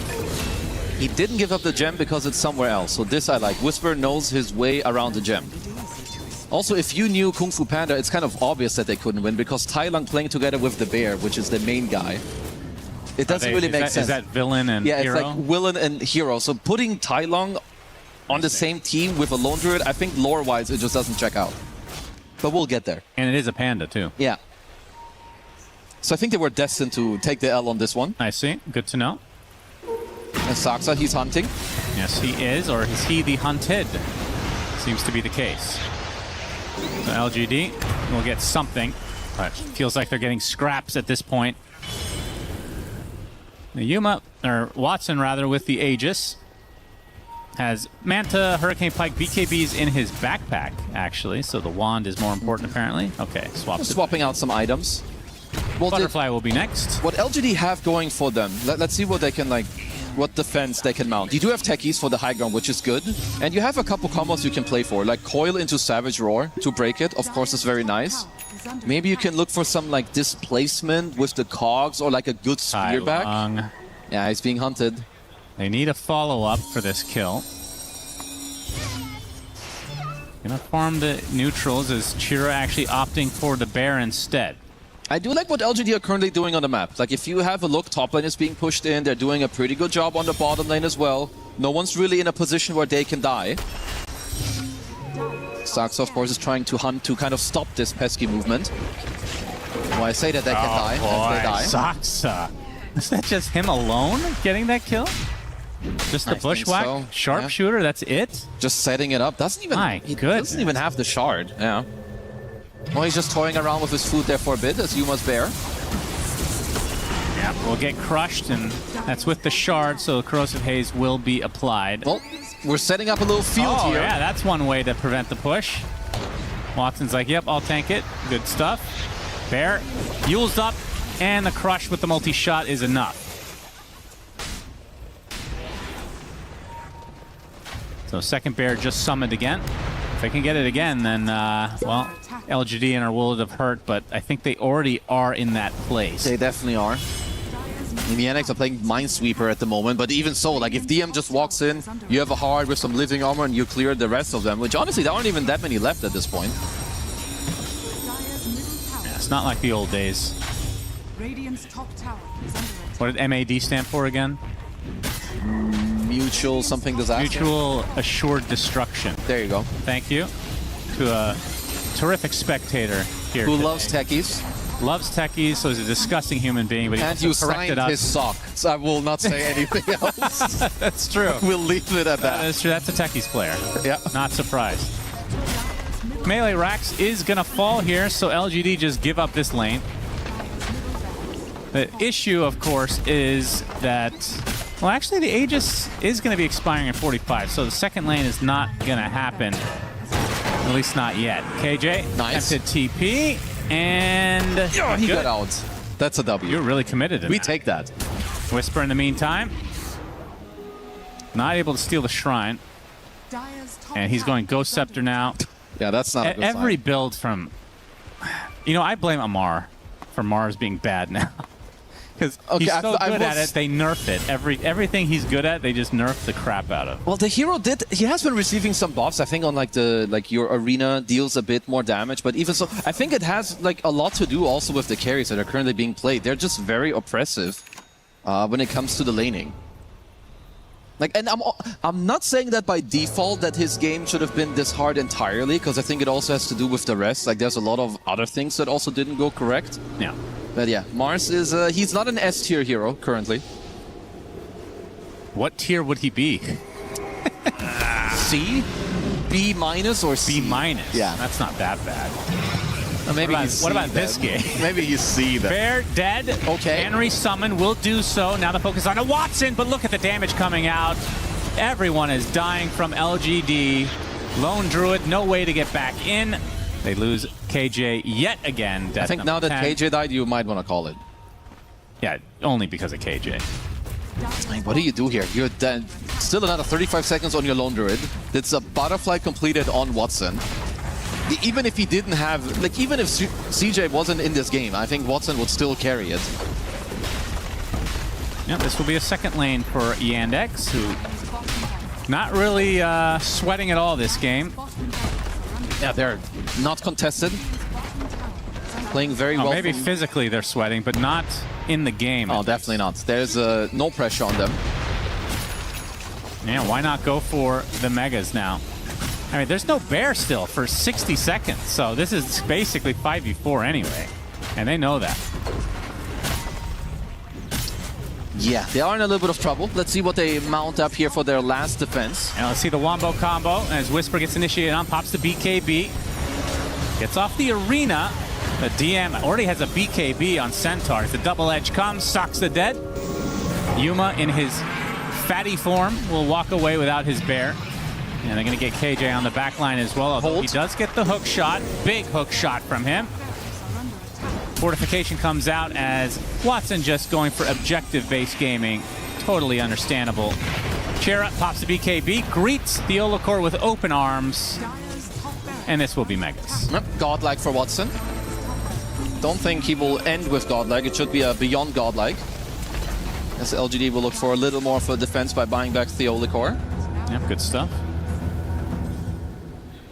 All right, KJ is ready for the last hurrah. Yep, and he's not hurrahing anymore. Nope. Does have buyback. But yeah, Mega Creeps now. And in terms of their push, how would you rate this? Let's just do tier lists here. The Yandex push? No, the LGD push against Megas. Oh, they have Mjolnir. I mean, the problem is it's very early in the game. Looking for a letter. You're looking for a letter? B minus. You really like the B minuses, huh? Because it's too early. If it was like minute 50, then they would have like an A minus. Okay. Smoke from Yandex looking to close the door on this game number 1. As a Daedalus delivered for Watson. Hoof stomp onto the techies. Easy kill, 5v4. For 70 seconds. That's right. High Lang with a good dodge. He's gonna be dodged here, but Watson does a lot of damage to buildings. Where's that bear going? Was thinking about doing something. Just hovering, sniffing, as do creatures of the like, and Overgrowth comes out just to delay, so that means the tier 4s are dead, and Ancient will be exposed completely to Yandex. LGD refusing to GG out, but we all know what's going to happen here. Kira Jr. getting some nice focus here. There's a huge arena from Whisper as he goes back into the fountain and drops dead immediately as GG's come out. Game 1 to Yandex. Damn, we are having some one-siders today. Oh, yeah. I think it's just you have what seems to just be, you know, the stronger team coming in. I think also that when you look at the hero composition, Watson's Drow Ranger, 0 contests on him, ending the game 13-0. Centaurs looked very good. I think also the Slaughter mid against the Puck, very, very good matchup.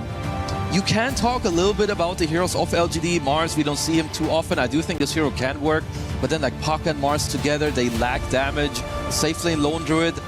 The hero's still very strong, but he's a little bit figured out, and Drow to me still just seems like the most S-tier hero available. Yeah, I mean, he ends the game 13-0. I don't understand. Drow, you know more about the bans than me in terms of what is favored, but they get Tree, which seems to be very highly favored.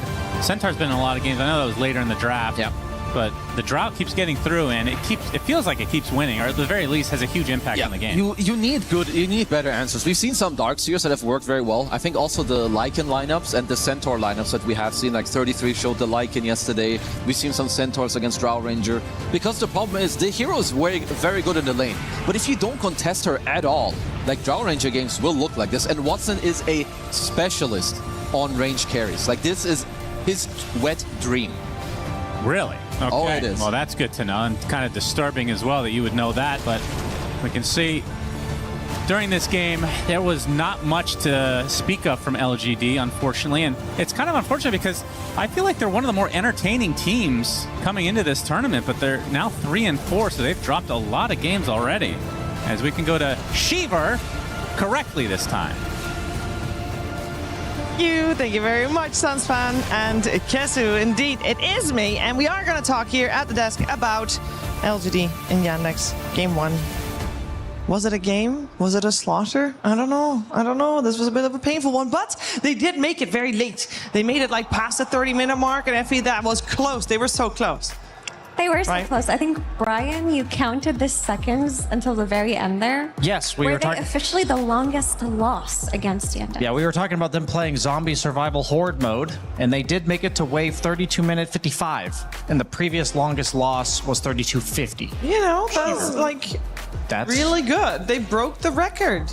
Not OG's record because they beat the game, but yes, they broke the record. Yes, if they'd be solidly in second place. Because of the record for losing. I don't know what place that puts you in, Shiver, but I don't think it's the best place mentally right now. No, I don't think so either. There's a lot to break down from that game. I think we saw the writing on the wall already during the laning stage, but I think I want to start by talking about something that I don't think, Effie, I've seen ever. An off-lane Mars 14 minutes in buying a gem. Yeah, I mean, conceptually, I kind of understand where he was coming from. They were getting snowballed. There was a tree protector. He's going to be hiding in the trees very soon. He's going to be placing his wards with his shard very soon as well. But getting the gem before the blink dagger, I do feel that at that point, you just kind of make that call yourself and you're frustrated. Because while it sounds cool, if you get the gem that early, you can't really take fights. Because if you lose the gem, the game is essentially over at that point. So your Mars suddenly is too afraid to commit early on, and that's an indicator of how bad the game was going up until that point. Yeah, I'd say it was maybe a message to Valve to bring back True Sight, Shiver, by buying the Gem of True Sight. Good one. That was very far-fetched. That's how you know it's bad. Yeah, I mean, it's very unorthodox, I think, to say the least, and I think it's important to try to think about why he would do it, and all things, like, genuinely, and I think Mira hit likely why that's the case. The Treant Protector, it's incredibly annoying if you ever try to walk your way out to a lane and you're anywhere outside of a tower and you just get rooted from Invis, but at the same time, I just don't think there's anything he could have done to win that game. So yeah. I'm fine if you're on the approach of like, everything I've ever done normally, I know doesn't work here. So what's the problem I'm having? Trant? Screw it. I'll buy a gym. What could I have done in this game? Because it was pretty grim, and as I said, it looked pretty grim from the get-go already, and I know there's a Lone Druid farming, so you always kind of think like there's a shot because Lone Druid is such a strong hero, but even that felt like a long shot at some point. Yeah, honestly, I don't like to say that it's a draft loss, but it is a massive draft loss, and it felt that way ever since they traded the Lone Druid for the Train Protector, and they didn't ban out Drow or SF at any point. They had to use a Night Stalker ban in order to protect their own puck, and they forgot about the Slardar that comes out of Yandex, which is a CJ specialty. I think the factor that caught them off guard here was the Slardar, but they have played it on Yandex in this tournament. It wasn't unusual or unorthodox for them. I think if we see it coming normally, then I feel like pro teams should also see coming.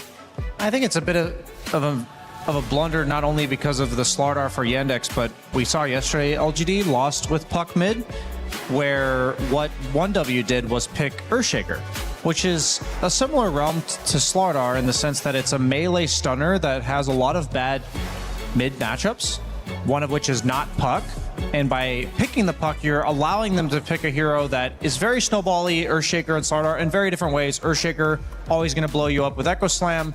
Slardar is going to hunt you down on an ultra low cooldown. And both these heroes, there's a reason we don't see them.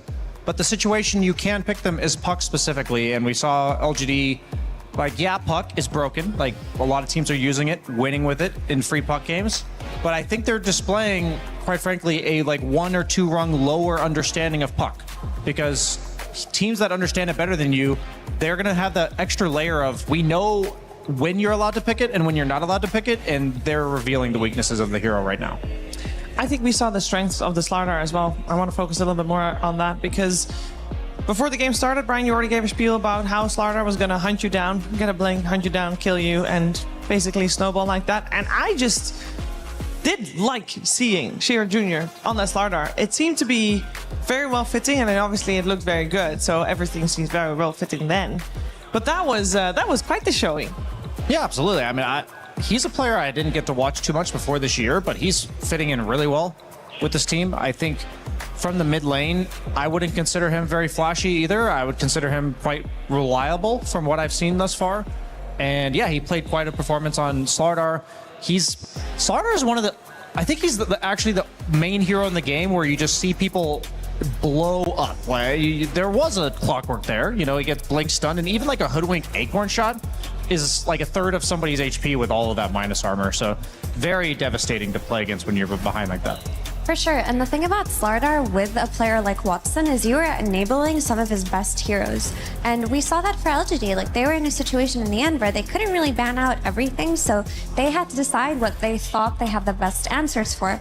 And at the very end, they end up banning the SF. Okay, because the Darkseer is banned out, they don't have the answer for SF. Then they end up banning the Kez, because maybe they just don't have a hero that they play consistently that's good against Kez. So to them, of all 3 of those picks with the Drow in contention, they thought they could solve Drow, which is quite wild because Treant plus Drow is the strongest lane in this patch. And maybe they were confident in Mars, maybe they saw something in it and they were like, never mind, scratch that. Let's just ban out the Drow next time and let the Kez through. Yeah, it felt like maybe in this draft, from the get-go, it was Yandex in the driver's seat dictating what would happen in the draft. And thinking back about yesterday when LGD was up against 1W, that felt very similar.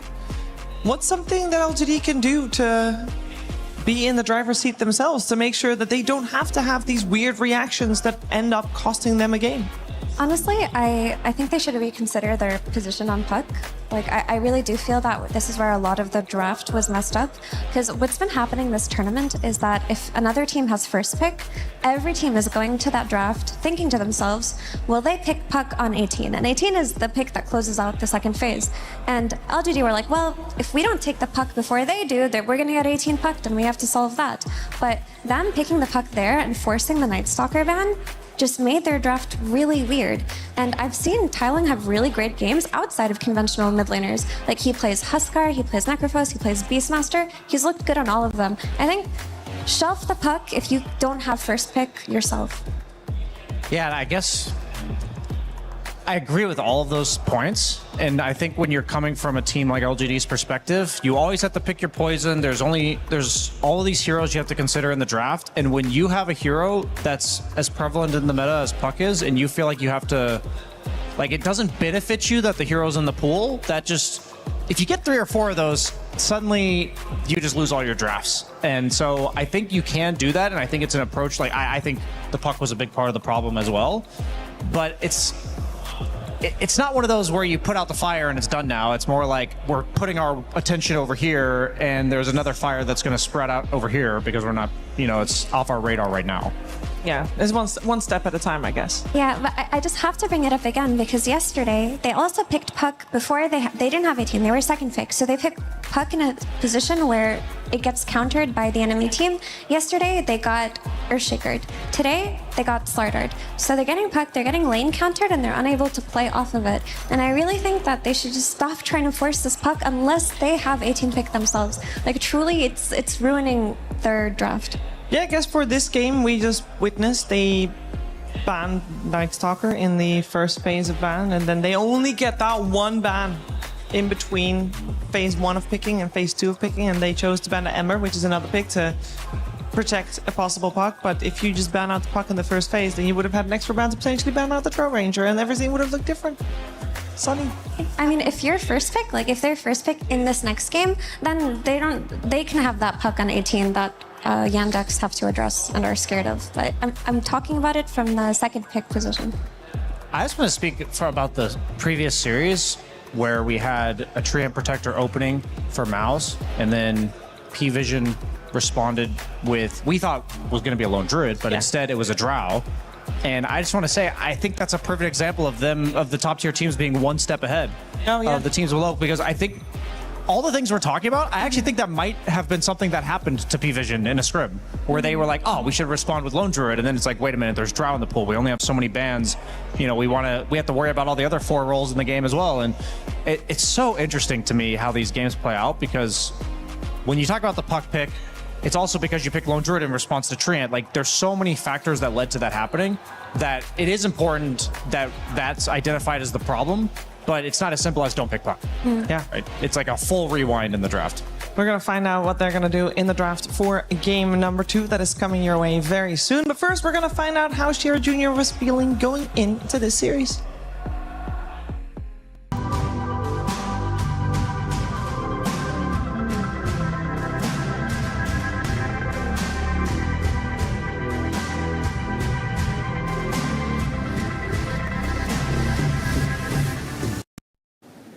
Hey, I'm here with Shira Jr. of Yandex. Your guys' group, Group D, seems really scary when I look at all the groups. You guys have yourself, Yandex, 1W, LGD, even OG is pretty good too. Do you guys think that you're going to come out on top on the group? I mean, we just trying our best. That's it. But do you think you're going to win the group? We can. So maybe. Okay, all right, just maybe. That's fine. I've been asking a few players which teams they think are the best at this tournament. A lot of teams are saying you guys, you're very skilled. Do you agree with that? Do you think you're the best team at this tournament? I mean, I can say this, but a lot of teams here is good. Yeah, there are. But are you the best? Maybe. Yeah. Still maybe. That's fine. To my knowledge, you guys declined to play some tournaments throughout the year to have breaks. Is that correct? Yeah. So why do you do that? Maybe, I mean, just some players just burn out, or how to say it correctly. So we just need a break. Yeah, burnout is correct. Is it a strategy, or is it just like keep stress low because avoid burnout? Just want to chill. Just want to chill. That's a really good thing that you can do if you're also still very skilled at the game. Do you ever fear that it's going to keep you behind? Because I feel like there's 2 ways to look at it, maybe. I mean, I don't think it's bad. You don't think it's bad? Yeah. Okay. Why do you think it's good, other than avoid burnout? Any other reasons? Because it's fine to show from Dota. Just do real life stuff? Yeah, What do you do instead when you're chilling? I mean, meeting with friends. Just friends? You have friends? That's not, most Dota players don't have friends. That's really good. That's good. And what else? Maybe just play games. Not much, but usually. It's very well-rounded. That's good. I'm glad you guys are like this. That's probably, your mentality is probably very safe. So, okay, great. Thank you for joining me for the interview, and good luck in your match. Thank you. This year, the EWC Dota 2 format is more cutthroat than ever. This is how it's going to go down. The tournament starts with the group stage. The teams will be split into 4 groups of 6, where they'll play in a round-robin format. The top teams of each group qualify straight to the playoffs, and the bottom 2 are eliminated. The remaining teams move on to the survival stage, which is a single elimination best-of-3 gauntlet-style bracket, the team's final chance of survival. The first round of the gauntlet bracket starts with the 3rd and 4th placing teams from the group stage. The winner will meet the 2nd place team from group stage in round 2. Only 4 teams will move on from the survival stage to the playoffs. The playoffs are a best-of-3 single elimination bracket, where a single mistake can be the difference between moving on and being eliminated from the tournament. A 3rd place decider will be played for a bigger chunk of the prize pool, as well as valuable club championship points. The grand finals match is a best-of-5 for the 2 teams that have fought their way through each stage of the tournament. Only one of them will remain undefeated and claim the EWC 2026 Dota 2 trophy.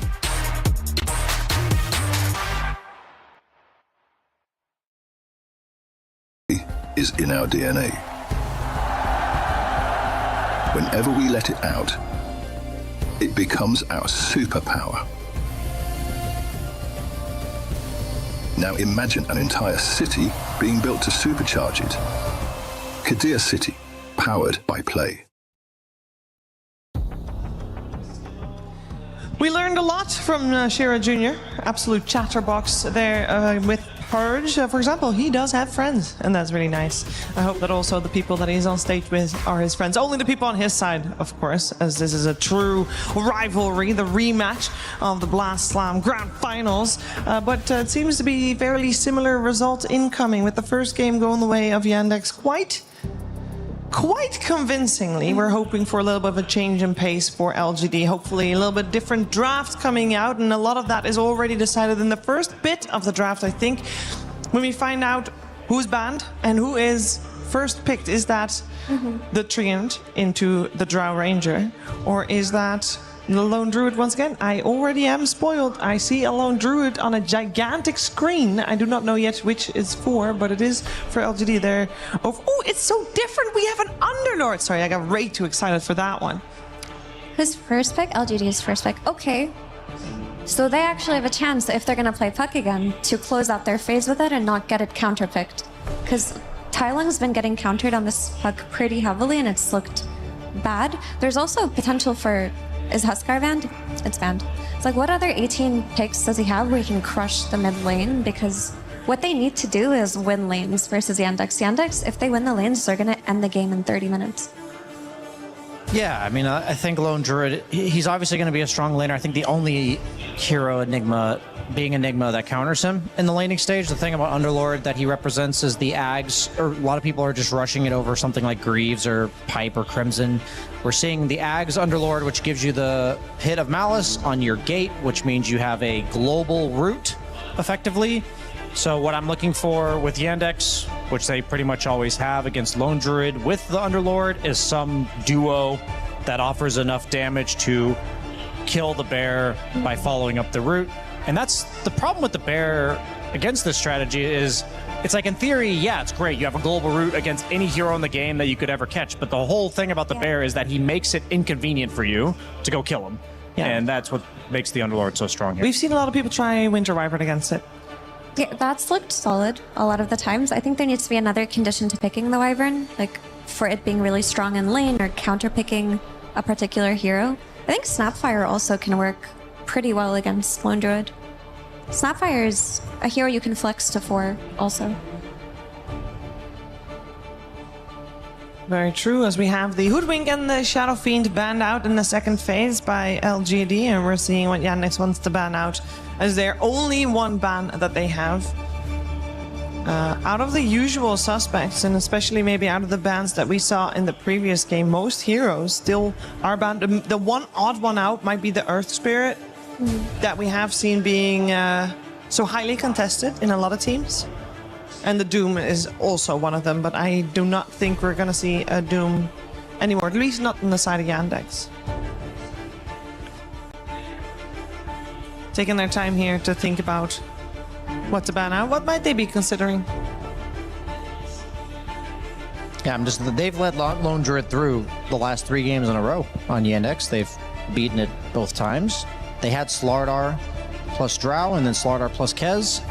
So I'm pretty shocked that they didn't ban out Slardar on the side of LGD, because we saw it last game. It seems like I talked about having enough damage to take down the bear conveniently. Slardar +1 is always enough damage. So I've got my eyes on the Slardar. Maybe it's not nearly as good when you don't see something like the Puck to punish. Yeah. I think the ability to pick Slardar right now versus the first pick Lone Druid would be at the very end of their draft on Yandex 24. Because if you pick Slardar early on, now you'd have Tai Lung being able to counter pick mid for the first time in a few games for him. Yeah, another hero I got on my radar is Necrophos for either side. I know Yandex, it's usually DM that plays it, but I think it's both good against Underlord and Lone Druid. So I think if you were to pick Slardar, for instance, for Yandex in the second round, it would probably get Necrophos, which, now that I say that out loud and you were talking about Amir, I wouldn't want to pick Slardar here. Yeah, and of course there's the question of Puck, because the 18-pick team will always pick Puck if it's favorable. So is Puck solved within the Underlord plus Coddle? I mean, the root is very helpful, but you want at least one more disable on the side of Yandex right now. And they actually take the Snapfire in LGD, which is a good shot, because that's a good flex that Yandex could have picked for themselves. Yeah, I think there are 2 ways to counter Puck. One is to have disables, and the other one is to do what P-Vision did earlier, where you just have a 5-man ball that they can't kill. And I think Lone Druid also suffers against the 5-man ball. So with Coddle, Illuminate, Sustain, plus Underlord, I think you're already facing that like straight down the barrel. So I really hope they, like, Snapfire is likely to go mid, but it could be flexed. I really hope it's not a Puck mid in response to this, because even if they don't have disables, you're just going to be tickling them. They're going to have so much heal. Puck relies on the Witchblade, plus the Strength Blink later on, the Ags, the Shard. Like, we're not seeing like Mjolnir Rapier Puck anymore. You're just seeing slow but sure whittle you down, and that's just not going to work against this lineup of Yandex, even just looking at 2 heroes. I wonder if you could go Witch Doctor here for the Maledict damage on the bear, or if you pick Witch Doctor, you're susceptible to the Puck and it just doesn't defend you enough. I mean, Malady using Maledict, it just makes sense. Very true. It'd be poetic for sure. I like Witch Doctor a lot. I mean, this has always been, ever since they made it so the flag bearer creeps don't give health regen anymore, I think cores have always been starved for sustain of some kind. That's why a lot of the offlaners end up going like drums, like Enigma does, where just this early game item that gives you some form of sustain. Helm of the Dominator. Carries don't often have this. I think one of the reasons that Kez is strong is because he builds into Mage Slayer, one of the few items that actually gives you early sustain as a carry. And we were talking about the heal for something like Witch Doctor. They go for the Wyvern. Shiver, you mentioned that as a nice counter to the Lone Druid. So right now they've got, I would imagine there's going to be some movements from the Wyvern and the Kez where they, like, you get the Kez Desolator, and that's probably going to come out about the same time as the Underlord Ags. And I would be careful if I'm Yuma with my bear there, because at any point past that, you will die to 2 heroes plus a root, and Kez often plays off map. And a lot of these top tier teams are, I mean, all of them are really good at the vision manipulation side of things. The thing about this Kez is you literally never have to show yourself. You have Coddle, you have Wyvern to push waves, you have Underlord to push waves. So the bear, sadly, does have to reveal itself. So I wouldn't mind if LGD gets some lane clear of their own. Are they going to reveal where Snap is going with this pick, or are they going to try to keep it as ambiguous as possible? I wouldn't mind. I mean, the thing about the Wyvern also is, you were talking about it for last game here, is, or maybe last series, is to go Axe against Kez. Yeah. And Wyvern actually makes that not a very good matchup. Okay, I like this. You like the Storm Spirit? I do, because it's not the Puck, number one. No, it would have been fine. But to see Tai Lung on a hero that's going to be able to scale into the late game, but also play in the early game without the pressure of being the one hero to play the entire map, I don't think I've seen him have a game like that in a while. And this is just completely psychological, Brian, but I do think he's been a little bit anxious. And something like Storm vortexing in, having the follow-up damage of the Snapfire, that is such an easy combo to hit in the early game. I agree. I mean, he definitely looks a little bit off in his gameplay, and the one thing Storm gives you here is you're against Coddle, Wyvern, these backline supports that absolutely need to be jumped. And so far you had Clockwork, which is decent, but having a core that's very reliable to jump them, and you said they have the automatic follow-up damage already built into their kit. I am a bit concerned about like the lane counters that could be coming out. We already see the Viper being banned out. I actually don't know how cheesy of a player Chiro Jr. is. He can cheese for sure, but I think Ember Spirit is the obvious one with the Coddle being there. But he's cheesed many a time.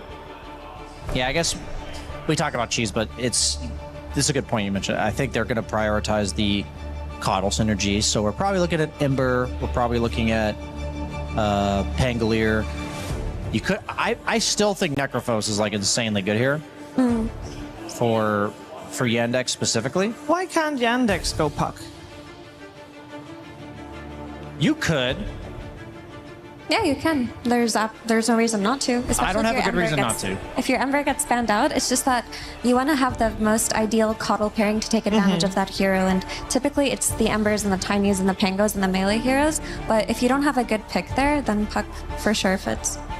So they got overall last, so they have some time to think about it. We're first looking at the pick for LGD.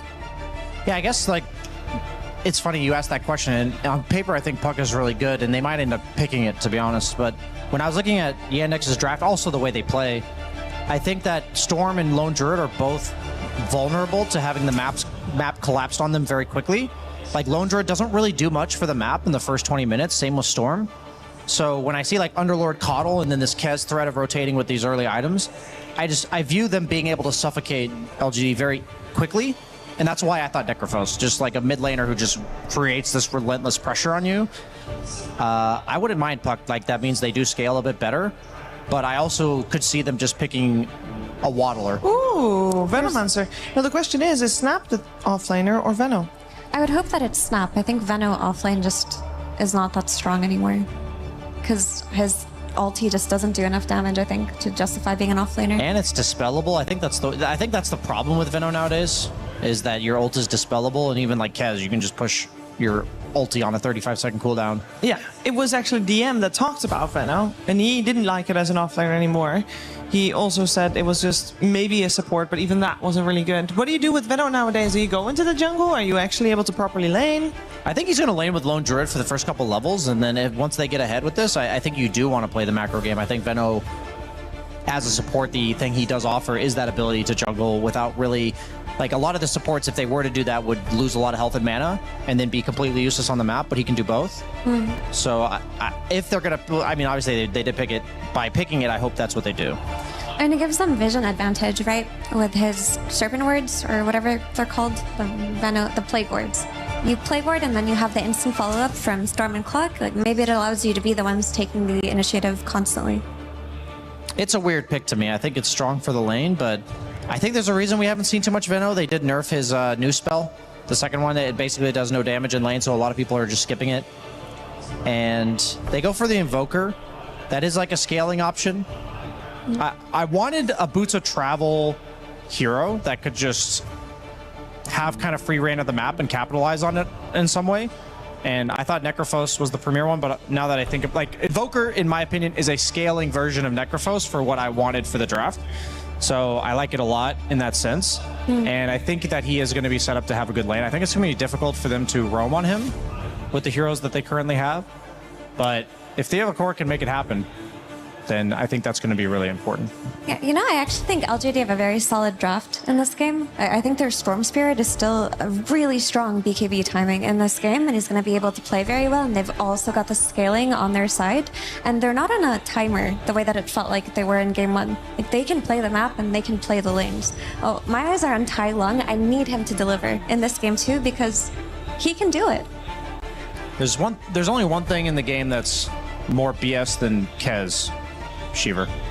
It's an alacrity, Kez. Oh, I thought you were going to say Beastmaster. I really was expecting a pun. No, there's... Kazoo. Oh, Kazoo. Yeah. That was a great throw that I wasted this time around. I'm sorry about that, guys. But yeah, I think Alacrity Kez is going to go off here because, yes, they have Clockwork, but he's pretty much their only form of control. And whenever I see lack of control, yeah, you have like Storm Spirit pull too, but I'm talking about like BKB, Kez going on you. I'm fearful of their ability to ball up on the side of Yandex, and they also have really good map play too. And I feel like we're going to be seeing LGD playing this weird split push game with Lone Druid that we often, have been accustomed to. And I think they have a better chance in this game on LGD than they did in game 1. Okay, I agree with Mira that like this is a better draft. But like it's not going to be as one-sided as the first one, but something just tells me they're going to play this chill map farm. The Bear's not really going to have any meaningful presence in the game, and then eventually they're going to 5-man, and it's just, like after like one Bear kill. I have a worry. I think that Venomancer, if the enemy team, if the Yandex gets a little bit ahead, Venomancer is dead frequently. And we already saw KJ yesterday had a bad game. He had 17 deaths. Can he do the Malk? He better not die then. I mean, when you're picking heroes like this, it's time to individually step up. Like Yuma said in the interview, the Lone Druid is not countered the same way it was in game 1. Storm is not playing against that many disables, and they pick a Veno here at the very end. They better have a good plan to use. All right, well, all that energy, I'm sure LGD felt that too, and we're going to find out what's going to happen in game number 2 with Sunspan and Kazoo. Kazoo at it again with me, Suns fan. Hello, everybody, and welcome to game number 2, as we might already have first blood. The Olakor already super low, and the first blood goes to Malady on the Wyvern, so already a good start for Yandex. Not good news for LGD, who got mega stomped in game 1. Oh, yeah. And I don't want to be a downer, but Yandex, this is the 3rd game in a row now where they play against a Lone Druid. They beat it yesterday in 20 minutes. They beat it just now in 30. And this is going to be round 3 against the Lone Druid. So I'm a big Veno enjoyer, and I don't really know yet why there's a Veno in this game. So, like, I am open to ideas, okay? Because the hero is a lot about the small things and so on, but I don't think you're particularly good against Koro. This hero dodges the lane against you. You have very low damage, which Koro is very good against because he heals a lot. It's going to be a double root, so KJ already death number 1 for him. Well, let me keep going. Yeah, go ahead. Keep going. He's very susceptible to dying. But anyway, the one thing I can see, or what I would hope for, is Lone Druid gives you a very good early lane, and you know that Caudle and Underlord want to like play for potential stacks. So you can go over there and like block them with your wards yourself, or you can farm the jungle to like kind of abuse that Lone Druid gives you a free lane. But other than that, I think the other people will have to do a lot of heavy lifting. They talked about Tai Long. I do agree he's set up for a good game. But the same with Whisper, because if you want to kill, I think Tai Long is going to need Whisper in most of his plays. So, yeah, let's talk about Whisper. Snapfire off lane, how does this work exactly? Oh boy, don't tell me this is happening again. Blinding Light, not available. Oh, there it is, but not back into the pit. How does offlane Snapfire work? It's a very good laner, especially with Clockwork. Whisper is also one of the OG Snapfires. Like, I mean, we all know, like this guy even 5-6 years ago, offlane Bad Rider, that's his jam. Offlane Snapfire, that's my bro's jam. And laning that, with the Clockwork, he's gonna be A-okay. It's a pretty good Snapfire game. Okay. And it feels like I don't need to ask this question. Is it a good Kez game? It's always a good Kez game. It is, Is there such a thing as a bad Kez game? There definitely are bad Kez games. I think if you lane up against, I would say heroes like Doom are very annoying for you. They talked about the Axe as well, which was a little bit nullified by the Winter Wyvern. If there's like a lot of random stuns, I think Lone Druid you don't interact that much with that hero. So in short, it's a very good Kez game. And there's Alacrity. And there's a Winter Wyvern. Oh, Sunstrike not going to hit. Whisper was still trying to get in on this action here onto Malady. As he's getting really low, we'll have to cold embrace himself.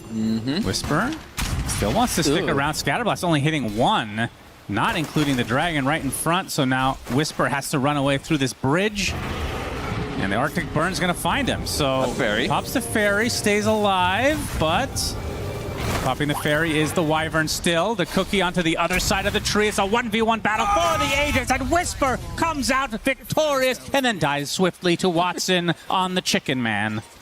Well, the good thing is for LGD is I believe that Yandex lost way more creeps there in that entire engagement. You still see the entire wave here is right in front of Whisper's tower. Well, the overall very weird plays all around. Talk to me about the Underlord now. I love this here. It's a big fatty. I love Underlord, and in my mind, he's one of the best counter picks to Lone Druid. Lone Druid, he's a lot more about how he plays the map later, right? With the Aghanim Scepter, you're just split pushing and so on. First of all, Underlord is a super good laner against Lone. Firestorm is always good against the Bear. The Pit is incredibly annoying. And later when you have Aghanims, you can just start using it to kill the Bear around the map as well. So no surprise that we saw that as a return pick. Yeah, another double root thanks to the blinding. Oh man, KJ, second death now. Yeah, I'm struggling to see the purpose for the Venomancer as well. But might be for Yandex. Possibly.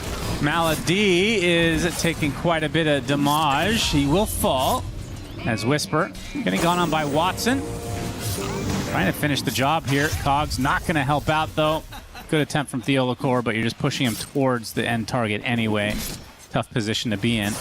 Kez just has incredible base stats, like good move speed, good attack animation, great early damage, great armor as well. But yeah, we need to keep an eye on Tai Long. He is set up for success. They didn't, like when you pick Invoker in this matchup, you're not picking it to shut down the Storm. You're picking it for your own game, further on, you know, make yourself like have better late game. But you're definitely not stopping Tai Long here in this early game. So for offlane Snapfire, what do you even build? You have is there a standard thing, or is there? Okay. It's you can generally, I think early blink is quite nice. You can also still just go the normal build of like travels. Like travels, blink shard is generally like some of the tri-core that you are looking for. I've also seen some players that like to go in ATOS early on to give themselves a bit more catch. It's also one of the strengths of like Snap. Like even when this hero was an offlaner many years ago, you'll go like mech early on. You can go it into Guardian Grief. So the hero has nice options. Some root action onto DM. Yeah, he's going to get his Pit of Malice down. Very annoying hero to deal with. We'll see what he wants to itemize with. If it's going to be Aura heavy or maybe an earlier Ags. Love to see the Gleipnir, but I feel like we're not seeing that as often anymore. You can see it like later on, it's fine, but I think other items are just way better. You know, you have your Shivas, for instance, Aghanims is always core. This to me for Underlord just looks like a pipe into Ags game. Like I think pipe is way too good. Ain't no way. Yeah, he got him. Shira. Beast mode activated. Tai Long, first death of the game, and it's a solo from Shira. That was incredible spell usage by him. You know, the cold snap into a diagonal ice wall. Not gonna lie, that one is not easy to land like that into a great Sunstrike. Not something that you are allowed to have happen here if you're Tai Long. So that's a very big setback. He's been struggling a bit the games that we've cast. Yeah. Has he been on LAN? He has. He has. They played it last. I guess there wasn't like a real crowd, but he doesn't strike me as the type of player who has like nerves or like, you know, issues when it comes to being nervous. How would you know such a thing? He strikes me as a very confident young lad. Sometimes you're just hiding it all of it inside. Just like I do that all the time, you know? True. Like I secretly despise you, but you don't know that. Oh, you're playing it off very well. Thank you. You keep that up. You're great. Keep up the good work. Yeah, so do you. Keep it up. So we have the 6-minute rune about to pop. Theolacor might have to grab it. Yep. We'll do so. Regen rune. Tai Long going to be very angry about that, and we'll bring Malady back with the Electric Vortex and the bowling to follow. Chira is going to work on KJ in the meantime, so it looks like a support for support, although Plague Ward's making it a little bit more difficult, wrapping all the way around. But Malady, not... Okay. How did the third cog not hit him? I swear to God, that looked like a hit on my screen. Again, either I'm blind or there's some cog interaction where sometimes it just doesn't connect. Back. Back? There he's cheating? the anti-cog hack. So Chira, I assume, is working on the Meteor Hammer now. Yeah, it's kind of just the only build you can go. I mean, they just butchered Midas overall. You can't really buy it. It's only good for gold. Whereas Meteor Hammer has a good build-up. You build it out of Kaya. You're happy. Helps you farm. You can always get some double camp. This Malady kills 2 couriers. Pretty cool. I love Wyvern. Very, very cool hero. It's a great hero. I think Wyvern's always been like fun to watch, and I'm happy that the hero is good. It also lanes so well with Kez. Like, he's generally a low HP hero. He wants to play aggressive. The heal is great. And yeah, I think this is something that Yandex do very well. I think they understand when they need to play aggressive, when you need to take a step back. And of course, Kato, amazing at stacking. And yeah, I mean, I've yet to really see... Feels like Kato has been the support of the tournament so far in a lot of ways. think it's also that Call just does a lot. First of all, he buys great items. I mean, you can rush Holy Locket, which is a great item. He has Solar Bind when you use your ult. His innate is quite good with higher movement speed. You also have incredible sustain, which makes you good at tormenting and roaching. So yeah, there's very few things that Caudle doesn't do. Doesn't have a lockdown, I guess, but you make all your other heroes stronger. You can't be Kez. You can't have every mechanic. So not every hero can be Kez. Only carry heroes can do that. That's right. Theolacor will snag another rune, this time the Invis. So they do have Whisper's ult. I want to see where they use the first kisses here. Generally, it's nice if you can slow down a Invoker game or also play into the snap lane. Yes, Theolacor, of course, is hunting the Ice Dragon here. Yep, if only he had Battery Assault. You gotta Really wait strong a couple patches for that one. Pit of Malice now onto Yuma's Burr. Gets brought back in. I mean, that's such a cool combo, actually. Not something I would have thought about. As we see Mortimer's doing a decent amount of damage. Won't find a kill, though. But that's the first kisses. It is. Like when you play Lycan or Snap, your first ult, it's supposed to do a lot. Like it's supposed to give you kills. It deals like 2,000 damage all around. So I have to question, why isn't there a third hero? Why don't they wait for Storm to connect and then you get a free kill and you actually turn it into something? Well, you can go ask him right now if you want to walk over. I would love to do that. But obviously we will try to stay a little bit professional. You'll be remembered forever if you do that. So. Yeah, I would like different ways to be remembered than being the asshole who did that. You don't want to be the guy that pours energy drink on your head? Shout out to Eternal Remember Monster. him forever. Oh. Sunstrike, Yuma. Ooh, dodges it.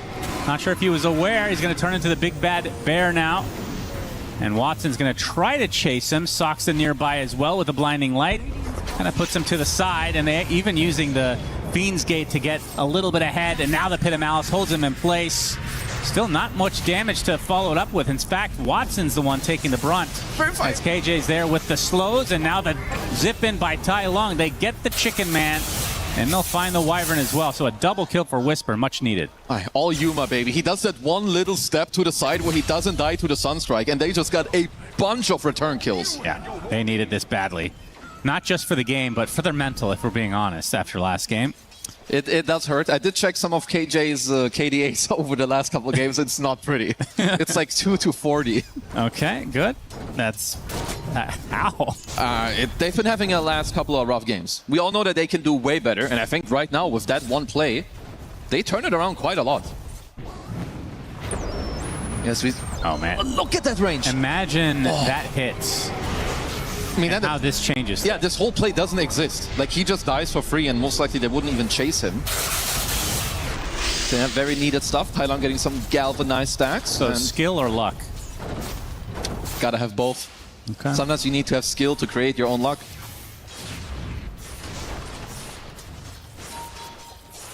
Tai Lung, level 9 right now. Malady at 11 minutes. Only level 4, actually.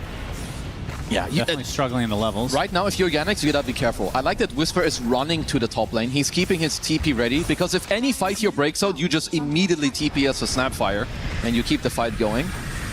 Whereas Yandex do what a lot of heroes just love to do. Which is, so I think it's good that you can stack and everything, but I still feel like stacking is too good. So many, like, you get so much gold and so much XP from it. It's not that easy to contest a lot of the times. A lot of heroes, of course, are very good at clearing it. Yeah, DM will get the Atos, so we're going to be seeing lots of roots. He can double root just by himself, and that's not including a blinding light on top. To see some... Man, what does Storm buy against Pit? You just have to go BKB at some point? You kind of play, yeah, like you play around 4 staffs on your supports. That's definitely the first thing you ask for, but we can see that he already has a BKB queued up. Which, honestly, it makes sense. It's not just that. It's also going to be, like, Keds has a silence. Tai Lung leaves the Arcane Rune behind. Trying to go for the kill onto Malady. Yeah, he's dead. Whisper had to use the ult for that, though, as Soxa kills off KJ. Must have been with the help of a Sunstrike, I believe. Otherwise, that kill is quite crazy, coming out by Soxa.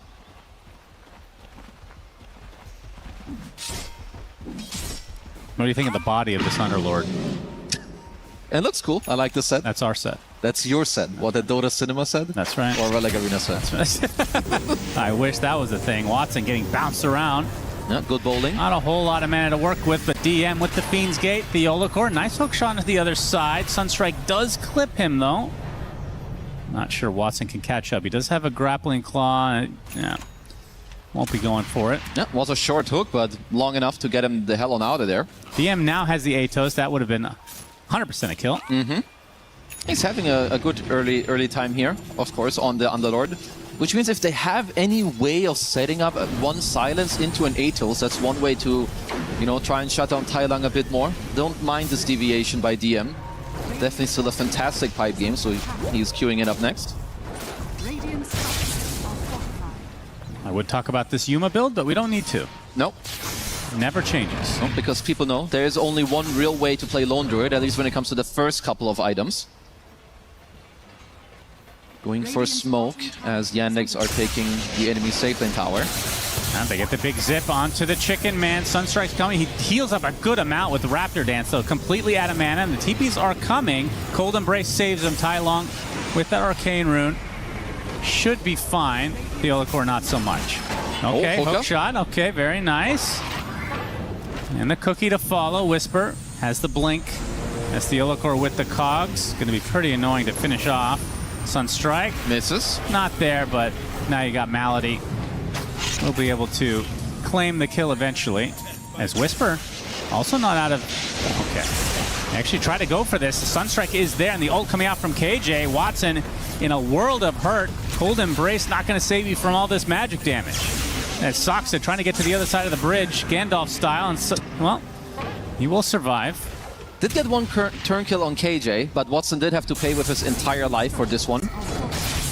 I did like their initial play. Like, I think that Whisper was just slightly too late on the cookie, because Watson did get the ult off and they didn't have the chain connect on the stun. Yeah, will be a pipe from DM. What do you want to see after that then? Definitely Ags. Like Ags? Yeah, just the Ags is way too powerful. This is a top 5 Ags of the game. I think in terms of the impact that it has. I mean, global route, yeah. Yeah, like it just changes the game. It's a little bit...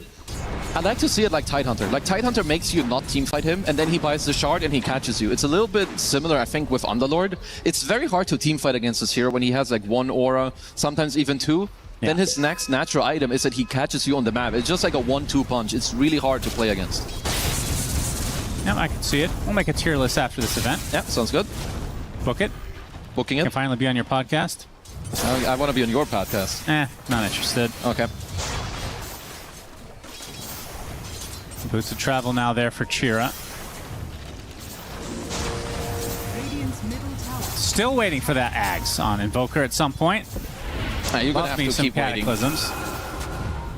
It's just very greedy as Tai Long. He's eyeing for another play, as LGD have many members here. And Zip in with the Electric Vortex into the hookshot. Not the best layering as Chira gets off the Tornado. And they're going to set this up with the Pit of Malice as well. So the Sunstrike just gets a kill outright. And the first ult coming out from Malady of the game gets deleted by the Scatter Blast. Chicken Man. And KJ healing up thanks to the urn as, yeah, Chicken Man makes an appearance. Going on top of the bear. And it looks like the Olacor will be the last member to fall. These moves are supposed to be good, but there's a little bit of like a rush going on. Like Yandex had a nice turn play, of course. You know, you have CJ who gets off the Tornado into a pit, but at that point, like Tai Long, he's just incredibly out of position. Whisper. And grappling claw upon him. Cookie, nice stun. Fiend's Gate. Yeah, he's a goner as well. Did you know the Fiend's Gate was Cinderan's idea? He came up with this spell? He came up with it. They asked him. That's and not then bad. they gave him no credit, of course. Well, that's why you're here. That's right. I'm giving him all the credit. It is a very, very cool spell. I'm also not going to lie, it took quite a while because Underlord was not a good hero for a very long time. Yeah, his old ult was very boring too. What's the difference? Dark Rift. Oh, that one. That was really difficult to use. It's a shitty TP version of what it is. Yeah, it was really difficult to use. Meteor Hammer from the fog. Okay, into the... Ooh, does get off the ult, but he's burning to a crisp. Chira with a solo kill. Not what you want to see if you're LGD. He didn't even attack, like he just immediately ran away after throwing all the spells. Yeah, but cool guys don't look at explosions, and LGD, these are the type of moves that they give up too many times in some of these games. Hook shot's gonna miss from Theolacor. That will likely put this to an end. The Whisper's gonna be found though. We'll blink out. It's an Sakta immediate shows reward. up.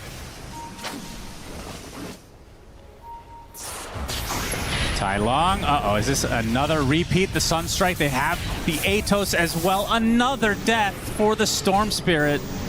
Tai Long is having a couple of rough games. 4 rough games that we've cast at least. Yeah. No, they need to take a breather here when they respawn. The game is still super chill. Game is super okay. Obviously, you are behind like what? It's 2,000 gold. It's like not that bad. You're holding on to your tier 1s. You have a good draft. You have all the damage that you want and that you need, but there are some of these plays that you cannot give up. You go mid, you overplay, you die. We see it here. Solo kill from the Fog. Invoker on Lone Druid. This is not normal. Whisper goes to the top tier 1. He gets caught off by just running into the tier 1 tower. They're still fine, but they gotta reset because Yandex, if you give them a couple more of these plays, I think you can give up this game. We've seen it so many times. Feels like a rinse and repeat situation. As DM, no way this happens from afar. Surely another Sunstrike into the Atos, into the continual route, finally zips away. Help with the cookie was needed. I mean, it's not like that much was even expended from Yandex to force out this rotation from LGD. No, just a couple of cheap spells, and it definitely does. Like, so when Yandex have this position in the game, they like playing 3 heroes mid with 2 guys on the side. They will like attack you on the tier 2. They will commit if it's a kill, but if it's not, they just force all of you there. And once they do, now they spread out and go back on the map. They farm everything. Then they wait for you to spread, and then they attack again. It's honestly very, very cool macro moves here in their mid game. So we've got a Vessel completed on KJ, trying to make a bit of use, you know, of the fact that he has been able to farm a little bit of the neutrals. We'll still say I don't think this pick has done what they may have wanted it to, at least not yet. But now that the Vessel is out, that does help quite a bit, especially against the heals from the Wyvern and Tocado. I will say, I do like Snakebite as a spell. Not that it's important in this game at all. It hasn't done any... And that's one of the small other problems to me is that Caudle is very good at cheating the lanes, right? You can push, you can blinding light and not trade. Venno wants to trade with you. He wants to like play against heroes that want to cut the wave or melee guys. Yeah. Caudle is like one of the perfect heroes against Venno, both in fights but also in the lane. How does that work against Focus Fire? You destroy yourself. Good. So you better be careful. That's good. It's like hitting into Blade Mail. Yeah. Is there any build that prioritizes that spell? I feel like I've not seen that at all. Snakebite Max? Yeah. No, because, I mean, the counterplay is just, they don't hit. Give it another year, it's going to be the build. I mean, it's going to get, okay. It's going to get buffed, obviously. Theolacor gets pushed back into his cogs. Yep. Another free kill for Yandex. Does take them a while. It does. They did pick up a gem. What are they close to on both sides? Any big power spikes coming? Watson is he's closing in on the Agnams. And by the way, we were talking, I think you asked yesterday or the day before, who are the best Kezes? I think Watson, he ranks up there. Did I ask that? You did. You sure? You sure I wasn't asking what the best chicken to get is? Probably you asked that too. But we didn't get quite into that conversation. Because this guy is good. Oh boy. Another pit. Sunstrike at half HP will walk away. Just a bit of poking. There's constant action here. KJ, he was there and now he's not. The zip in with the help of the Mortimer's Kisses, so they get the trade as DM shows up. Tai Long completely out of resources. Another death for Tai Long. They are just owning on the Yandex. Like CJ's net worth too. I don't know if he's supposed to have this many items. He has Meteor Hammer, Travels, BKB. Oh no, this is not even. Got the gem as well. They are looking very good. It's even got the shard with the upgraded Ghost Walk. Yeah. Radiant are in some trouble here. Because the thing with Lone Druid too is that, sure, he's very good at like, you know, playing the map later and picking people off, but this hero doesn't like when he does not have the scale. I don't think LGD have the better late game in this game. You're playing up against Invoker, Underlord, Winter Wyvern, and Kez. All of these heroes are very durable, can play on long range, multiple team fighting. I'm not liking their chances right now. And what's the positive way to say that? Like what LGD can do? I think it's a tough one at this point. They had a freshly picked up gem here that they dropped into the dire hands too. I think what they can be or need to be looking for is you need Thailand to get his BKB. He is quite close to it. You still have a bunch of follow-up damage from the Snapfire ult. And Yuma also has his 2-item combo, right? You have the Ags and the Mjolnir. But you have to find ways to play the map properly and get the fights that you want. So far, it's only been on Yannex's terms. Well, this tier 1 tower will be taken out now that the Agnum Scepter is online for Yuma, but it'll be a trade of sorts for the Tormentor, which Malady will get the Shard. So Cold Embrace, cooldown reduction, and gaining the damage after the fact, which we kind of talked about. Kind of hard to use that properly, but would be good with Kez. Like, I think it's good with the type of carries that can drop low, but then can fight after like the healing burst. Right. And I think honestly, like melee agi carries probably fit that build the best. They don't have the highest HP pool. Like if you get them to half HP, they can usually turn it around. This DM just being very annoying to the bear. This is like another one of the reasons that this matchup is so toxic to play. Tai Lung looking for a free kill for once this game. This is a good one. Find it in Saksa. 9k lead though for Yandex, and I guess the question is, when do they want to go for Roche? They definitely could be looking at it very soon. But if you're LGD, you were quite happy about that pickup. It now means Tai Lung has his BKB, gets himself another galvanized charge as well. Just keep his own region going a bit. Oh boy. Yeah, he's got the Fiend's Gate coming. Don't even think the fatty is needed. DM will watch Whisper get blown up. I think he spotted him. Hit does hit, but doesn't have vision for the Atos. Trying to spot the bear. Watson is on it. Chicken versus bear. Who wins? Generally, the chicken will win this one. Correct. Plus 330. So it looks like DM is not going for the Agnums just yet. Wants a bit more auras. Just feels like, okay, we've got enough catch. We don't need that much more. Shiva's, of course, quite good against the Radiant Draft too. Or, I mean, you know, mainly against the bear. Lowering its attack speed is quite nice.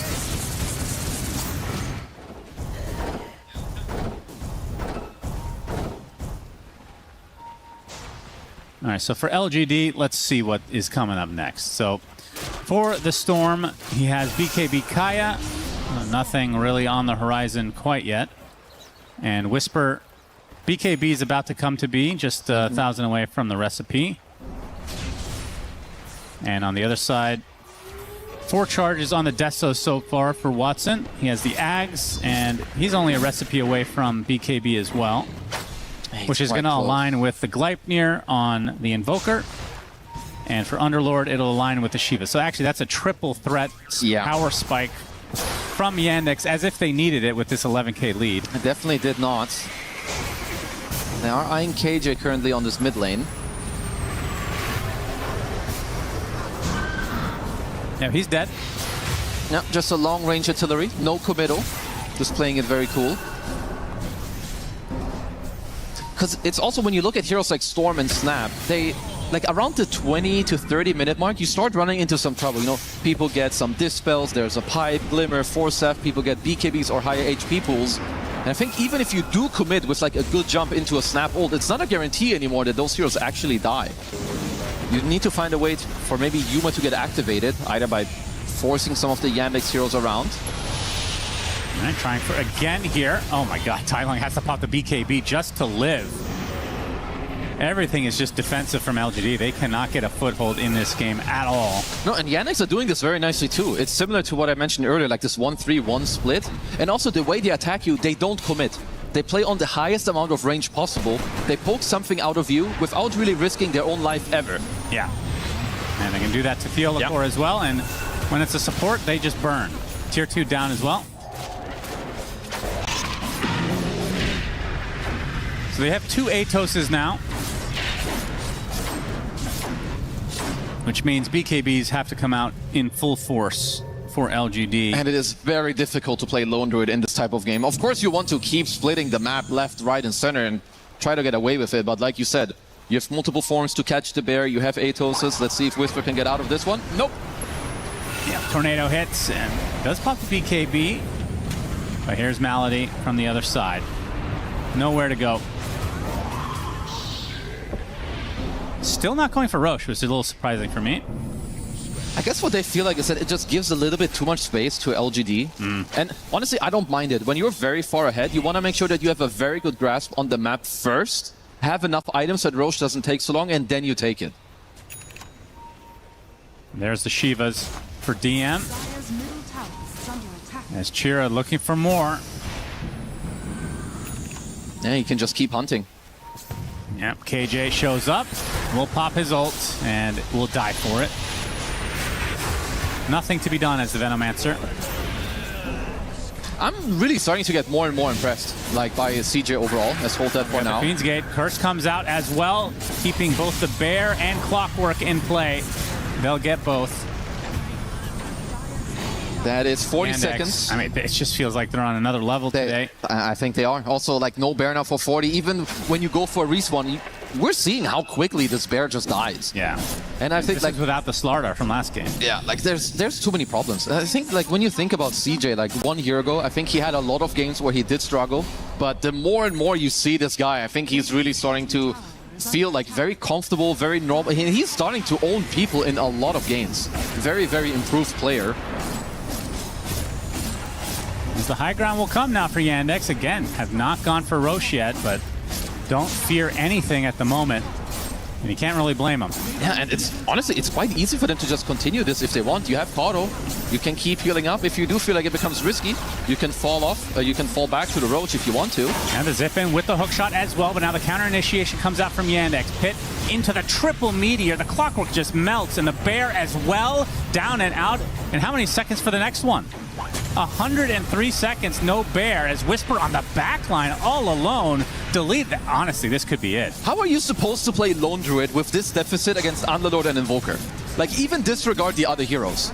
There's multiple pits flying around. There's a Tornado, Death Blast, Ice Wall, EMP, like all this random garbage that's just flying around. Only thing defending LGD for now is the fact that they have 2 tier 2s still up in the bottom and top, respectively. That's true. Otherwise, this would have been a second lane, knowing that that Bear is down for that long. They won't even have time. So you will maybe get 1 Bear by the time you meet your next Drax. Yeah, that Cold Embrace shard is no joke.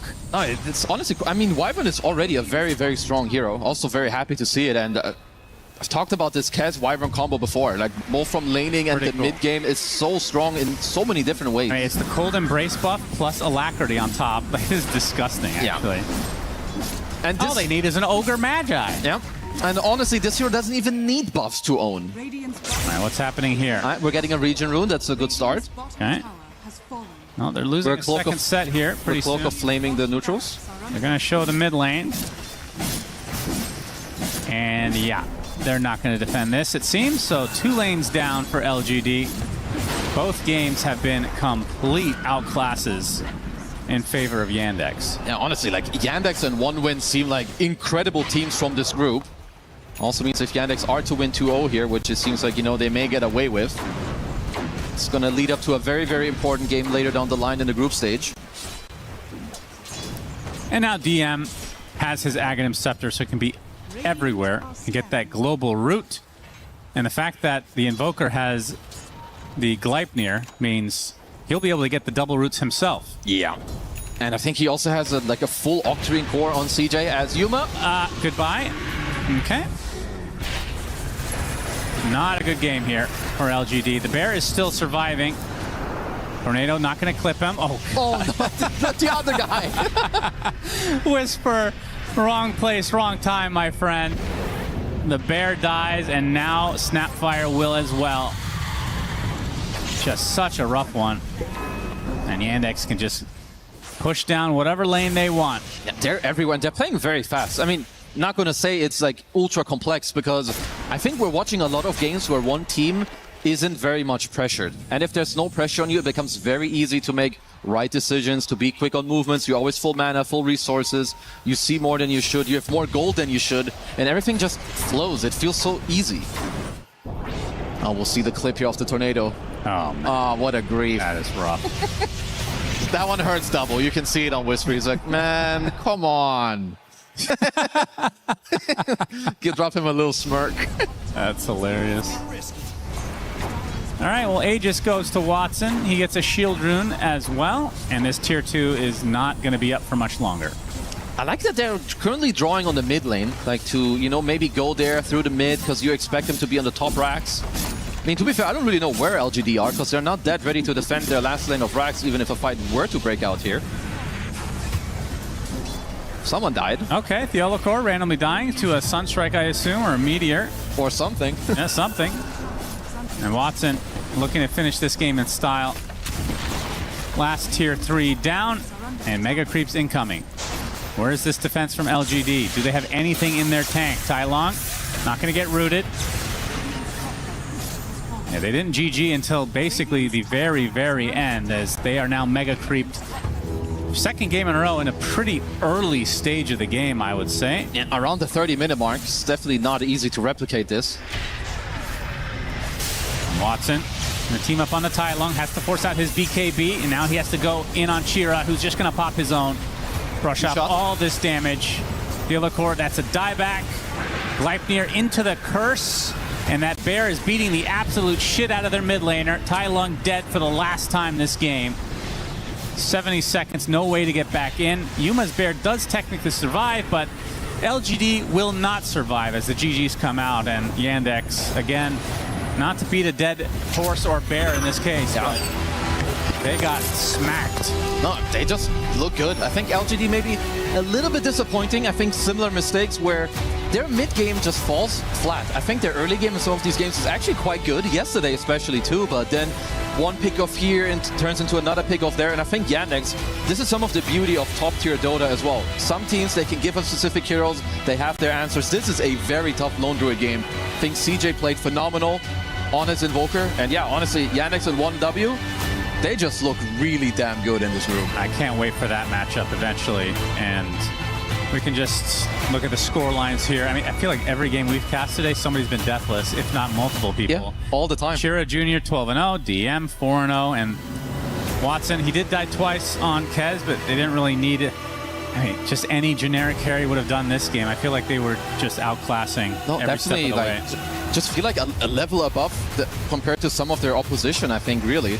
And for LGD, their early game, honestly, it's good. But then eventually later, they just fall flat a little bit. I don't know whether it's focus or that they lack a clear plan of what it is that they want to do. But you can definitely tell that when you play against a team like Yandex and you give them some space, you give them some of their comfort stuff, they just run away with it. The game just explodes from 1 minute to the other. I think this is the biggest surprise of the tournament for me so far is LGD. Again, small sample size. The 2 games we've cast have gotten 0-2'd and it's been pretty bad. Yeah. Because they've come into this tournament, I feel like I was having them top 6 at the very least. Like, I have them highly rated. I don't know about you. No, I still like this team, but they're just a little inconsistent, I think, with what they're doing. Hope they can, you know, step it up a little bit. But yeah, Yandex just looking better. And let's go to the stage for one more interview. Thank you very much, my friends, over at the caster desk. And yes, we continue on with our interview. Team Yandex victorious. DM joining me on here. Let's talk about game 1. That was clean, 33 minutes, closing it out. I think at 27, you had like a 20-something K gold lead, kills all over the place. What made that game so clean from your perspective? I think we got draft we kind of wanted, and I also think that this team exactly is not that good with LD. In my opinion, that's why we give it away, and the game felt really in control. Very good. You definitely had it. Now, one thing is that you made Underlord look fun, which is pretty crazy. Do you enjoy playing it, or what's the deal with your pick? I don't really play it in pubs because hero is quite weak, I would say. But situationally, this exact game, it was good. Is it to counter a lone druid, or what's going on? I think it's one of the heroes which can make lone druid life not so easy during the early game, and like later on it's still annoying. So yeah, I think it's just kind of one of the heroes we could have in the lone druid. We couldn't have many, like that's why game 1 we don't pick it, right? It's good to have a million options to play on the side, right? And finally, you're, I guess, officially on the team now as of just just under 2 months ago on Team Yandex. How does that feel? Do you feel like you're all gelling well together? You feel good with the boys? Yeah, of course. Feeling being part of this team is really good because organization is quite cool. It's like my national organization kind of, like from Russia. That's what I mean. And like the team itself is very chill. Like people are really nice to each other, and people are really good at Dota. It feels really good to be a part of it. What do you think also from your own experience over many years of competition that it takes to build good rapport with your teammates so that you can thrive and compete at the top level in Dota? I think first of all you need to have people which are skilled enough to compete against the best. Like some players, let's say, like I don't know, P Rangers, right? They can just come into the lobby and it will be really hard to play to people like Amar, or like other Grants, like Itoro, Watson. It's really hard to play against them for some of the players. But also chemistry is very important, and I think in this team we have this really chill atmosphere which making chemistry look good. I mean, it's looking great. It's going to propel you deeper into our tournament. Very much looking forward to that. Thank you very much, Jan, for joining us. Congratulations on the win. Last one for the evening. Let's send it back to our friends at the commentary, or actually, no, at the panel. They're over there. Shaver, take it away. Thank you very much, Milos, and thank you, DM. P Rangers catching the strays there.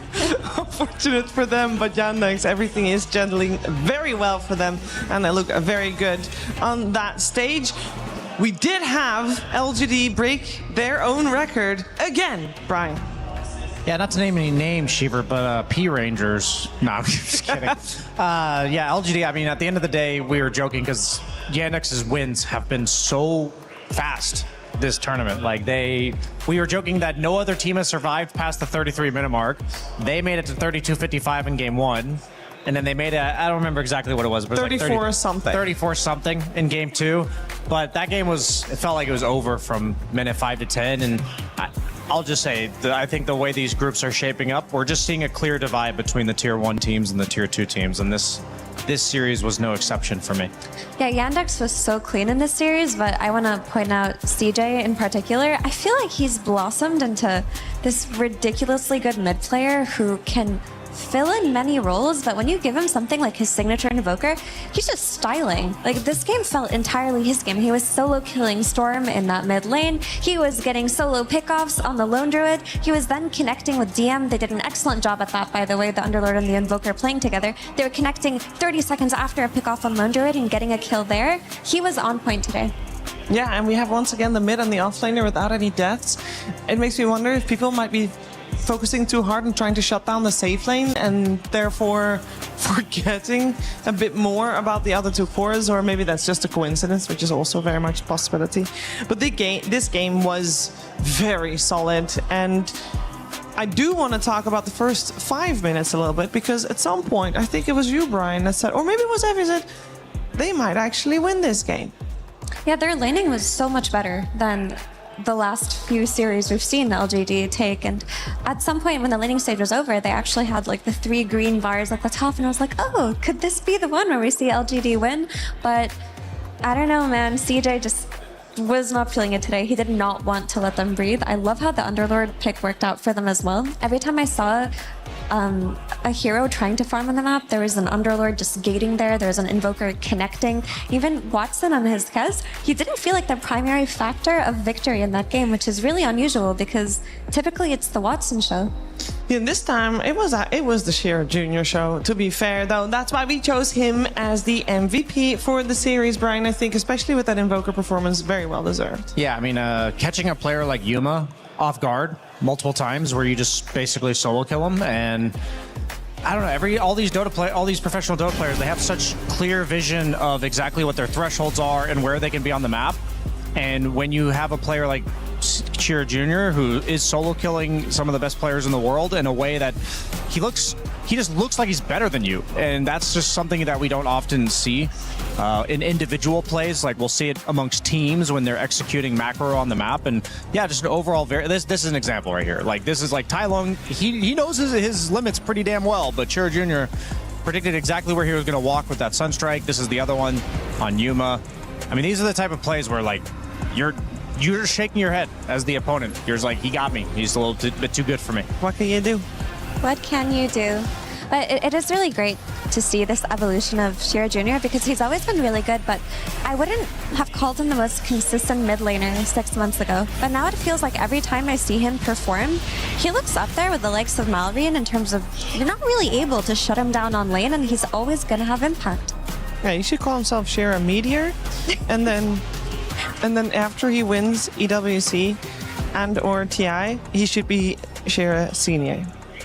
That should be trajectory. Is that because he's getting older, Shiver? No, it's because he's no longer a beginner. That's true. I think he's leveled up at this point. I think we can remove the junior. I think you should just see Chira. Yeah, just Chira.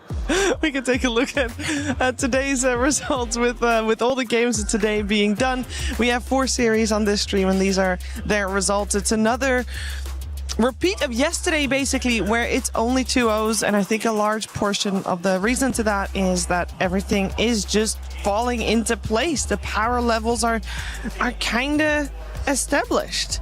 With that in mind, we're also going to take a look at some of the group standings. Now, keep in mind that we're actually with Group D done, but there's still 2 series going on. So once we get to Group D, just know that that's not fully up to date. But we're gonna see a very similar style in almost every group, where there is a relative clear divide, Brian, between all the teams, with at least one clearly on top, and also there clearly being a bottom.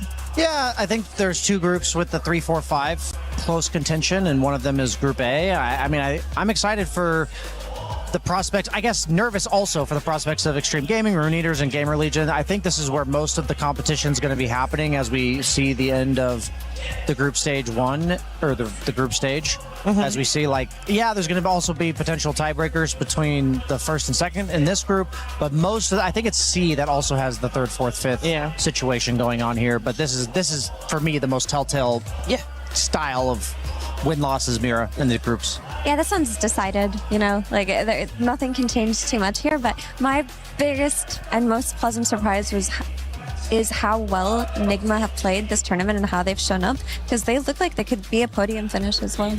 Yeah, they very much have leveled up and are looking solid. We can take a look at C as well. P-Vision still undefeated, and I believe... I got a spoiler for you guys. I got clear view on whichever stage OG and 1W are playing at, and it's on the side. And this is out of date! It's I literally just saw the GG call, so, forgiveness for the production. But OG won game 2. I see big, unless the LEDs are wrong, but in the LEDs it says OG the winners. So that would be really funny if they were wrong, Shiver. And yeah, that was 1-1. 1L for 1W. Yeah. 1L for 1W. They're locked in at 7W. This is actually Group D that has the 3rd, 4th, 5th. Yeah. So we've basically got an interesting... 2 of the groups have a 1-2. That the winning the group is a big deal, because a lot of times it's top 4 or top half go to the upper bracket, but in this group stage format, if you get first, you're automatically in the playoffs, and if you get second, you have to play an extra round of single elimination. So everything after the group stage is your 1 loss and you're out, and by getting those extra placements, you are effectively skipping chances to be eliminated. How cool is it, by the way, that OG is the only team to have taken games off of Yandex and 1W? Yeah. That is, I'm sure Seb is smiling from ear to ear somewhere right now. They're good. Honestly, OG can really stick it to the best teams here. They just have a little bit of draft issues. And if they can solve that, and they get to just persist throughout this tournament, I wouldn't be surprised if they're the dark horse that catches everyone off guard. Yeah, and unfortunately for us and for all the OG fans, you can't watch them tomorrow. Let's take a look at what is coming tomorrow. It is Group A and B that will be decided by the end of the day. That also means that we will send 4 teams home by the end of tomorrow. Spooky times. This is the schedule for our stream. There will still be 3 streams live, with the first line of games all being Group A games, and then all being Group B games, and then the tiebreakers of Group A, and then the tiebreakers of Group B, should there be any. We're going to have Extreme Gaming versus Falcons and Aurora versus Liquid Effie. Well, sorry, my brain is still on the OG winning that one, because that means Yandex and 1W both have 1 loss, and they might have to play tiebreakers for first place, right? No, I think they are actually playing each other tomorrow. Not tomorrow, Sunday. Oh my goodness, I keep doing this. Sunday is when Group C and D will be solved. And for Group D, the final match on this stream is Yandex versus 1W. That's hype. So, yes. Then you're just definitive first Yes, unless it's a tie. Well, then they go to the best of 5 in the tiebreaker. Yes, game. yes. All right, final thoughts of today, Brian? I'll say it again. The teams are clearly slotting themselves in, and I am eagerly awaiting the first big upset that is not a single game. Oh, that's exciting to see OG take a game off of 1W. So this win, that's right, that happened right here, Yes. almost underneath our eyes, before our eyes, is not enough for you. That is an appetizer, Cheever. I want to see one of these teams in the middle of the groups step it up. I think there are several of them that have the potential to do so. But right now, we have been seeing a slaughterhouse from the tier 1 echelon teams. On the ones that are in contention, but not quite there yet. You know, the interesting thing is these middle of the group teams in a best of 3 could actually be the ones that catapult to being top of the Absolutely. group, because you never know what would happen in a proper and full series like that. You're absolutely right. OG and the 1W, if there was a game 3, they could have just taken the whole thing. We'll never know because it is not a best of 3. Thank you both for your thoughts today. That was it for today on this stream. Keep your eye out. I don't know if it's B or C, but one stream is still live with some Dota 2 if you want to check that out. Tomorrow, of course, we'll be back with a lot more Dota 2 action. But if you missed any of today's action from this stream, don't worry about it. We got you covered. We will be back tomorrow, but we're going to leave you not empty-handed, but with the STC recap.